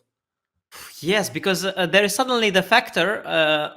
Although I think that Ding is when he is back to equal score, I think he will be back to, he will again be less aggressive with white, despite this incredible win. So I guess that if Gukesh draws the next game, Ding will still go for tie breaks. But you never know. And plus, of course, Gukesh, I mean, at this point, he's boiling, yeah? He was about to win the match, and now he's back to equal score. He's boiling. He's completely, he's completely eager to bounce back again. And yeah, tomorrow I think is the rest day, right? Finally, which is good. Yeah, for both tomorrow players. is the last day. Yes. But after that, clearly Gukesh is going to go for a win with white. That could also backfire. I mean, you don't know anymore what's going on and who is the favorite. I guess now probably Ding is the favorite because we've seen that he can do anything. He can win with black, he can win with white, he can come back no matter what's the situation. So I guess Ding is sort of the favorite, and he's better in rapid as well. But Gukesh is also very much in the game, yes. And Ding is still potentially vulnerable because he still has all these issues he had potentially. Though today they're not visible. But yeah, it's a wild match. Going to be an incredibly exciting last 2 or probably 3 days. Today we are seeing incredible Ding Liren, yeah, playing with amazing perfection. Yeah, I want to see the chess.com accuracy, by the way, because it will be a question to the accuracy if it works or not, because I know that this game is 100% accuracy, but I want to see the chess.com website gives 96. Yeah, it doesn't do justice to the game. No, it's basically perfect. No, this is absolutely perfect. And not to mention the complexity of the position. So no, it's a 100% accuracy game. But of course, there were some little computer fluctuations which led to 96. But if you see the graph, it was like this, and then it remained very high throughout. So it was a perfect game. But Gukesh's accuracy is 88, which is actually quite low. And he did make some big errors, especially this bishop g5 move really ruined it. Yeah, bishop g5 was actually a big tactical oversight. Yeah, now the problem is that yes, it might look tricky that 5 minutes for 5 moves, but the position is so winning that basically every single move wins. You cannot make mistake. Yeah, the pawn advances to d7, rook c4 blitzed out. Queen c4, yeah, queen c4 rook e8, yeah, is the finale. Yes, if you want a flashy finish, you can do that. Sure, I do. I want. Yes, I want. Rook e8 also, by the way, directly. It's the same, yeah? It's the same motif. Yeah, but it's of course also a beautiful way. Oh. No, okay, Ding says no sacrifices. I just gonna win the game. This is only plus 7.40. The other were plus 8, so. Yeah, rook c2. Move 37. Bishop d6, yeah, maybe most clinical. Setting up the rook e8 threat without any sacrifices. Yeah. Fits into Ding's perfect previous play. Yeah, bishop d6. Yeah, I mean, at this point, sometimes you criticize people for not winning by force when they can, but at this point, a position is so overwhelming that it's unruinable. Yeah, there is no way to ruin it. I mean, rook c1 is also nice to eliminate the active rook. I mean, the rook d2 is also probably completely winning. So there's just no way to go wrong, and you can't criticize Ding for not finishing it off directly with queen takes c4. I mean, he's basically finishing it off directly. Like, if Gukesh wants, he can also resign. So there's basically the game is essentially over. Yeah, it's only continuing because we have to go through the motions. There are many ways to win. And whatever nerves, they don't disturb here. I don't think there's a way to go wrong here for white anymore. Yeah, On the board. Bishop D6 is the most. Yeah. This should provoke resignation normally. Yeah, I feel like this is the last game of the last move of the game. Yeah. It logically speaking should be. Yeah, Gukesh is a fighter, but sometimes there's nothing anymore, so no way to continue the fight at this point. Yes, he will need to fight in the match. Yeah, the match continues. Yes, but exactly. Here he cannot do anything. Yeah, like they say, the battle is lost, but the war is not over. Definitely. But still, it's kind of always unpleasant moment, yeah, before resignation. That because with resignation you give up finally on the game. Yeah, no matter how lost you were before, you were still hoping for some miracle, or you were just not thinking about it at all. Yes, no, for sure. When you like the game like that, so you are hurt throughout the game, but you hurt one more time when you resign. Yeah, because now it's official. But it also gives you the chance to move on. Yeah, that okay, finally I'm rid of this terrible game. I'm gonna get a new position. I'm gonna have the white pieces, and sometimes this loss comes as a wake up call. Yeah, like for Ding, it feels like the lion has been awakened. Yeah, it's a completely different link that came to this game. Yeah, but I wonder if Ding will sort of be back to which Ding, you know? And wait a second, Rook takes G7, the final move. Like, are we gonna see the new Ding, the old Ding, the old Ding, the new old Ding, the old new Ding, which Ding, you know? But all of them are good. That's the problem. All Dings are good, but some are really, really good. So it's yeah, whichever Ding it was today, but this was the best Ding that exists, I think, today. Absolutely, yeah, and who knows? Yeah, maybe this is what he needed to get all the confidence back, and it will be hell of a match. Maybe the new Ding is better than the very old Ding. Yeah, after all, maybe this is the best Ding we have yet. Yeah. Poor Gukesh, of course, clearly very disappointed. Yeah, having the lead in the match, and things are looking extremely well, and all of a sudden the opponent plays the best game of his almost like in his life, and visibly we can see the effect on Gukesh. Look at this, how he's sitting. No, of course. No, it's. I mean, he was probably already thinking about becoming world champion. You know, the actual procedure of becoming world champion. He was so incredibly close, and he still is, but he was so incredibly close. And now Ding sent him. I mean, I wouldn't say back in the queue, but like he really, Gukesh took a massive hit to his chances of becoming next world champion with this game. A massive hit. Yeah, sent him a message that I'm here.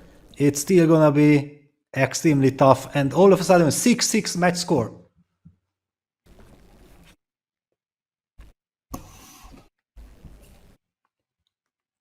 Yeah, John.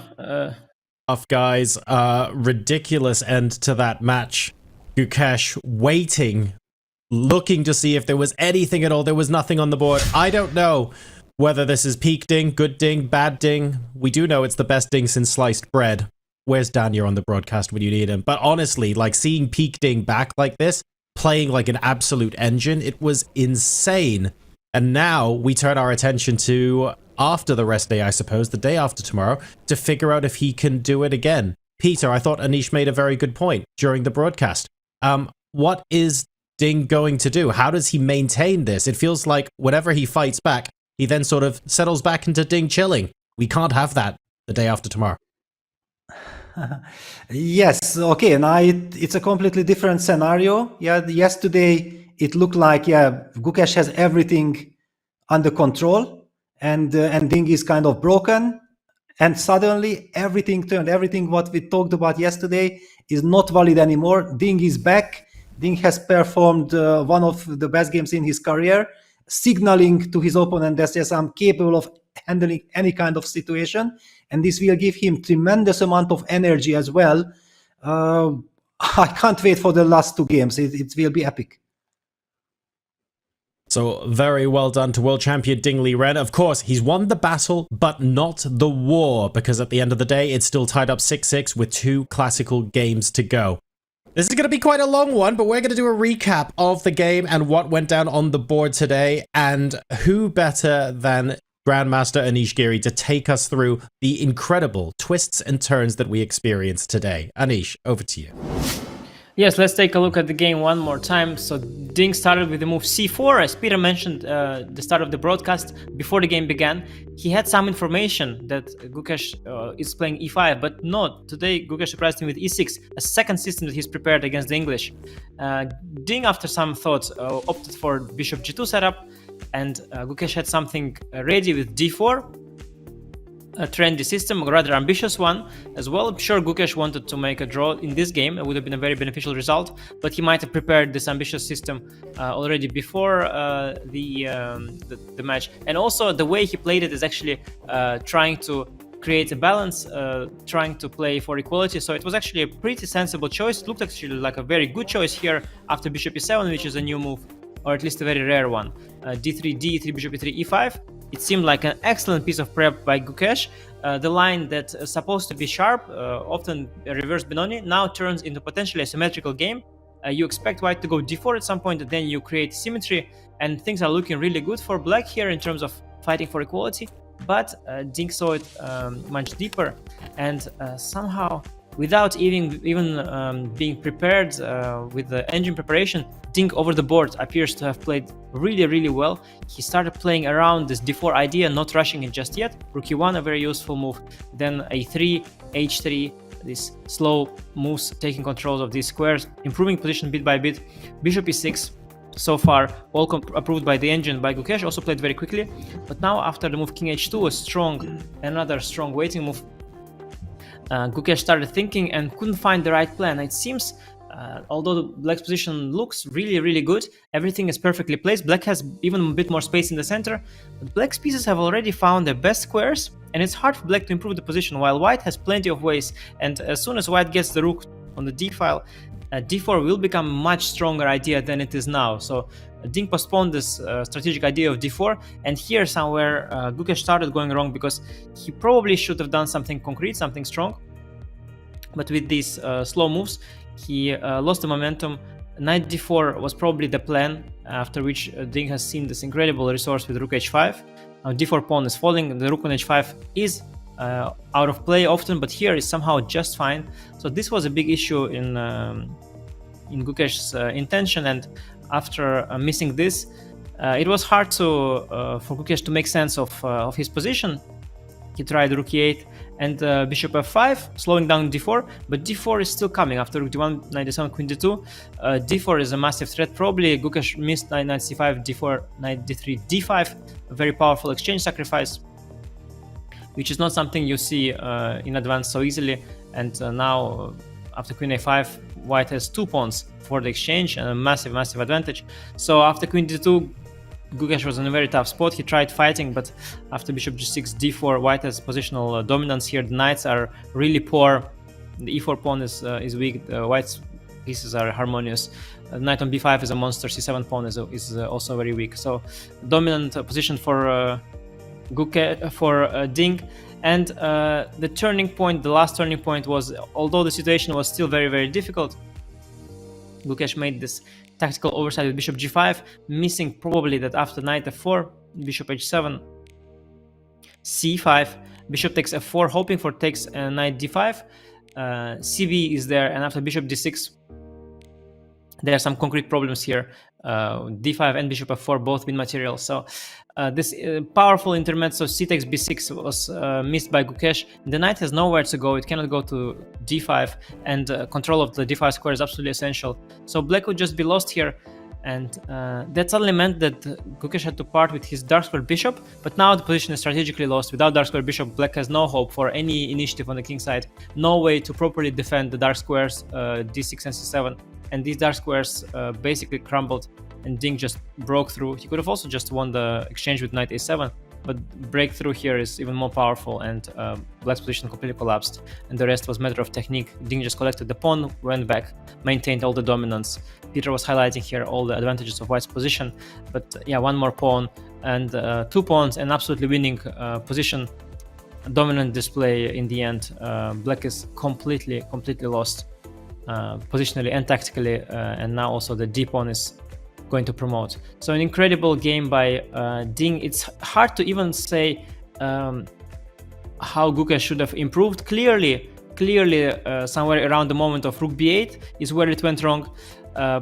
Probably Gukesh had to should have recollected his prep better here, because it seems his position was actually deceptively tricky for him, and with just few moves that seem natural, few slow moves, he was already in massive trouble, and from here on already it just went downhill. So an incredible game by Ding, and one for Gukesh to forget, and the match is tied again now. Thank you very much for that, Anish. An absolutely incredible game. We've referenced some of Ding's best games earlier on. It might not matter so much in the context of this, but I'm going to ask you guys later on whether that might be the best game of Ding Liren's career. For now, though, we're going to head straight to the press conference where Maurice Ashley is ready to get proceedings underway. Let's hear what the players have to say. While we then ask Ding Liren to answer some questions as well. So, our first question to you, Gukesh, after the opening phase, when did you feel like there was some difficulty for you in the game? I thought I was quite comfortable out of the opening, and then I guess after Queen D2 I was really not sure what to do.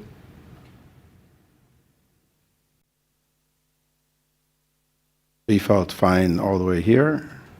Yeah, I mean, knight c5, d4, knight d3, d5 was kind of tricky for me. You said knight c5, d4? Yeah, knight d3. And d5 I thought was quite tricky.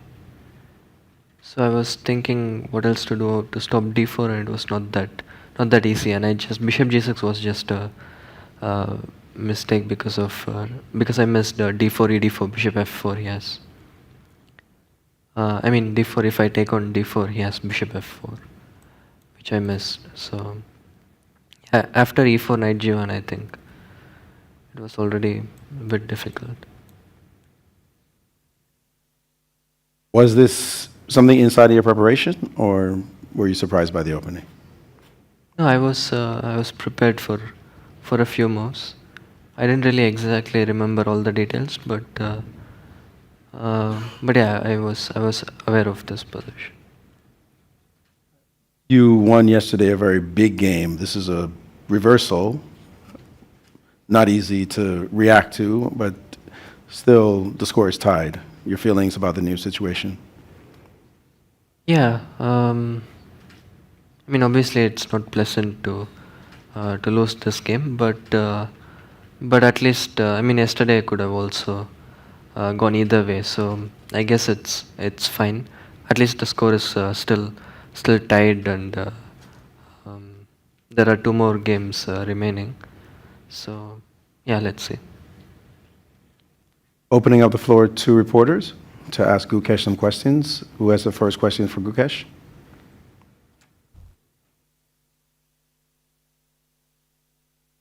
Hi, my name is Atreyo. I work for Rev Sports. My question is for Gukesh. Gukesh, winning and losing is part of sports, but how? I mean, how do you take this? How do you take to this setback? Yeah, obviously this game is a bit of a disappointment.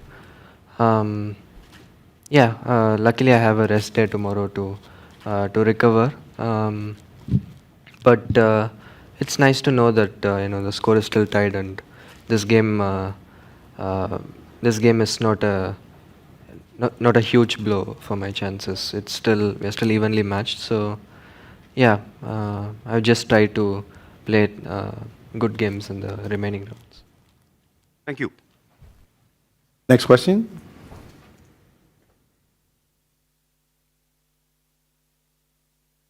Hi, I'll be asking my question in Tamil. Is that okay with you? Yeah, sure. Okay. Vanakkam, and despite your failure today, I think we are still very excited for the rest of the games. Just wanted to ask, இந்த உலக சதுரங்க வெற்றி விழாவில் வந்து இரு ஆசிரியர்கள், அதாவது ஆசிய நாடுகளை சேர்ந்த இருவர் விளையாடுற முதல் விளையாட்டாக இது இருக்குது வரலாற்றில். அதை பற்றி உங்களோட கருத்துக்கள் என்ன? அண்ட் ப்ளஸ் ஒரு சில டெக்கேட்ஸ்க்கு முன்னாடி சோவியத் ரஷ்யா எவ்வாறு வந்து இந்த விளையாட்டை டாமினேட் செஞ்சதோ, அது மாதிரி விஸ்வநாதன் ஆனந்துக்கு அப்புறம் நிறைய இந்தியர்கள், முக்கியமாக தமிழ்நாட்டிலேருந்து பிற இளையர்கள் நட்சத்திரங்களாகிறது, சதுரங்க வீரர்களாகிறது ரொம்பவே நம்பிக்கை ஊட்டும்படியாக இருக்கின்றது. அதை பற்றி உங்களுடைய கருத்துக்கள் என்ன? And to represent India and also to come from a south Indian background, அதை பற்றி உங்களுடைய கருத்துக்கள் என்ன அப்படின்னு சொல்ல முடியுமா? May you translate that question first, please? Sure. So I asked that in the history of the game, for two Asians to come up and compete in this world arena, it's one of its firsts. And having his Indian and also South Indian background, what would he like to say to the rising stars all over India, especially after Vishwanathan Anand's era? Yeah, I'm sorry. Now, in the match, ரெண்டு Asian players first time நடக்கிறது like it's ஒரு ஸ்பெஷலான moment தான். ஏன்னா I think recent இயர்ஸில் நிறைய Asian countries are really like நிறைய talented players வராங்க. இந்தியா, சைனா, உஸ்பெகிஸ்தான், நிறைய கண்ட்ரிஸ். ஸோ இந்த மேட்ச் ஏஷியாவில் இன்னும் செஸ் பாப்புலர் ஆகும்னு நம்புகிறேன். அண்ட் ஆனந்த் சாருக்கு அப்புறம் நான் சவுத் இந்தியா, இந்தியாவிலேருந்து வரது எனக்கு ஒரு பெருமையான விஷயந்தான். ஸோ இட்ஸ் கண்டிப்பாக I'm very happy to represent India and South India. Just one more question. I will also translate it. I'm sorry. We can only limit it to one question. Okay, sure. If Thank you so we have much for time your at the end, response. we'll bring it back up, okay? Thanks. Mike Lamont, chess.com. Obviously, my question is for Grandmaster Gukesh. We talk a lot about momentum in sports, and obviously, you just lost this game. But in the second half of the match, objectively, you've been the one pushing and maybe even had more chances. So who do you think has the momentum in the match? Yeah, in the second half, I had chances in many of the games. Today was obviously a bad game, but I wouldn't draw too much from it. Bad games happen, but if you look at the second half overall, I think we are both playing better than the first half. But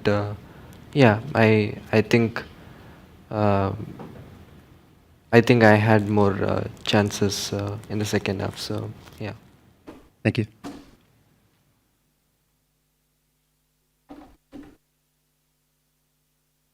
Hi Gukesh, commiserations for the loss.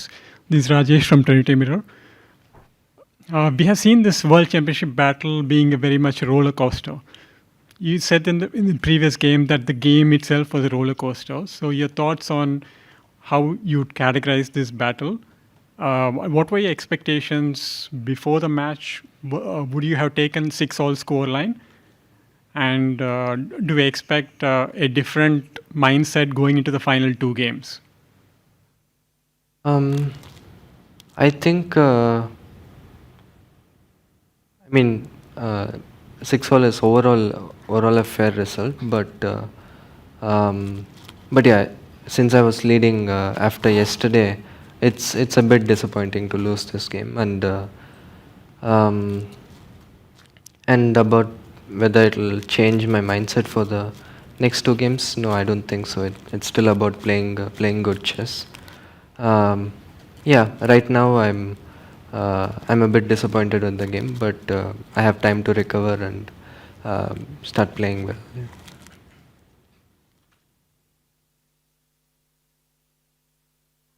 My name is Radha from the Singapore Chess Federation.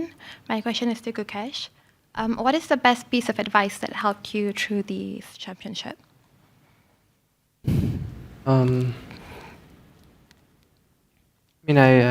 I did get a lot of advice, but probably just to take one game at a time and give it my best.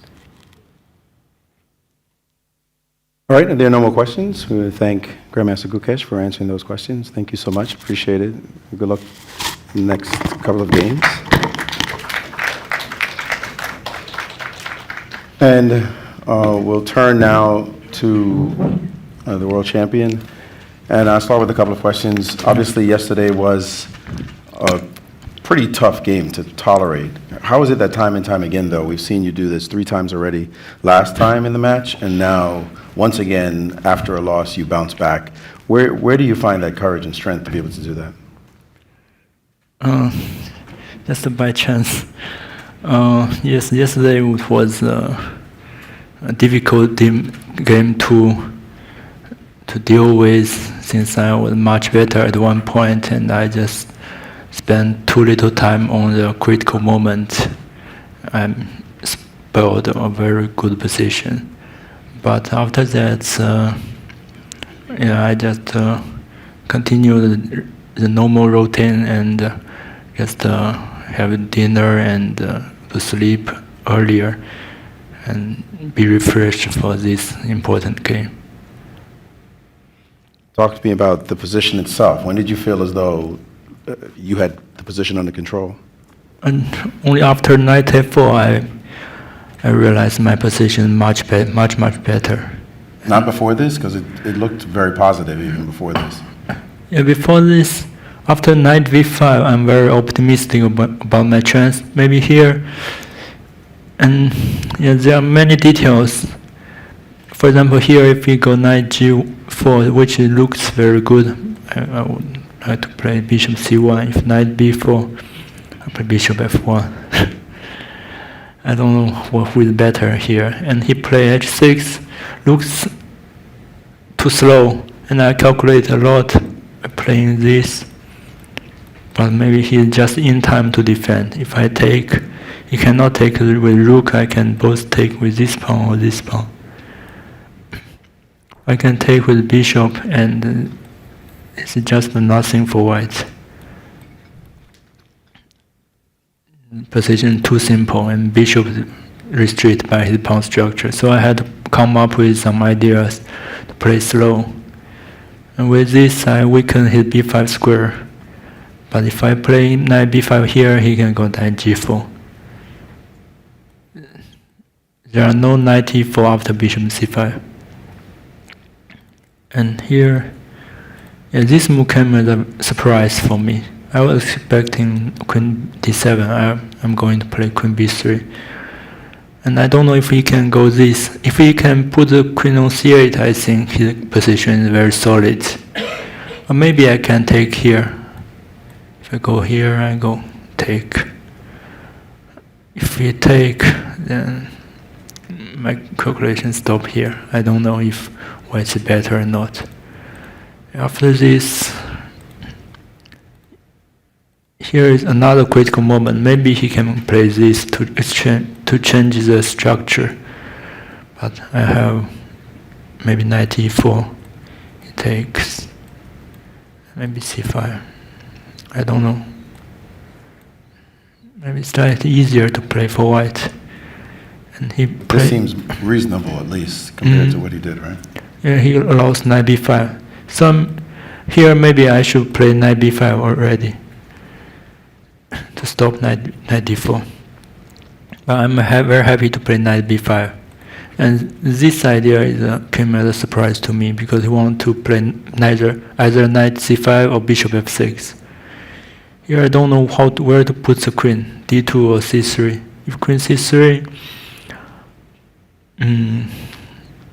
maybe here, I don't know. If they take, and bishop g6. It seems white also better. His pieces seem very bottled up in this position. They're fighting for squares, his pieces, while yours seem very harmonious. Yes, after this, my rook is so well placed on the center. Will control 2 open lines after d4 break, queen c3, d4. And his rook, one rook is very passive on b8, and the queen not so idly placed on d8. And here, yes, as he said, I was expecting this. If he take, I take, and I have this version. I have 2 pawns for the exchange, and I take this pawn. which seems good enough. Also, e4, it's very complicated, but maybe just better for white. So here, he can also play bishop f6 with the idea e4, but also knight g1, something similar to the game. Your center pawns seem to be rolling and holding his pieces back. There's some mention that it's sort of like an Alekhine defense, where black's knights were funnily placed on b6 and c6. Oh, some Sicilian? Out the Alekhine, I know this is a reverse the same, but out the Alekhine, when the knight finally ended up on b6, but there's no pawn on e6 to control your center just seemed to be ready to roll at any moment. I have very strong center. And here I'm deciding where to put the queen, to put on c2 or c3. I put on here, since if after this, after some exchange, I can, if equal knight, I can play some d5, d6, with the queen in better place on c3, but I missed the bishop f6, which is a very important move. If I go here, he played knight d7 with idea c6. Suddenly the knight is has no square. If I go here, maybe he can repeat the moves. I'm very happy to find queen c2. Maybe still there not so much difference between bishop. And if he go here, Apologies. Take guys, just in case. We just hold for a moment, please. All right. Here we go. I believe you were back. No, before. The knight g1. Yes, here. If you go here, I have d5. If knight f5 looks straight, but fortunately I can take his pawn. It seems white is better here. I'm very happy to see a4 since I already realized this idea not so strong, since I always have c5 after knight a4. And his knight misplaced on a5. And here, yes, my first intention was to play h4, but it's a very bad move. When I saw this, I thought my position is much, much better. So this is where you're getting a lot of confidence, and of course, the game was dominant after that. Is this one of your best games, can we say that, or one of your favorite victories? Yes, it's a very important. It's an important 12th game. Yeah, it's maybe the best game I've played in recent times. All right, we have reporters lined up with questions, please. Michael Rahal from FIDE Media. Ding Liren, first of all, congratulations on a fantastic game. You mentioned yesterday that last year you also won the 12th game against Nepomniachtchi, and you went on to win the title. So what I want to know is, how did you recover emotionally and mentally for this game? Could you give us 2 or 3 of the things you did, and also give advice to those players who struggle after losing a game, going on to win the next game the following day? Could you tell us a bit about your mental and emotional process last night and this morning, please? Well, last night I guess I slept well. I slept earlier, and yes, it gave me a lot of energy. Also today I take a cup of coffee before the game, which helped me feel much more energetic. And yes, also I spent some time in the players' lounge to take some snacks and to rest a little bit, just to maintain the energy level during the critical moment. Since here I think I did the last important long think, because if I play this, I might also spoil this very good position. Could you mention to us what the variation was you saw after H4? This maybe he can take, and maybe not so good for white. Maybe still good. not as good as I have knight a4. Yeah, I just put pressure on my opponent throughout the whole game. Did not sleep like last game.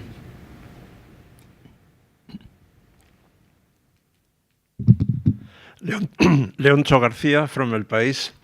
Please, Liren, let me insist on the same subject that my colleagues Maurice and Michael. Today, you looked like a totally different person than the one we have seen here for the last 2 weeks. So, can you elaborate a little bit how can you be able to produce such a self-confidence today when, in my view, lack of self-confidence has been your weakest point along the match so far? At first, I changed my experience a little bit. I did something on my hair. And yeah, considering the chess part, yeah, because I have no way to retreat, I have to push for a win. And I was caught by surprise by my opponent in the opening. And I have to find some ideas to pose problems for my opponent. And I think I just played the very good games, find some good moves. And yes.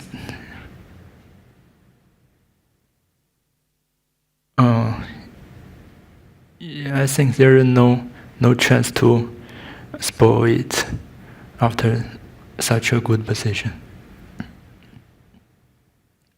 This is Charlize asking on behalf of your fans on FIDE social media, this time from follower Chess Razorblade.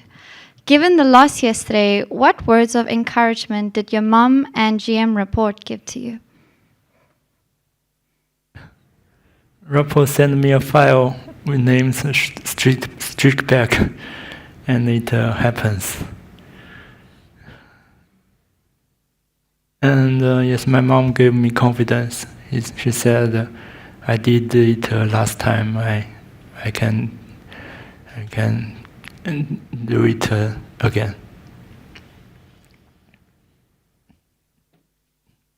My name is Ahmed. On behalf of Kazakhstan Telegram channel Честно говоря, Dean, congratulations on your win. We have a question. In the last match in Kazakhstan, the 12th game became a turning point for you and you won against Jan. Do you believe in the magic of numbers?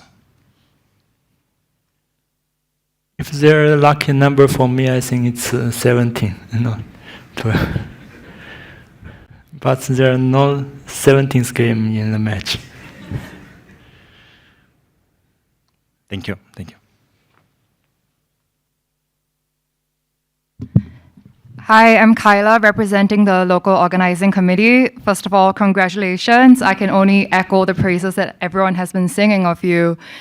Secondly, people have been saying that for most of the match, even in games where you have gotten an advantage, it feels like you just settle for a draw, and that this is the first game in a long time where you have an advantage and you actively continued pressing. Would you agree with this opinion? And if so, do you regret not pressing harder in previous games? Yes, in first game, the advantage is not so clear. I think I'm also in some dangers of being worse. But today, I just I try to play the best moves. And at some point, I suddenly realized my position is much, much better. There is no way to draw. Also, I saw this. As I mentioned, this variation, which may end in 3-4 repetition, I reject it due to the match situation. Okay, thank you. Congratulations, Ding Liren. Once the game was already completely over, you rejected knight a7, which seems like the practical way to win. You just win the rook. And, you know, when you're low on time like that, I'm wondering why you didn't take the simple way. d5 was actually a better move, but we're just kind of curious why you didn't pick the simple win. Well, the reason is simple. I missed 97. Yeah, can chip the rook after 97. Okay, somebody in the Yeah, maybe he should play 96 after d5. I'm sorry, it's just for clarification. You didn't see knight a7, is Yeah, I didn't. I missed the 97. Okay, that explains it. Thank you. Abhidaya from ChessBase India. The position what you played today in the start, it was similar to a game played between your seconds, Richard Rapport and Ni Hao, who are also present here. Was it their idea by any chance? Yeah, after the game, he told me it's similar to their game. But I don't know the exact move order of that game.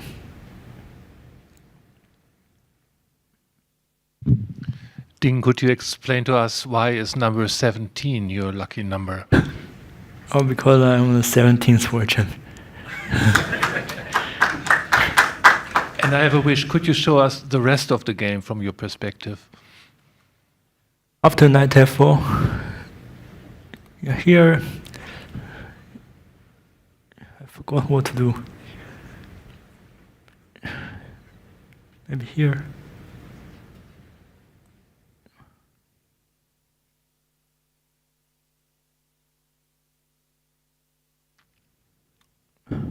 Because if I go d6, he has.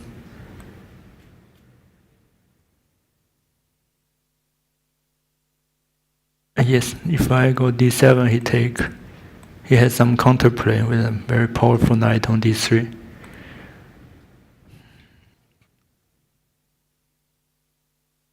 What's my idea? This looks not so strong. I forgot what my idea. Yeah. But I'm very happy to see in queen d7. I can take on e4. And here I think the last chance was to take on e4. If we play knight c6, I can take on h6. Maybe f6.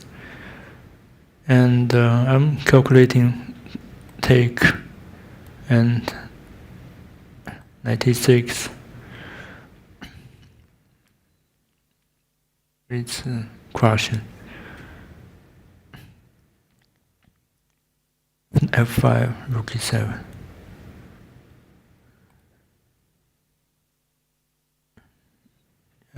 He played this after I will just retreat the bishop. It's obvious no counterplay for black. If we play this, I can rook e7 and simply take knight.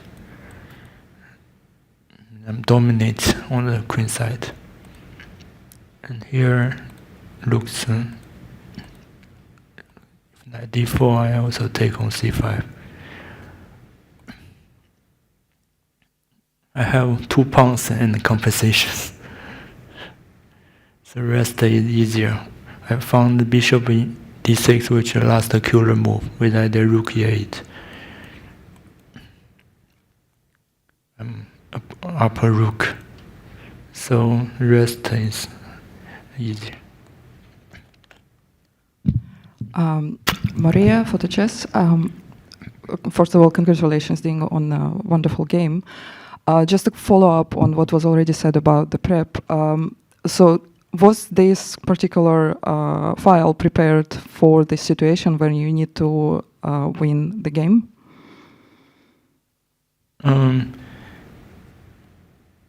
I was caught by surprise by his choice. I know something, but not this specific line. So I had to work over the board. Okay, so there was nothing specifically prepared for situation when you are behind in the match. Of course, I prepared something, but not this line. Yeah. Okay, and follow-up question as well. Why is that you play so much better when you are in a must-win situation? Is it because you have nothing to lose, or you are so angry and you just compose all your nerves? I think it's, I don't know the reason. If I played e6 instead of g6 yesterday, I'm also playing a very good game. And today, maybe the position suit me quite well. Thank you. One last question from me. In terms of handling mistakes and handling loss, a lot of people get angry at themselves or kick themselves. What's your advice for all the people out there much lower rated than you are for being able to handle a loss and take it in stride? Well, if I cannot win today, also if I cannot win the last 2 games, maybe I'll just lose a title, which I also accept. So, yeah, sometimes I perform very well after lose, like the online tournament held 2 years ago, where I sometimes lost the first one, sometimes even with white pieces, and I bounced back in the last 3 games. All right, well, tremendous comeback. Congratulations and best of luck in the next 2 games.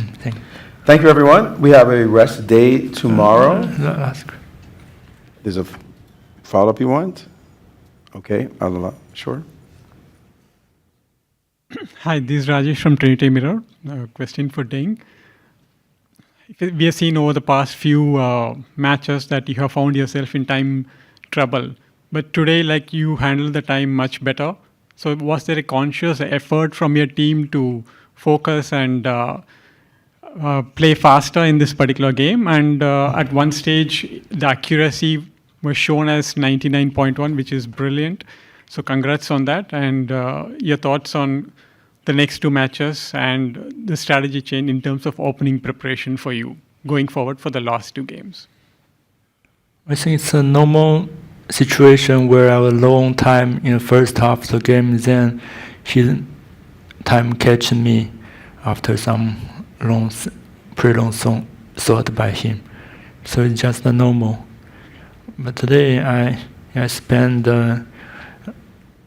I think a lot of time, some important time on I think Queen C3, Queen C2, and Knight F4, which is quite important. Which is I take a lesson from yesterday's rules. I should still think carefully, even if the time is not so much.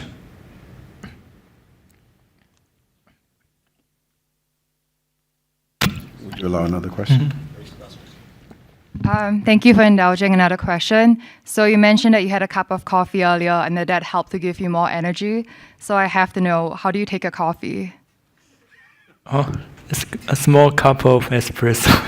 Okay, that's good to know. Thank you. And with that, we conclude the press conference. Again, a rest day before the very important 13th game. Thank you, everyone, and have a good night.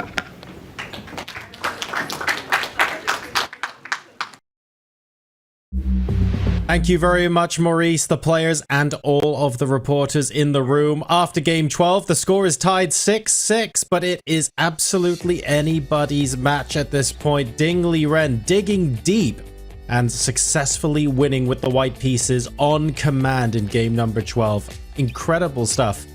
Love that we were quizzing him about the local coffee as well. Singapore has excellent local coffee, by the way, so I'm surprised he's just gone with an espresso, but you know what? If it works for him, I'm sure it works for everyone else as well. Anish, your thoughts on the press conference? There was quite a lot of analysis on the board today, especially from Ding. Yes, and we could still see that Ding is very careful and evaluating. Still a little bit on the modest side, you know. Here is fine, this is fine. Here I like my position.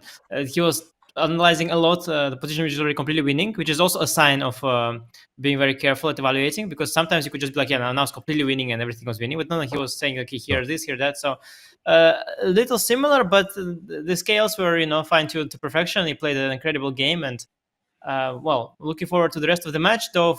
Frankly, I have, for me, it reminds me a bit of when I watched the movie Tenet. You know, it's a great movie, but I sort of got the beginning, but very quickly I lost the plot. And I have a bit of the same situation with this match. I've completely lost the plot at this point, and I'm just enjoying the ride. And yeah, it's spectacular. You put it back together at the end when you sort of realize in retrospect that all of the I won't spoil the meeting for anyone who hasn't watched it, but I completely get what you mean there, Anish. Peter, I want to latch on to one very interesting thing that Ding mentioned.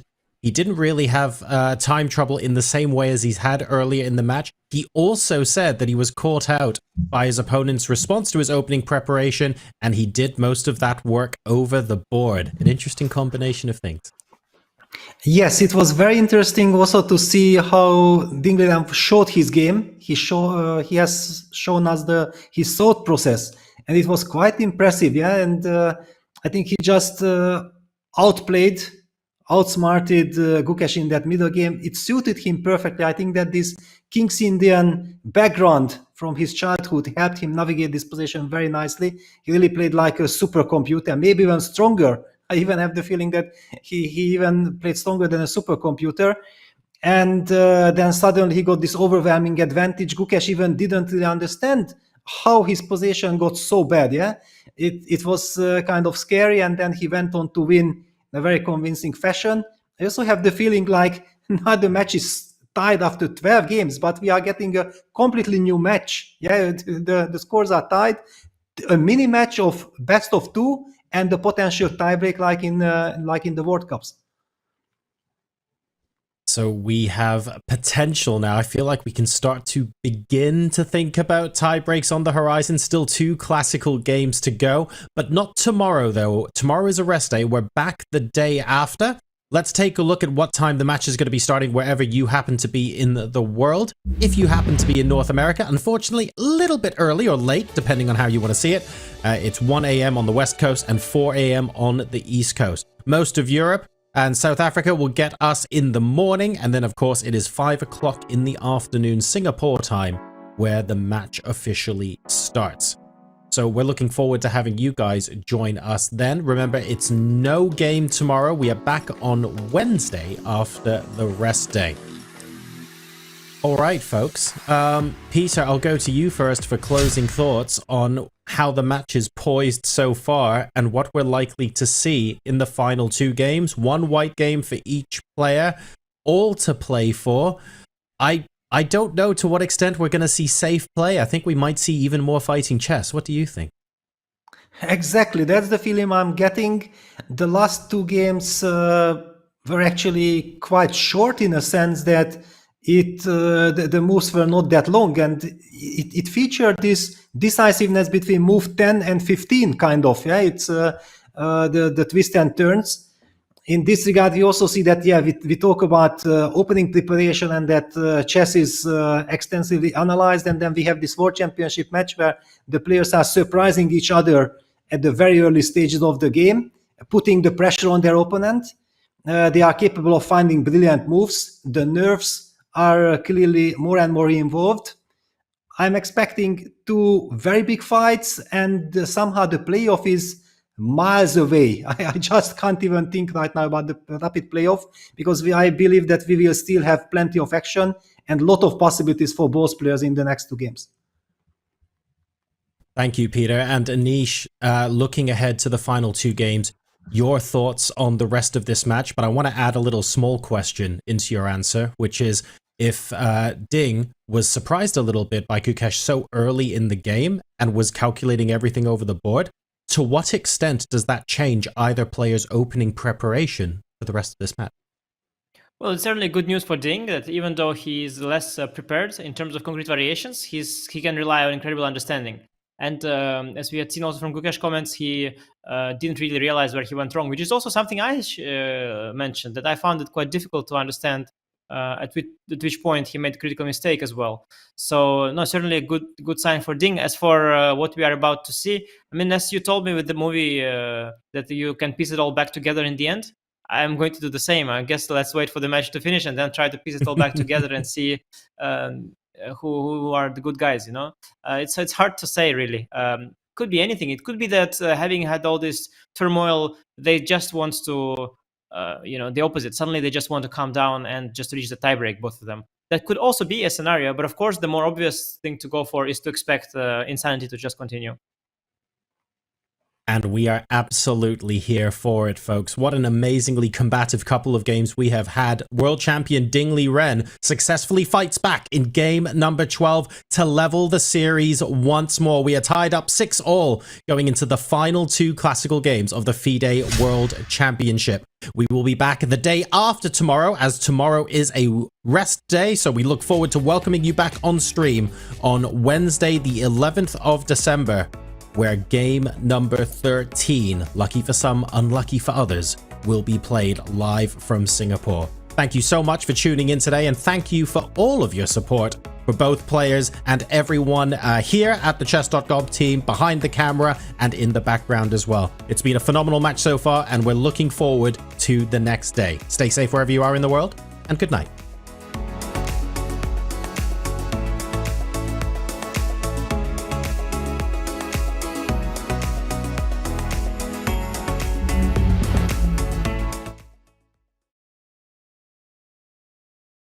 Needs some aggressive weapon, but also somewhere where he feels comfortable. 1c4 is on the board. Ding Liren looking to strike back. It's really surprising to me, in a good way for Gukesh, that Gukesh has another weapon ready for this. Because you would think that for 1c4 he would just have one opening ready and he wouldn't switch midway. This is kind of a very unpleasant surprise, if it's really a surprise, because it's rock solid. And he goes for d takes e3. Yeah, he doesn't want to give white the chance maybe to play e4. And he captured with the bishop.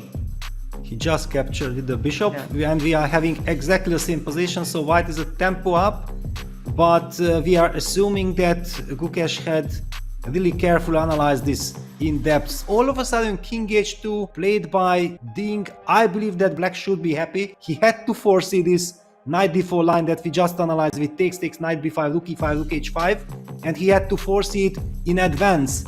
I feel like Ding is playing here brilliantly. It is a little blow, yeah? You could see it's a boxing match, it's a punch. Gukesh is not knocked out, by no means, but he's receiving a few blows in this game already. What do you want, my friend? How are you supposed to defend this position? And there's one stat now, which is insanely random. So apparently whenever Ding is playing round 12 in his last 5 tournaments, all these games were decisive. And Ding has made a move. Knight f4 on the board, ladies and gentlemen. Okay. He seemed so broken, no? Completely yesterday. And now he plays an absolutely incredible game. Yeah, and at this point the position is so overwhelming that Ding has got the full confidence that he's going to win it. He's cried. Knight b8 on the board. Wait a second. He blundered knight a7 also. But d5 played. Okay, that was my kind of feeling. I wanted to go d5, but queen d7 blitzed out. For me too. He realizes, of course, that yes, I could take the rook and win. I'm also just dominating. Why would I take the... Actually, the knight is worth more than this rook, yeah? With this knight on c7, it dominates the entire board there. Hopeless. And wait a second, look, take g7, the final move. Like, are we gonna see the new Ding, the old Ding, the old Ding, the new old Ding, the old new Ding, which Ding, you know? But all of them are good. Whichever Ding it was today, but this was the best Ding that exists, I think.